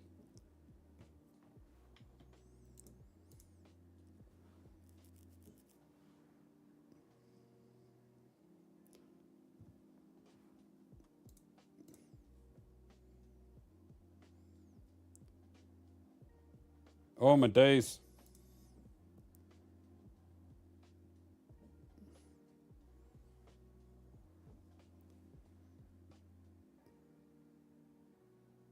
Please. Do the thing. Do the thing.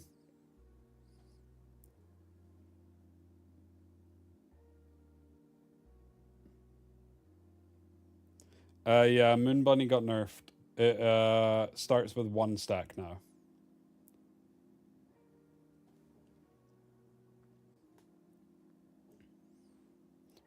So basically it starts with Bulwark.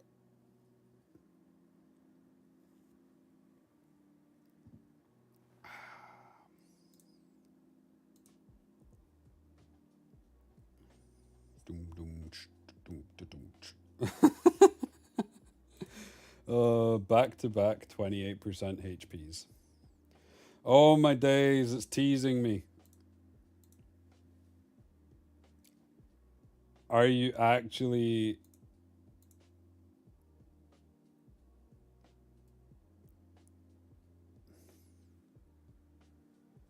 What is this?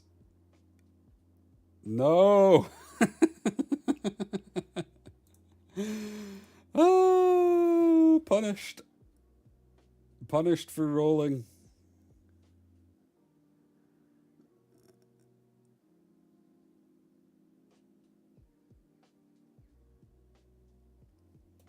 Oh, no, no, no, no. Punished for rolling. I already had a red. Should have just stopped. It's too late to stop now, though. We're committed.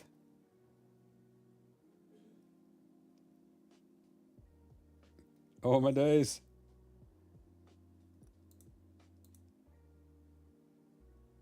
I'll stop when I hit none of these. It is haunting me. I just need 3%.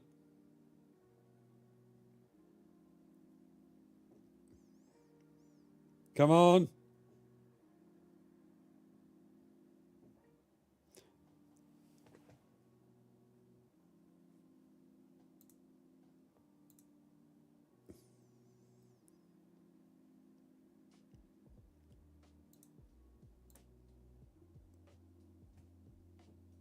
Oh, my days.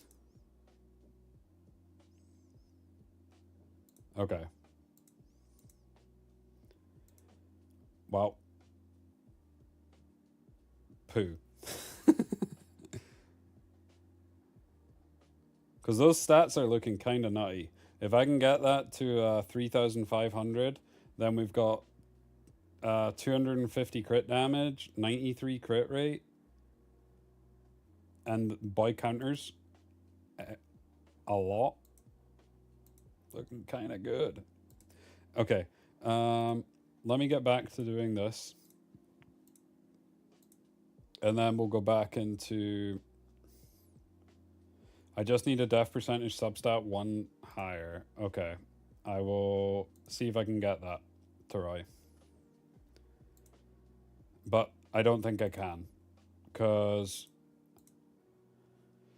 if you look at it, I have purple def bonus here, which is the highest I have. You can't get def bonus on these.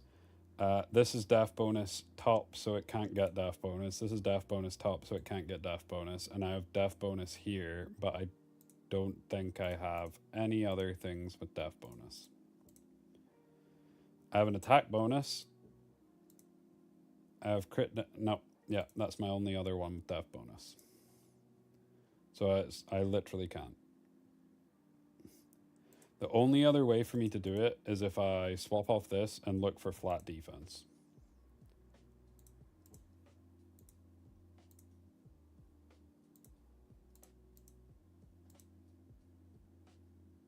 And even that doesn't get me there. It would need to be a blue flat defense.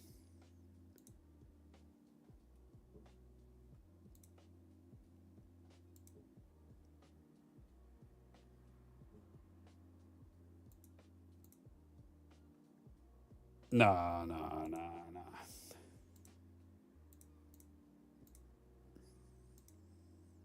Where did that piece go?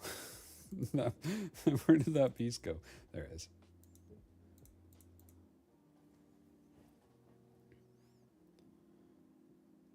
In fact, do you know what? I'm committed. We're going back. Epics. All gone. Okay, I have more rolls.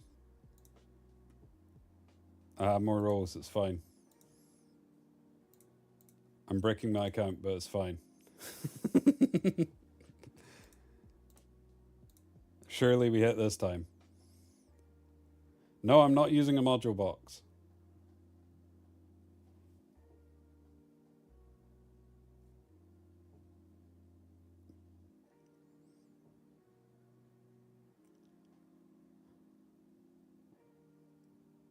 No, stop.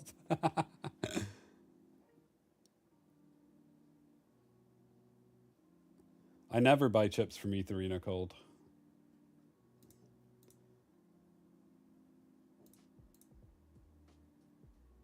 I buy the lattice. Does it?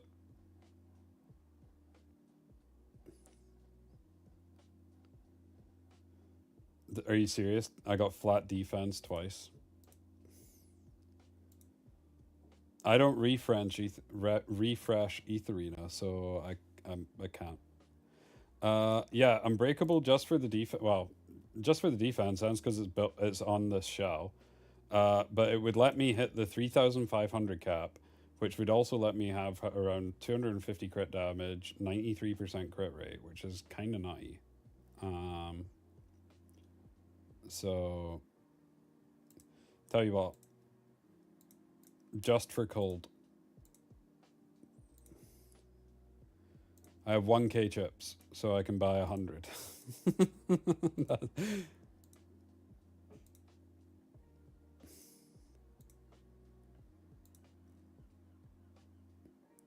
It's because I don't do Etherina half the time. I forget about it. A bandit.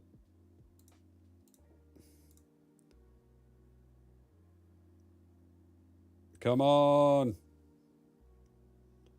Don't punish me. Okay. Yes! Never punished. Well, I was punished, but perfect. Okay. So, let's go back into this team.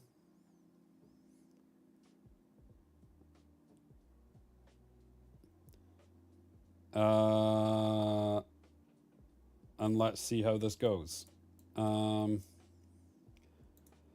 just doing this to test damage on the Holden. So, Holden with this and the shell. Let's see how much it's dealing. I'm just going to hit auto. And do we want to do it on slow-mo? Or do we... In fact, I think 2 times speed's best. Because then you actually get to see the number, but it's not giga slow.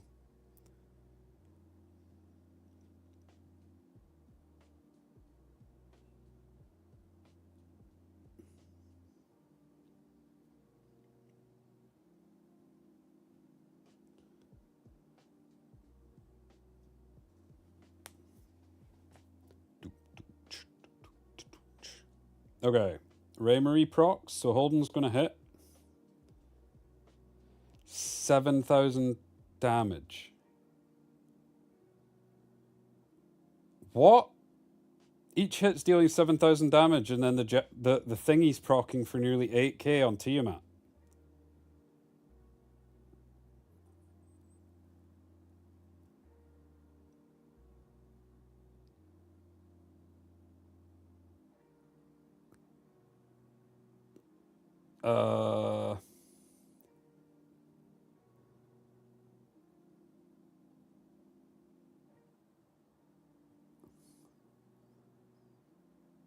Okay. Holden's doing some damage.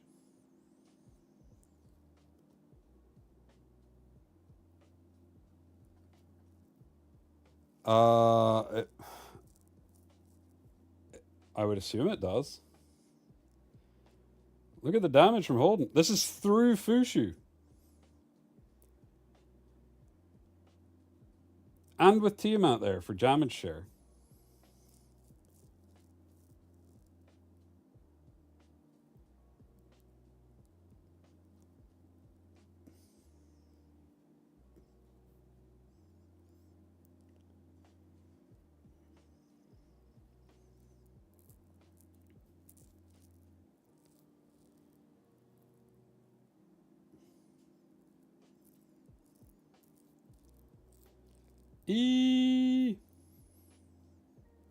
And he's dead. But still, the damage is kind of impressive.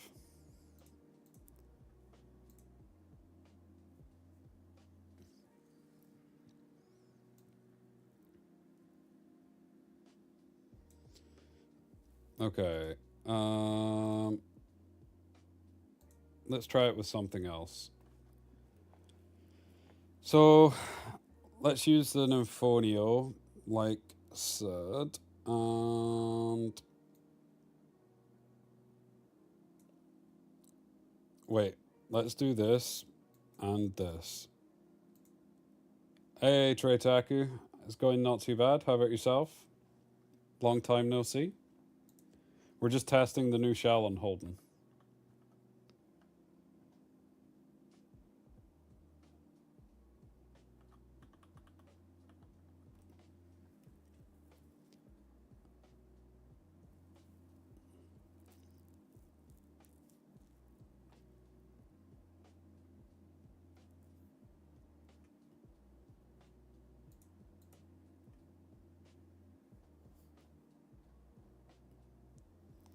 Okay.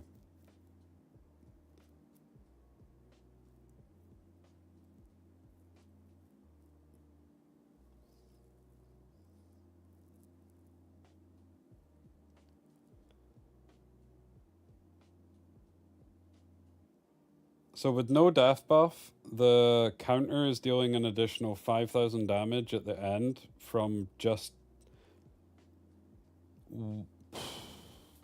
I mean, some of these damage numbers are actually kind of insane.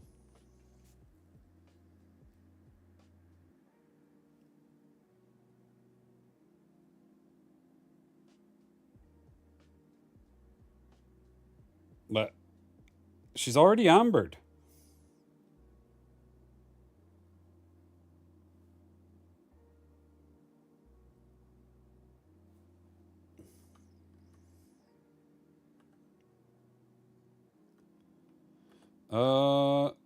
I'm just gonna ask 3 again. Why not?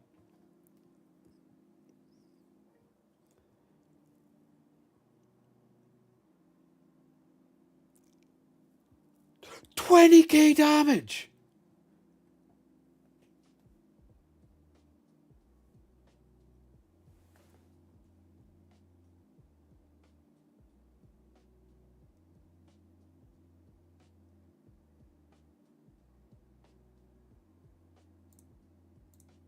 $20,000 damage from the shell.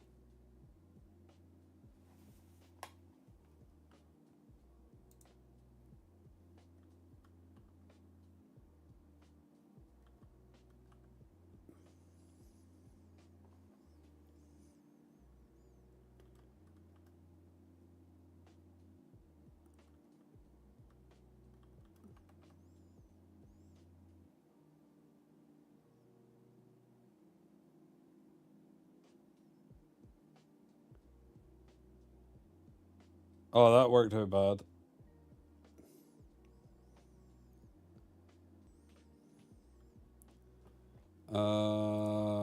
Ray-Marie has S3. Cool. Yeet.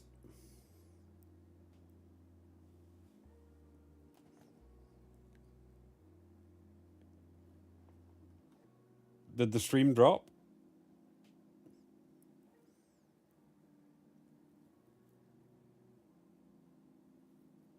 What's happening? I'm confused.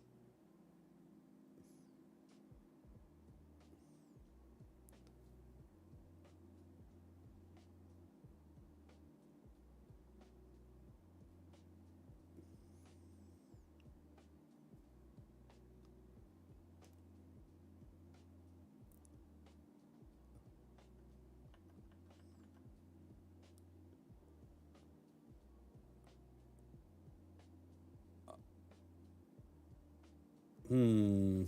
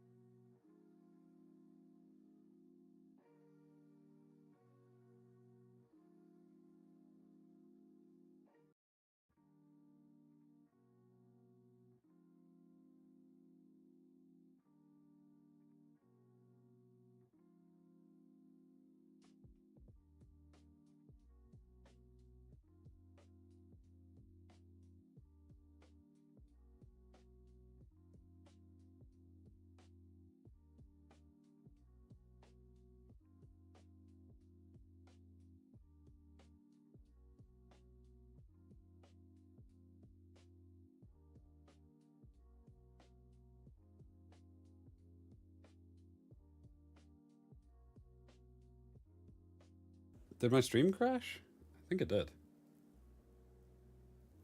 Oh. Damn. How are the new shells? The shells are interesting. So we were just testing the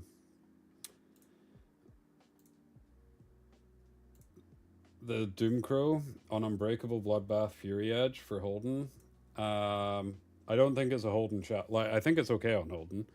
I think it's better on other units, but we hit for 19k damage with the Bramble.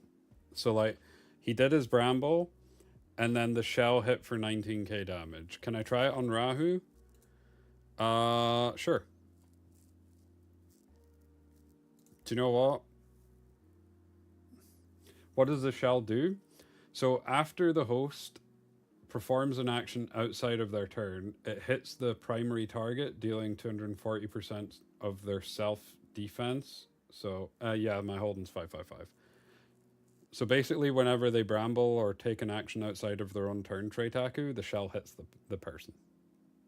So on Holden, every time he brambles, it procs. No cooldown.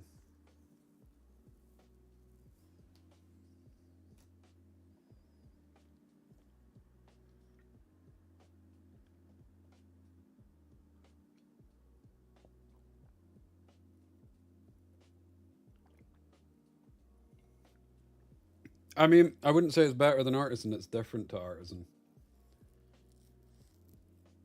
You could also use it on the one, yeah.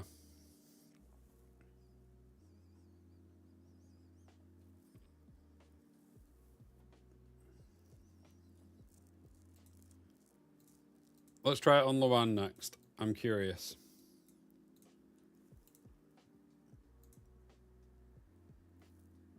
Slow Lawan kind of bad, no.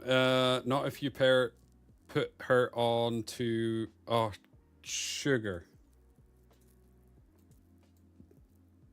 Did I save my build? No. Sugar. I'm gonna have to fix my build because I need to scrim with people later and I can't be messing them up.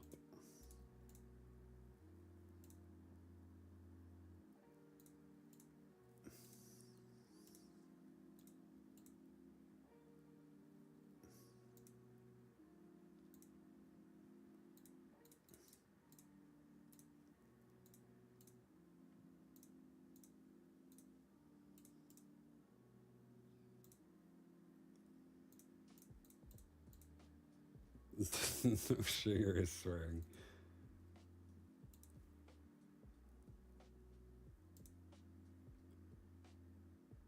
Oh, yeah. I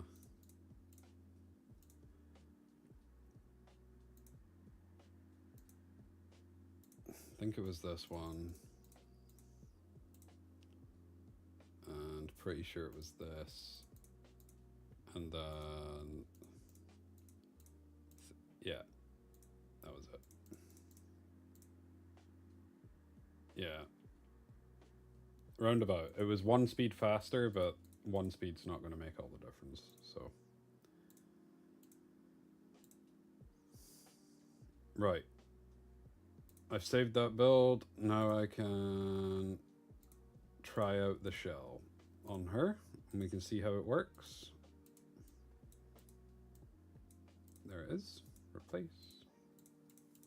So keep in mind, she would have 10% higher damage because it's on reason damage at the moment, because that's just what we rolled. Which is also why we tried it on Holden first. Right, so... Bloodbath, thingy.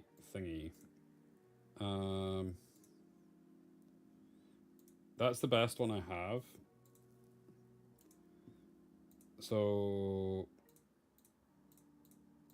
now I want defense bonus with crit rate, crit damage, preferably. Okay. What if I just go crit rate? And I go crit damage.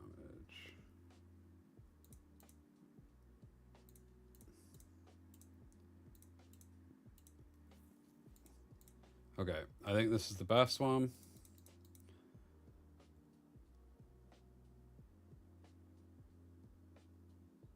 And now I go for crit damage.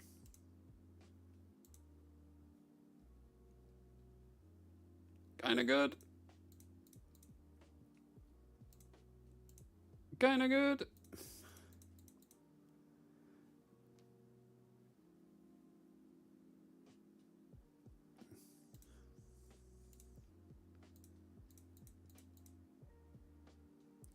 Ooh, look at these numbers.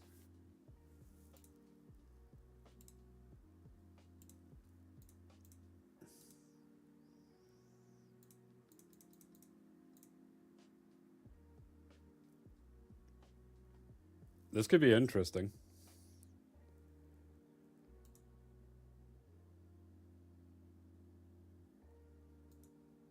Okay.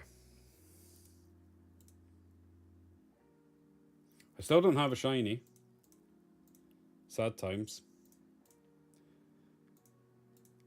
But let's get into some more testing. Let's just keep hitting this one because there's no plume, so I don't need to stress. Well, I'm gonna pair it with Lily this time. Although I'm debating between pairing it with Lily or pairing it with Turandot. I want to try with Turandot first. And go something like... where is Luan? This into...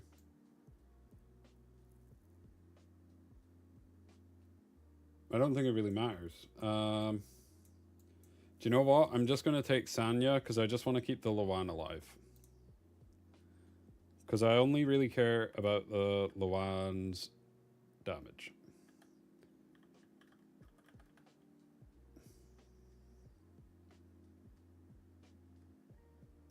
Because I'm just going to jump into the Fiat and see how quickly we can murder her.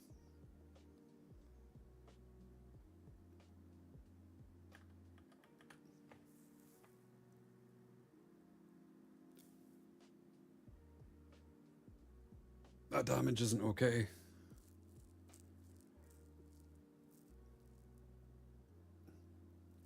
Wabaff.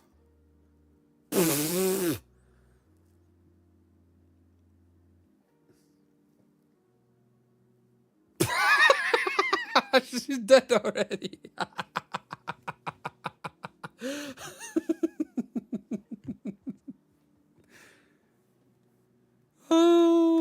Okay, right. Someone pick Ray Marie or Tiamat next. Who do we go?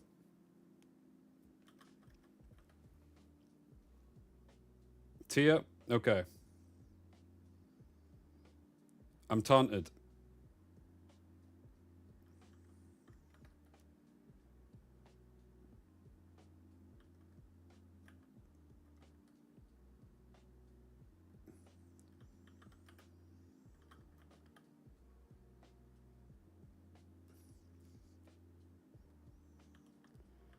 Okay, Tiamat time.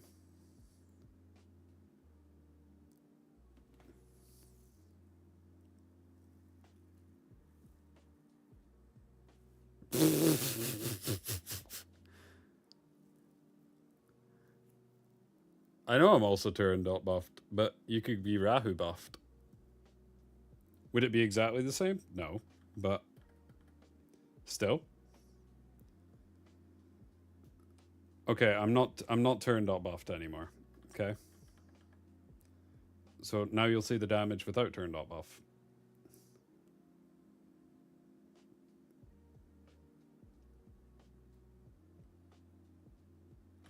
Not as good.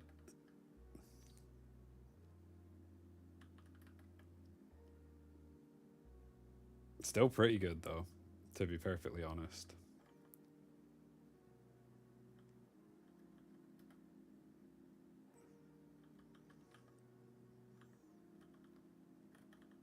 Nyong.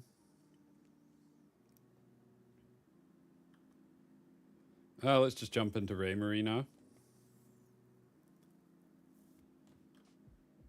One more turn and then I can get my turn dot buff back. True.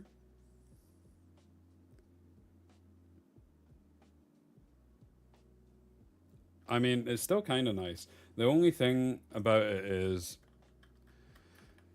I don't think it's good on Luan, and I'm going to tell you why. And I don't think it's anything to do with her damage or anything like that. I think it just gives you less flexibility with Luan, because having her on Amber enables you to pick her in 1-2. But if you pick her on 1-2 and you don't have her on Amber and they pick Cleave, you're dead.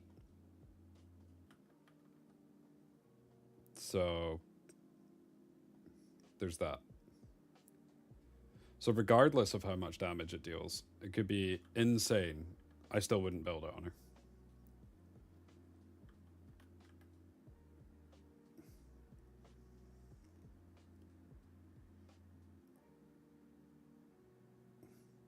But it does deal a decent amount of damage, to be fair.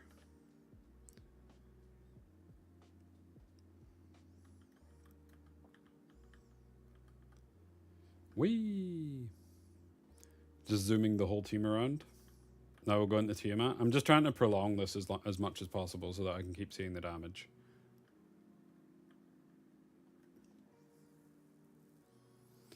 For GVG attacks, very different. For DVD attacks, it could be pretty insane.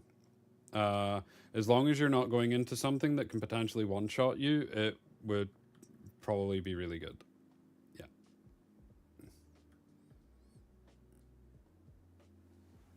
Okay.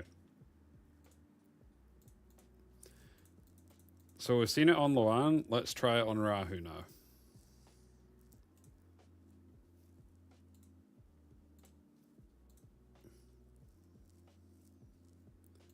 Save. But let me fix these builds before I forget, because otherwise I'll forget during scrims.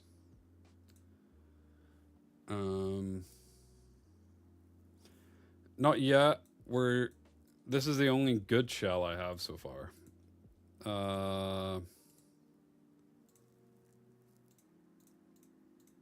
I've honestly, we're almost 3,000. In fact, we are 3,000 stamina in.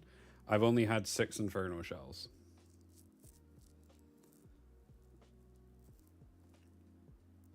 So, not great. Okay, so fixed my Holden build. Nice. Need to fix my Loan build.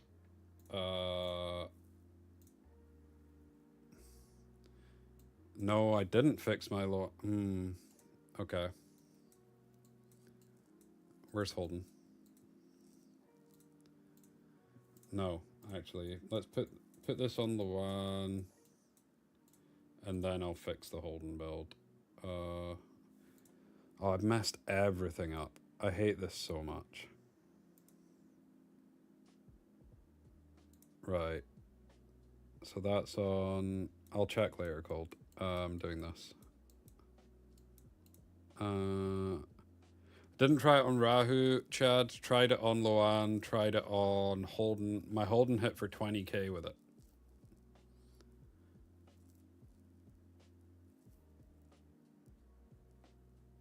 Because I'll show you the one I was using.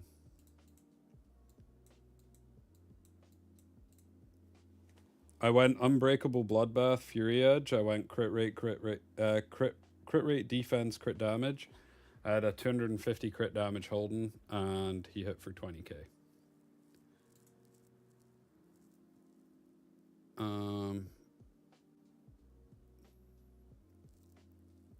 I have some pretty good Unbreakable gear.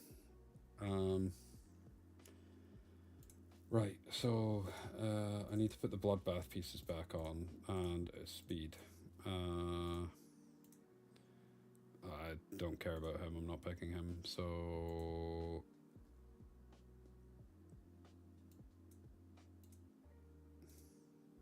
This is just better, though. And... yeah. It's roughly the same, so I'm not too stressed about that. I need to overwrite this, though.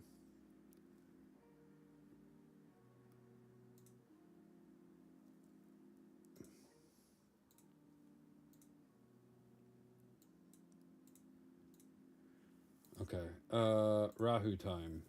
So...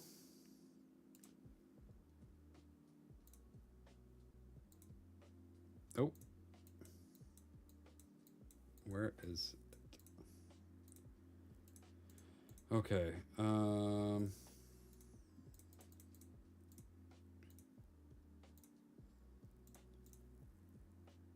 okay, so if I just go crit rate, this piece is going on. This piece is going on. Cool. And then it's... so that's crit damage. Let's do double crit damage. This piece.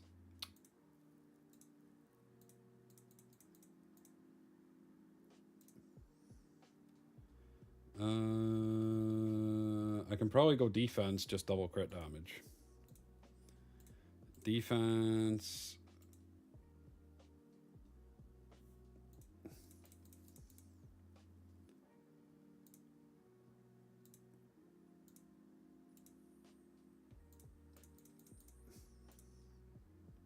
I mean, this is looking pretty good. Crit damage. So 90% crit rate, 3k crit, 3k defense, 308 crit damage, and I don't have green damage. So he's missing like what, 10% damage? But we'll see how it does.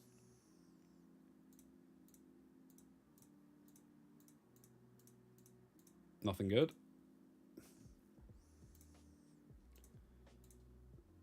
Wrong thing.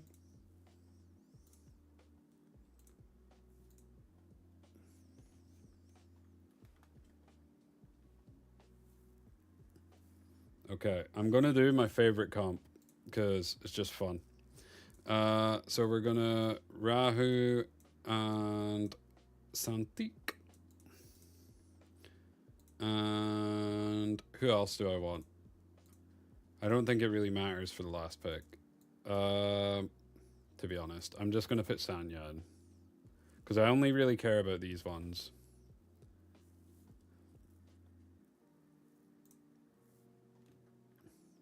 Doki could have been a shout just to stack faster, you're right.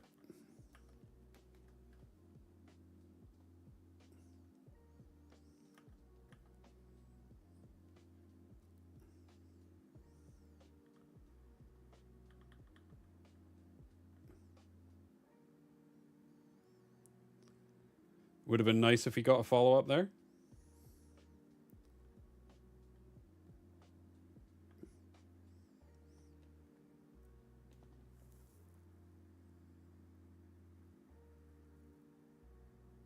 Okay, we're at 6 stacks, so he's going to be going to 9 stacks, so not too bad. We'll have quite a lot. So the damage should be good. He's stunned. Great. Oh, that's insane. Do you know what? I'm just gonna... I don't care if Tiamat transforms. 9k damage with no I don't have def up.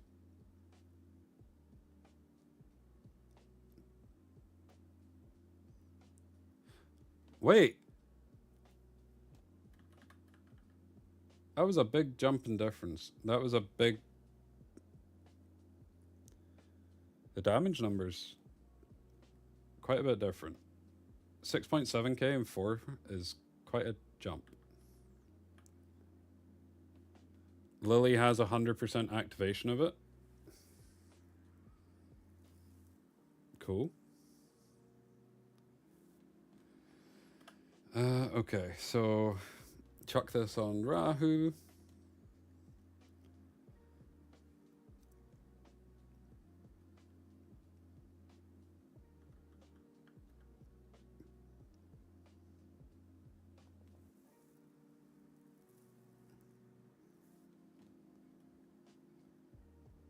Okay, so my next Santic turn will get me the S3 again.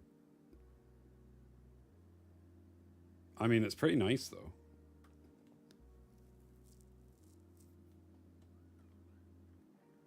I'm just going to leave the Tiamat. Okay. Let's see if we can just one-shot Raymarie. Probably not, let's be honest, but might as well try.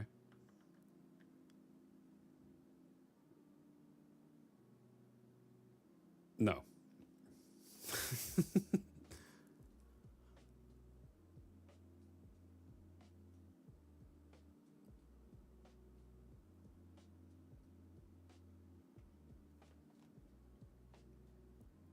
I mean, it seems pretty good. The only thing I would say is non-bloodbath, it absolutely destroys.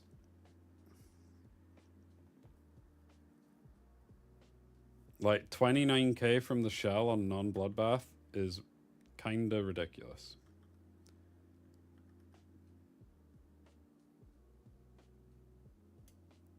And what, 9k on a deaf broken target?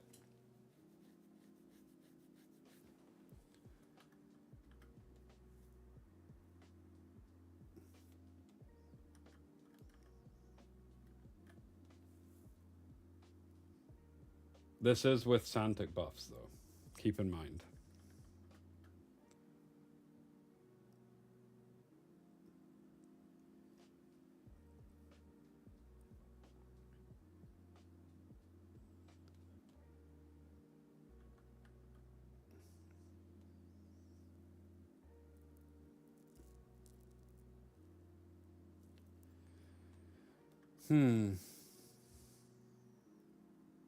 I don't know how I feel about it, to be honest. I feel like I still prefer Artisan on Rahu. I feel like for GVG attacks, this is probably better.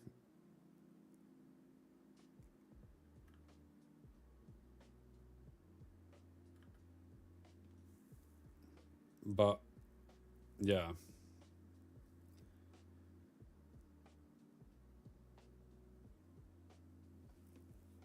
I mean, I could have killed stuff earlier. I was just hitting things. But put Lily in Sanya's place? Sure. Can do that.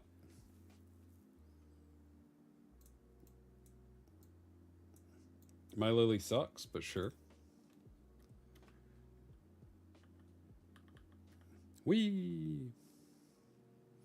Although this could be kind of interesting, because I'll get the S3 this time, and I could potentially follow up and just start killing stuff.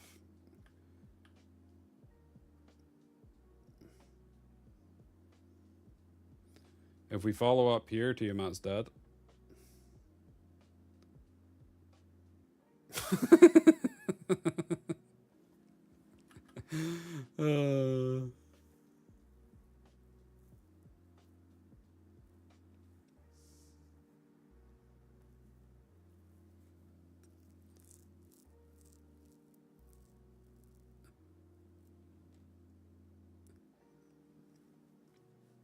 We're doing the Rahu things with the new shell, Ronnie. So, okay, let's just hit this. Get the follow-up, get the trigger, 11k damage in one hit. Look. 20k damage. Dead.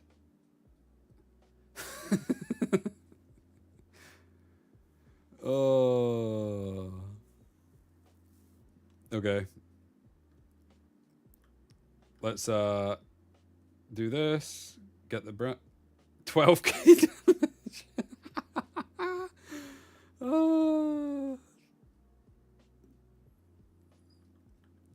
Bop.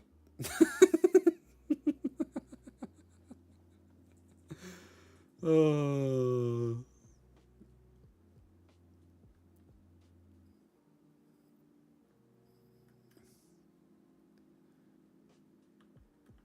Wait. Let's pull him up. Bop. Now we get the crit buff and the crit rate buff. With death down, if we follow up, I think she dies because she's not on bloodbath. Damn it. Okay, we're 100% gonna get the proc here. So... Never mind. We... Just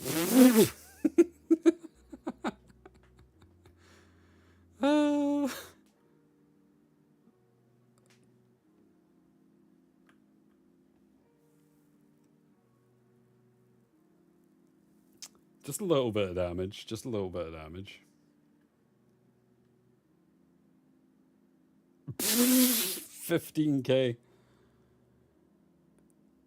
15k.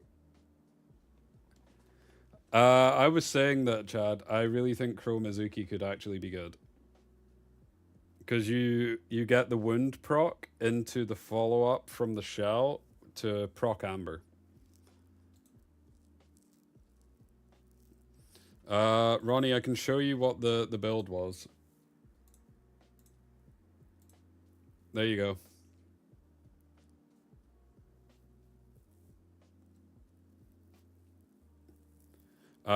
My Mizuki's 2 crit damage anyway, Chad. My Mizuki's 300 crit damage, because these are Mizuki's pieces.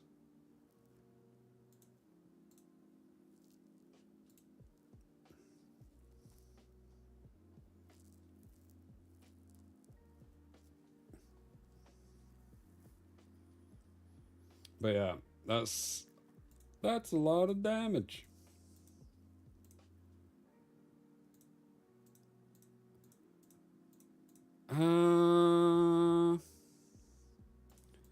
Man, I am not getting very lucky with these shells, I have to say.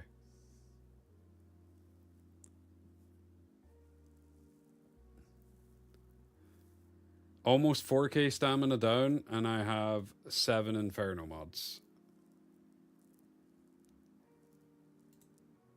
Although I got 2 pretty good ones, so I suppose there's that. We got the Crow one, which was insane, and I got this one. Oh wait, I got one that I missed. Oh wait, I got loads that I missed.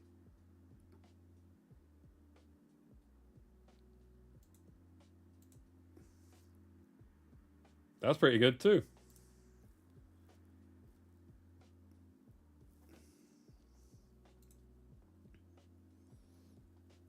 I don't know about the Gator yet. The Gator's one I need to test. But the Gator's one that will be easier to test in actual RTA. I don't have many of the bunnies. Oh, I got another one. I got a Bramble one. Wait, so I could just put... Cool. So I've got my Mizuki shell. I've got my Rahu shell. Never mind.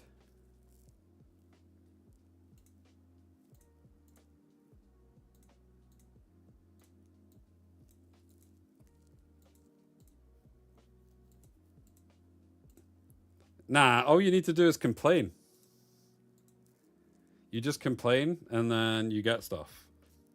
Like, look at me complain how I'm not getting a shiny and that I've done nearly 4,000 stamina and I've not had a shiny on this new thing that just came out today, which I definitely deserve. Watch it happen.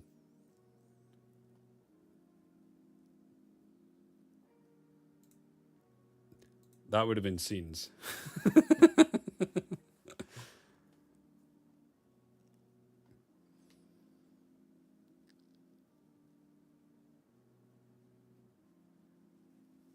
That would have been, if that had happened, that would have been insane.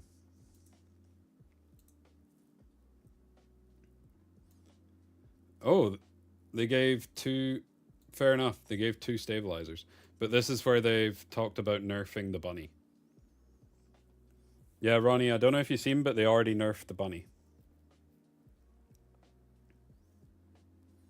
It's went from 2 stacks to 1 stack.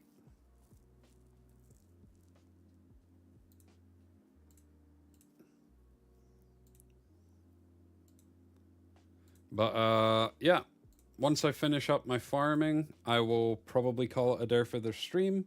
I'll go away and make a couple of YouTube videos. I'll make a YouTube video on the shells, and I'll make a YouTube video on the new units. I'm not gonna, Chad. I'm just gonna leave it after today and start stacking stam for 2x because I probably need to farm Terramaton, sadly.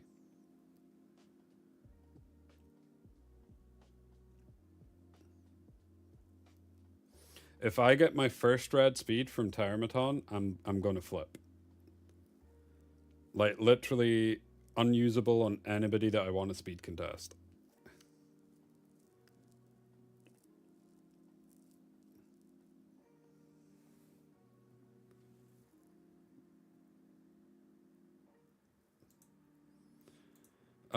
The thing ooh. Nah, that's giga trash. The thing is, I think Wellspring is going to be best in slot in turn 2 versus turn 2. But Bloodbath is still best in slot against Cleave. So, I don't know. That shell is literally nothing. It's got Strive, Healing, and Damage. Unless they bring out a damage dealing healer that can crit, then...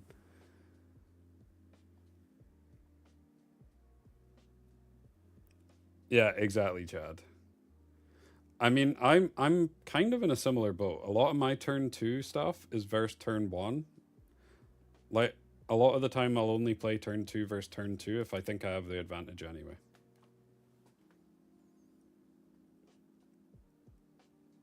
Cold got a skin? Will the shell pass the ditting buff? What do you mean?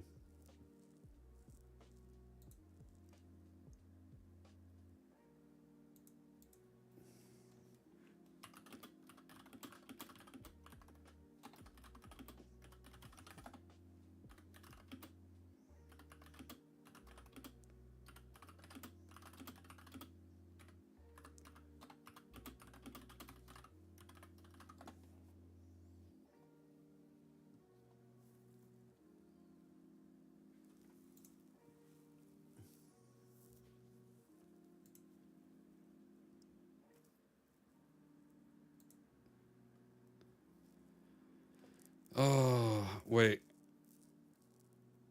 Cold got the batter shell, and he got the moon bunny shell skin.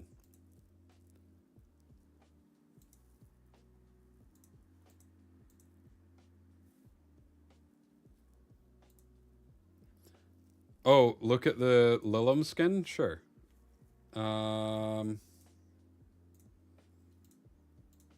There you go.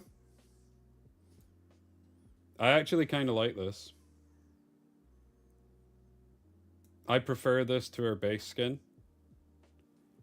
I like this a lot more than her base skin.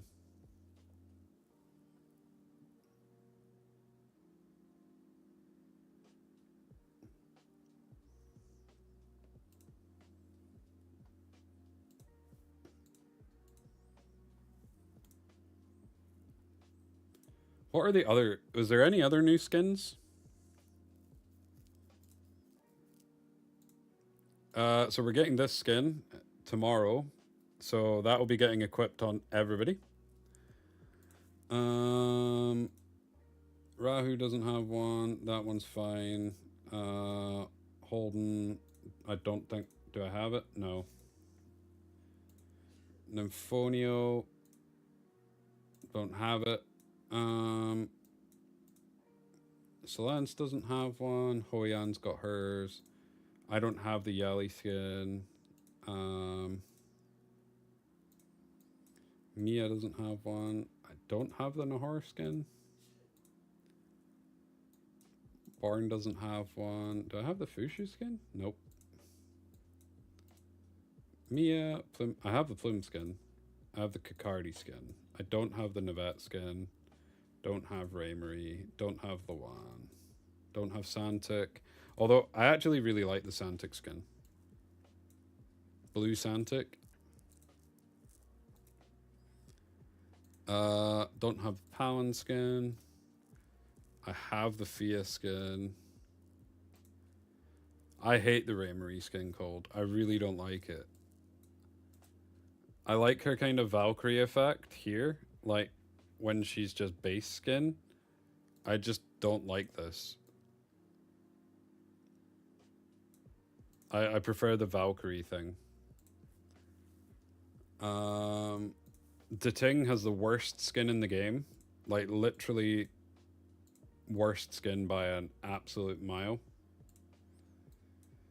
I like the Sanyu skin. I'm just not buying it. Because... Yeah. But yeah.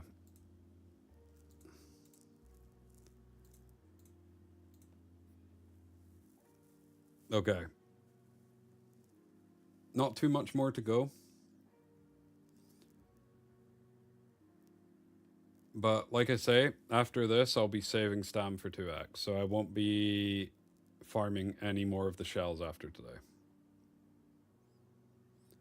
What I can probably do, though, is if there's a shell that I want to test or use, whatever, I'll get one of those octanodes tomorrow.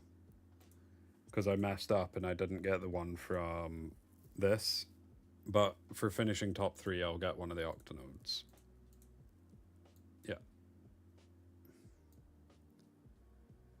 I did get some decent shells. I can't complain. The only thing that I didn't get that I want to test, or I don't have a decent enough one to test, is the batter. I don't really like any of the ones I have at the moment. Like, they're all Swift Raid.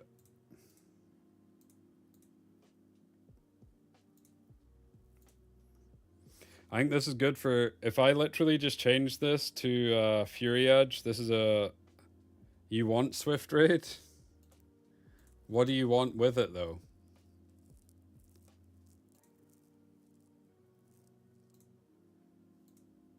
Do you want something like this?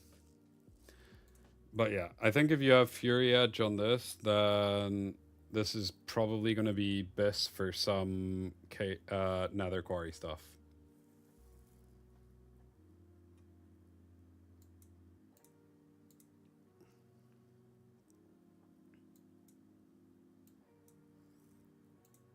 I think the raccoon's going to be kind of broken, Chad, for Nether Quarry.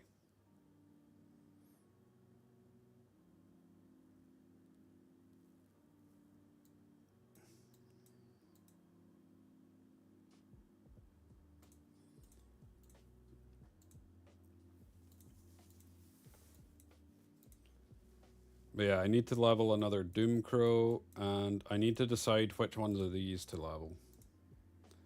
I can tell you it's definitely not this one. It's probably Strive Bloodbath and Bulwark Bloodbath. But my Ether Plague pieces also are pretty bad, so that's an issue.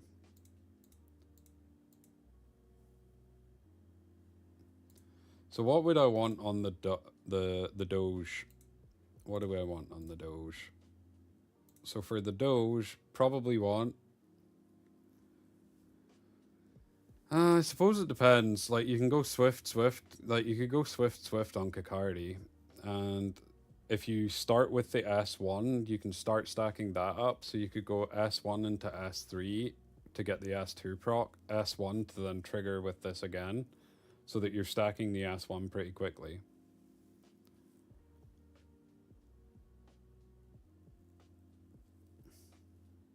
Maybe. I think the shiny for that one looks kind of cool, though.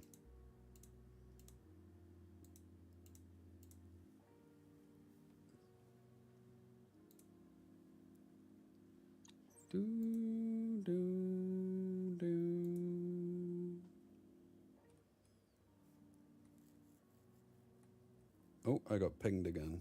Where did I get pinged?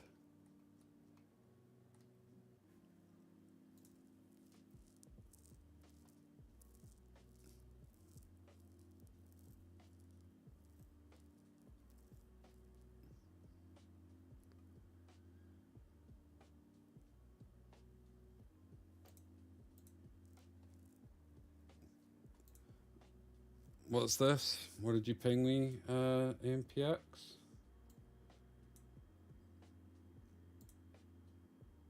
Oh, for the EWS event? Fair enough. Nice, there's more people in those servers. Just think, we'll all be playing together soon.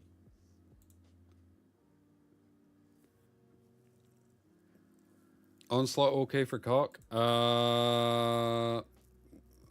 Maybe, probably not though, to be honest. But I still feel like Kakardi without Bloodbath just dies.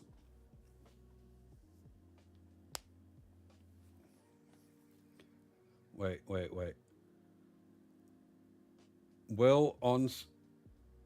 Can you guys see this? Will Onslaught be the way for Kakardi?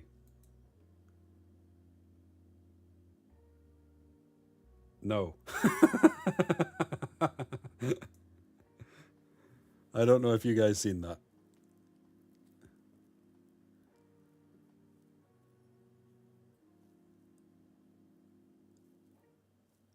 If they had BB on it, it would be insane. That was my initial impression as well, Chad. No BB on it sucks. So I see it as more of a PvE shell than a PvP shell.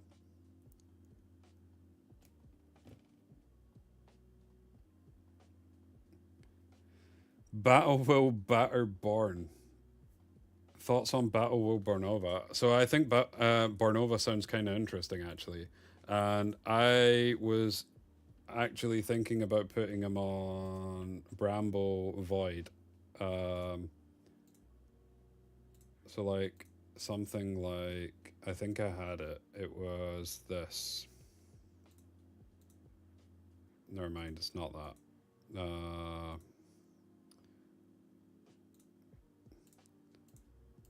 Okay, apparently I have Bramble with all of them except for Kenai. But something like that. So that he doesn't get one shot if you wanted to play him in the Bruiser matchup.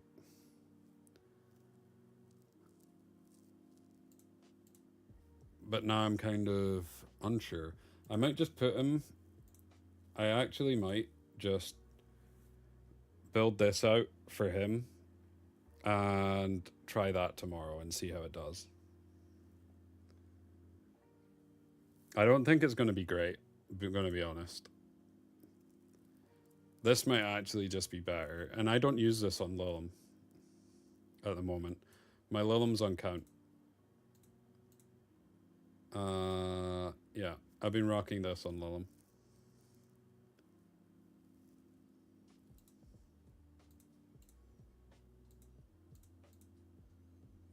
Oh, got another one. It's another Swift raid though.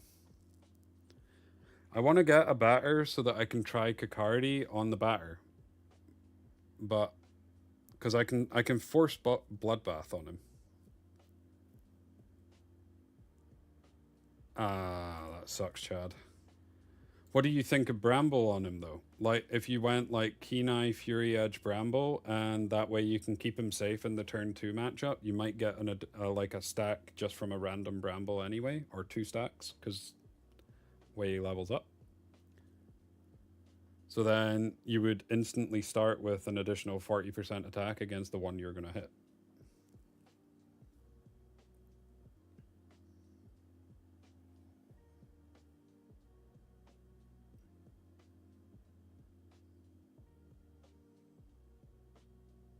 Yep, exactly.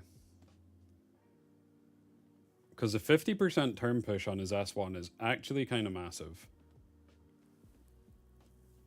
And you only need to level his skill up to, I think it was level 3 for 50% turn push, which is a lot.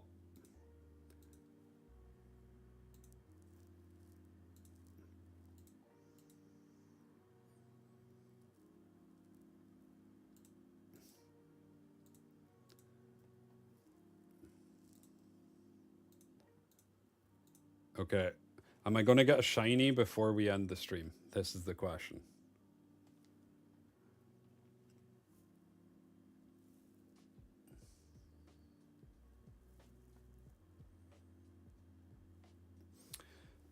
I thought the Doomcrow shiny looked kind of mid, not gonna lie. In fact, I thought all the new shinies. The best one, in my opinion, was actually the dog. The dog looked the best. So, dog, shiny. I think that just looks better. But this shiny is a grey shell. It's literally just grey as a dog.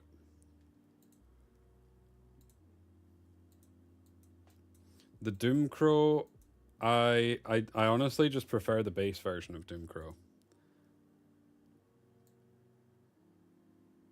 Yeah. This gives me like an Aztec vibe.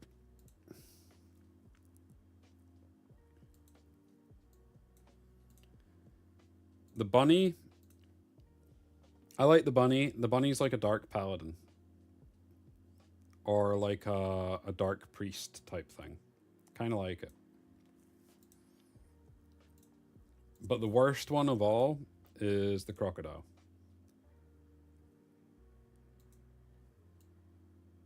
Literally just blue.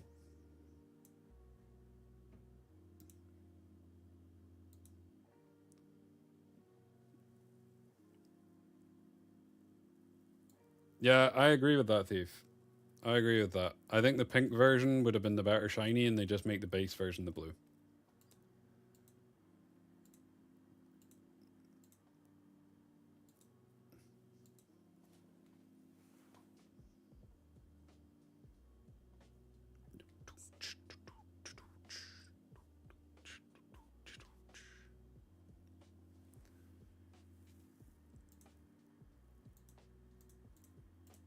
Okay, I suppose I would be as well leveling up that other shell, because I will build it, so there's no harm in leveling it up.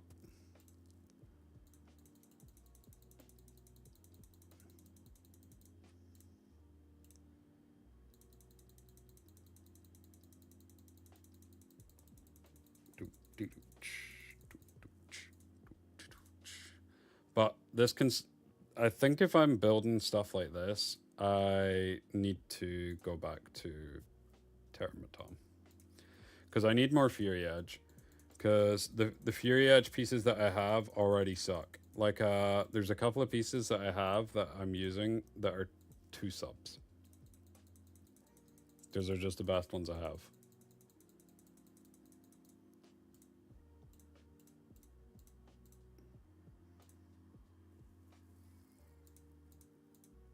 Okay, so that Doomcrow's built. Okay.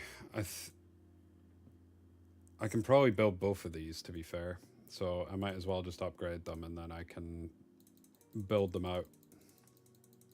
Because this one sounds pretty good in my head.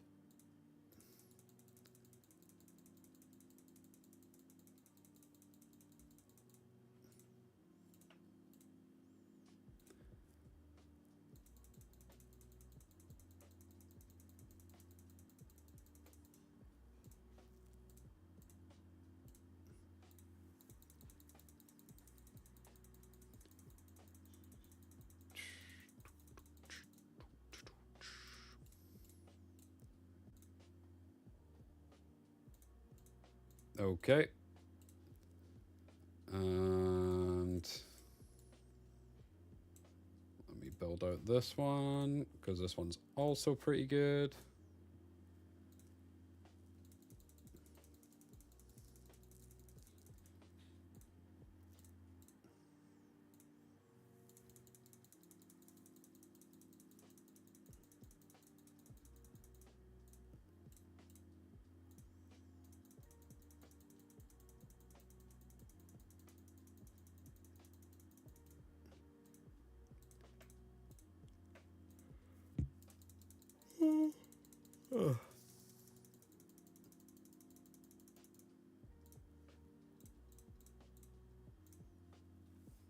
Nice. I'm actually starting to get pretty low on training data.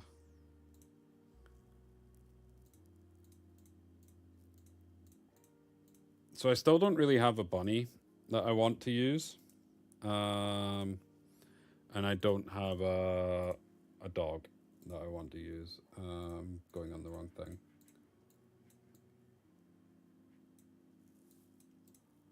So, is there any of these that I would use?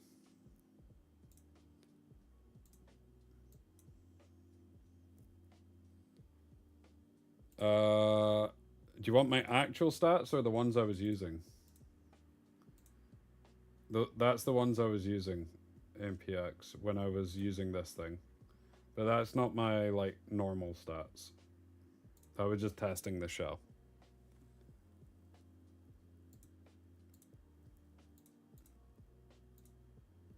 Oh. I can show you... I'll show you my normal stats, AMPX.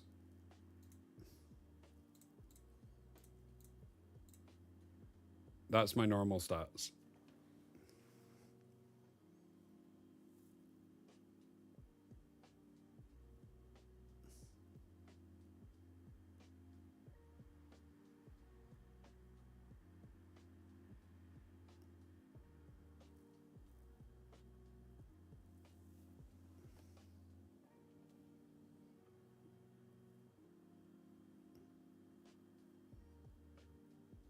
Although, kind of confused here, because my defense used to be, if I remember rightly, when I looked at my YouTube video, or if I look at my YouTube video, I'm pretty sure it was 3,260 something.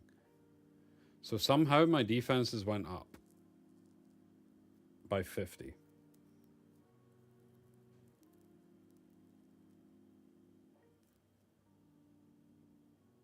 And the gear's not changed, but the defenses went up.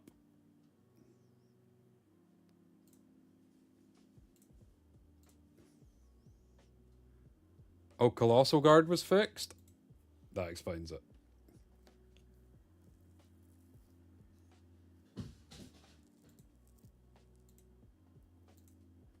I'll be honest, Colossal Guard's been broken for so long that I forgot it was broken.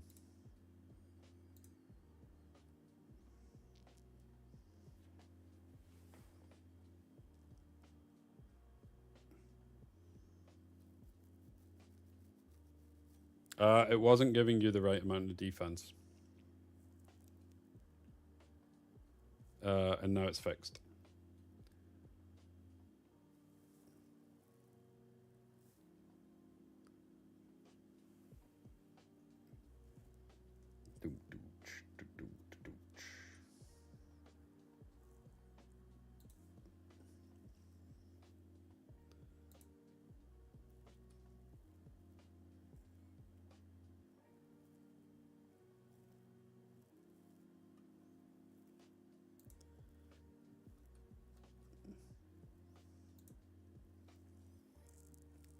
Okay, this is the one. There's a shiny in here. Damn it.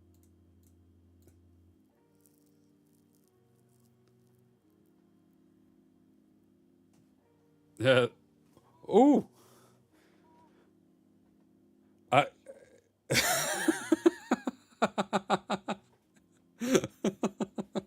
That actually gave me a fright.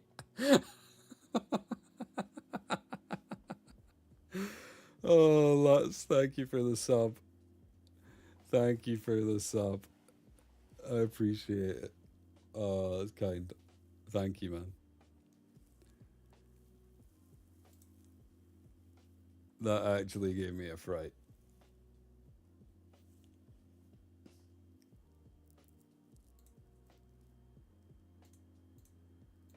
Every time.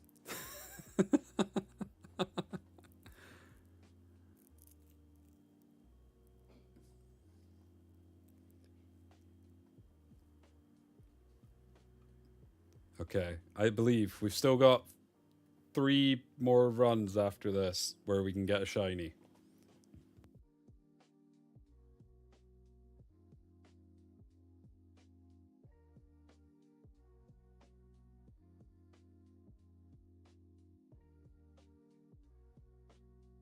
Cool. I mean, that's kind of what I was thinking it was after thinking about it more. So, yeah. It makes sense with them bringing Kathos out, because if Kathos wasn't able to cut in front after taking the turn, like, so say for example you had like Fiamelia, Raymarie, Tiamat, and Kathos in the same game, like, and all of them proc at the same time. So like Raymarie procs, Fia procs, Tia gets her extra turn, and he's supposed to cut in front and stop someone. How do you turn order that? So I'm assuming they've just added some logic for it. So yeah.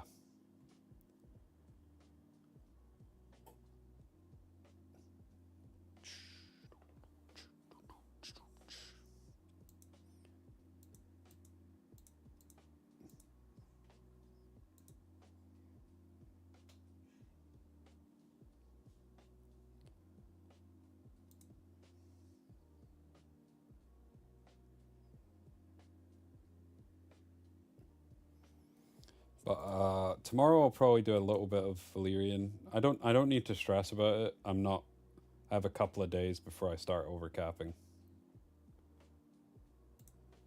So yeah, we're looking not too bad. What's the gator? So I've not used the gator yet. The gator I'm waiting to use in RTA. I have 2 that I'm going to build out. I can show you. So I have this one with Bulwark, Bloodbath, Ether Plague, and I have a Strive, Bloodbath, Ether Plague. And what I think it could be okay for is something like Kathos. Because it has pretty high base HP. And if they are CCing him or something like that, or another unit dies, then it could be pretty big for him. Like, that's a big heal. Healing 50% of your max HP on a HP scaling unit is pretty big. And getting 30% turn boost is also pretty big. Because if you could, like, heal on Kathos, cut in front, press S3, and then go into S2 to increase skill cooldowns, it probably is enough for you to stabilize against, like, cleave, CC, stuff like that. So I'll try something like this on him. Now, is Wellspring probably better? Probably, maybe. Unsure. The only thing I'm not sure of is, do I prefer Bulwark or do I prefer Strive?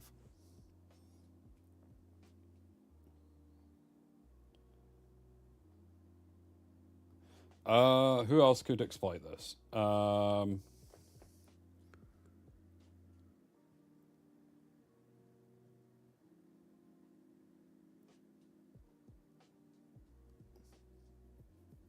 Tiamat. Potentially. Because if you think of it like this, if another unit dies, if she restores 50% of her max HP and purifies all debuffs, regardless of what debuffs she has, she's going to put herself to 50% HP, which in most instances will transform her.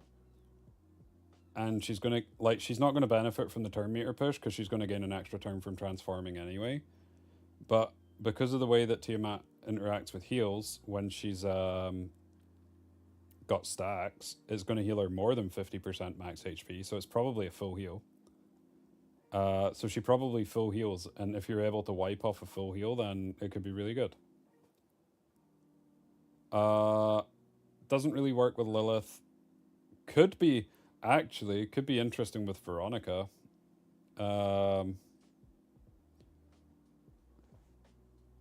Yeah, it's like aggressive Amber.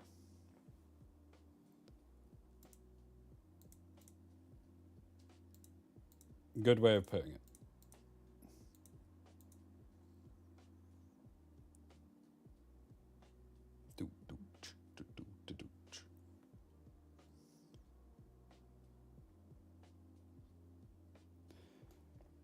The other thing is, though, so say for example you're playing like a turn dot cleave, but then you want to like last pick Tiamat. You could go like something like Raymarie, Senyu, turn dot, Yeli, Heinrich, Messiah, whatever, and Gator.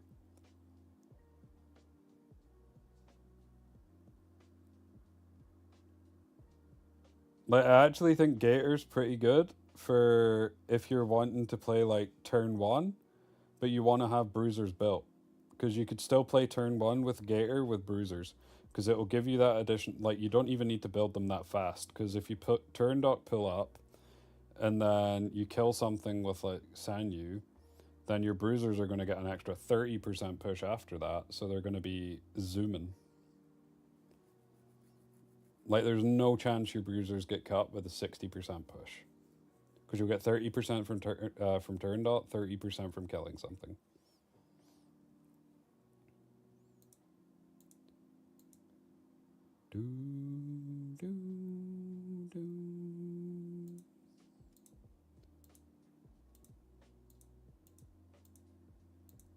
Did I do my predictions for today? I can't even remember. I did. Oh yeah, yesterday I just went, I looked at the teams, I was like, it's Rahu Santic, that wins. and it did.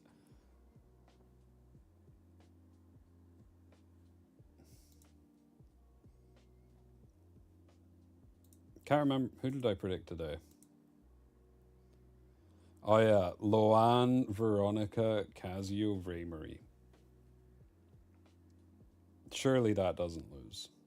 Surely.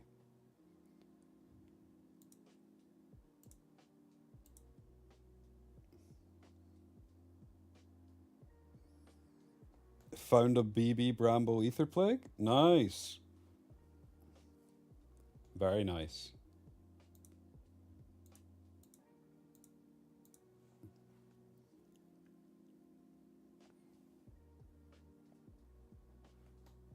Wait. Which crow's this? Swift, Bloodbath, Colossal Guard. Actually, I just realized I don't have any Colossal Guard crows. All the ones I have are Fury Edge. So, like, these could potentially be better if they were Colossal Guard. But the maybe actually I don't know.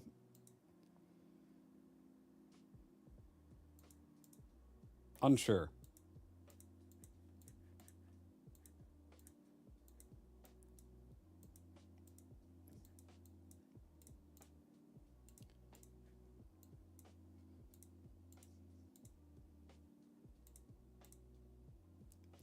Volky, they are pretty niche shells, to be fair. Also, Doomcrow with BB Harvest Colossal Guard can work on anything beside Rahu. Why wouldn't it work on Rahu? Like, if you're just doing the harvest for the increased, I mean, it's kind of pointless if a unit's already death broken, but you're not going to be death broken with the first hit, so it's not. There's no value in it. I can show you the team. I'll just start it up and then I'll go in, and you can see how it works. Yeah. So we got Plume, Lily, Dating, and then Lilium.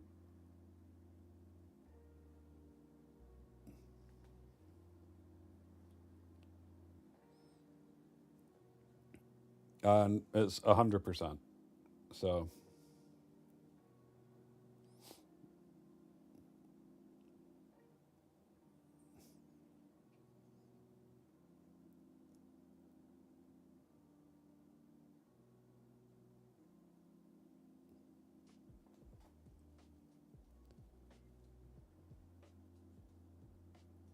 yeah, Crow procs with Lily S1, which is kind of nutty.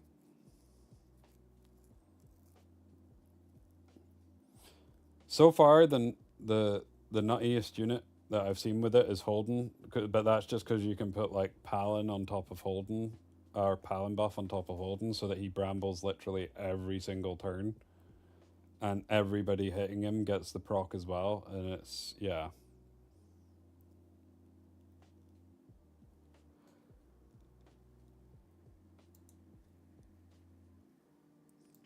Kinda a lot.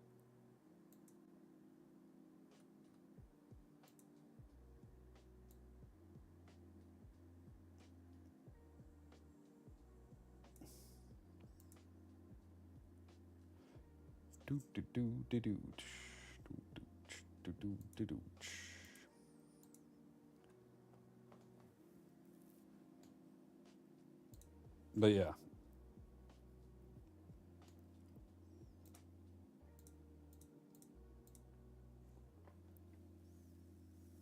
Coming towards the end of the stream, though,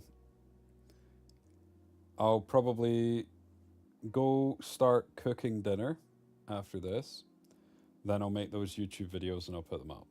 I'll probably give it a bit more thought before I do them, though, because I want to get across what I really think about the shells and the new units. I don't think TLDR...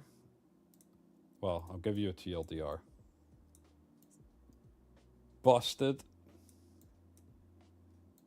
Insane for PvE. Potential niche for PvP. Niche, niche, niche, niche. Niche but strong, unsure, unsure.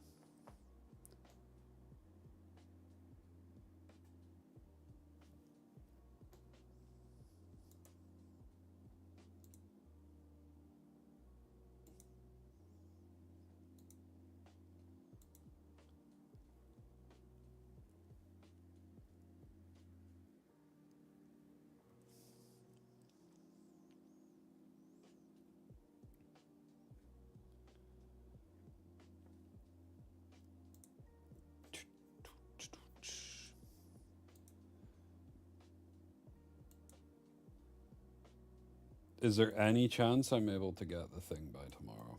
Probably not. Yeah, I did. I did figure it out.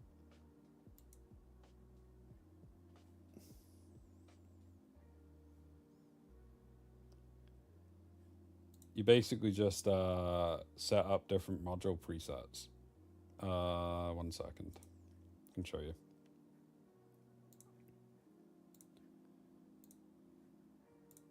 So like you can just go in here and then you can save different module presets under different settings. So you could have one set up for like quarry.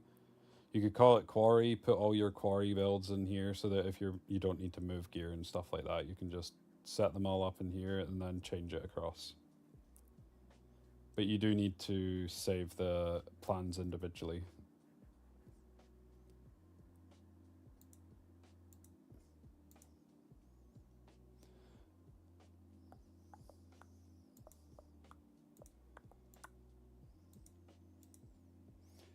Damn, we're only gonna have 7 more chances for our shiny. I don't think there is.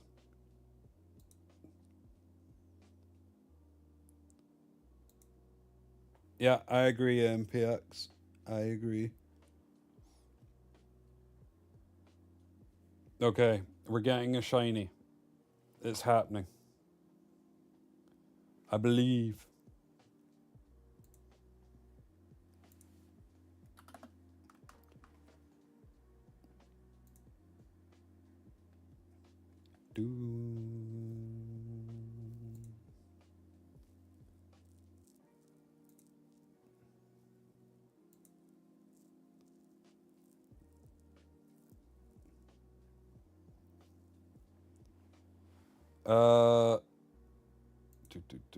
Is CC totally dead? No. Not even close. People say CC's dead every single season. It's not.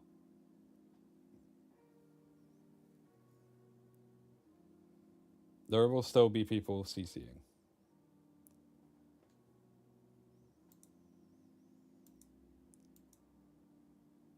Oh.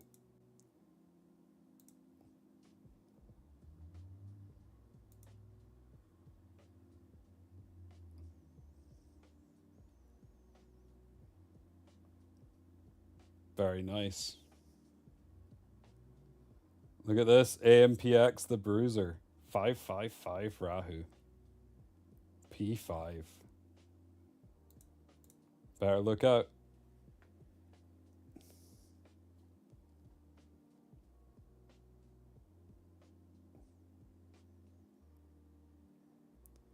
Is Gator going to be good versus Cleave? I think Gator's going to be weird. Because I think Gator works in 2 different ways, and it's good in I think it's good in 2 different ways. I think it's good against Cleave, and it's good as part of Cleave with a Bruiser. Because if you have something, like I was saying earlier, like Turandot with Sanyu or Lilum or something, to pull up and try and yeet one unit.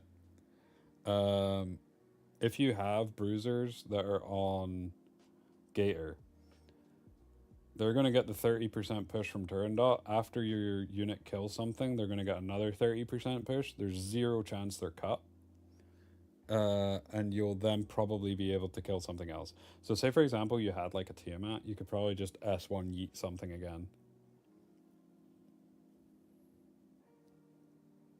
So, yeah. I think Gator's going to be cool. You could do Aya cheese with Gator. Like what used to be the Aya cheese. Okay. So no shinies. I did get some good shells though. I got some good Gators and I got some good crows. Didn't really get any good bunnies and didn't really get any good dogs. But not too bad. Spent 4k stam. So yeah, can't complain. I'll just get rid of all these. And now I will probably look to send you guys over to someone who's streaming. Which I assume is Adapt. It is. Okay. There's also someone called Not Human, but I don't know who that is. So I'm going to send you guys to Adapt. So I will catch you guys in a bit. And thank you for stopping by. Have a good one, guys.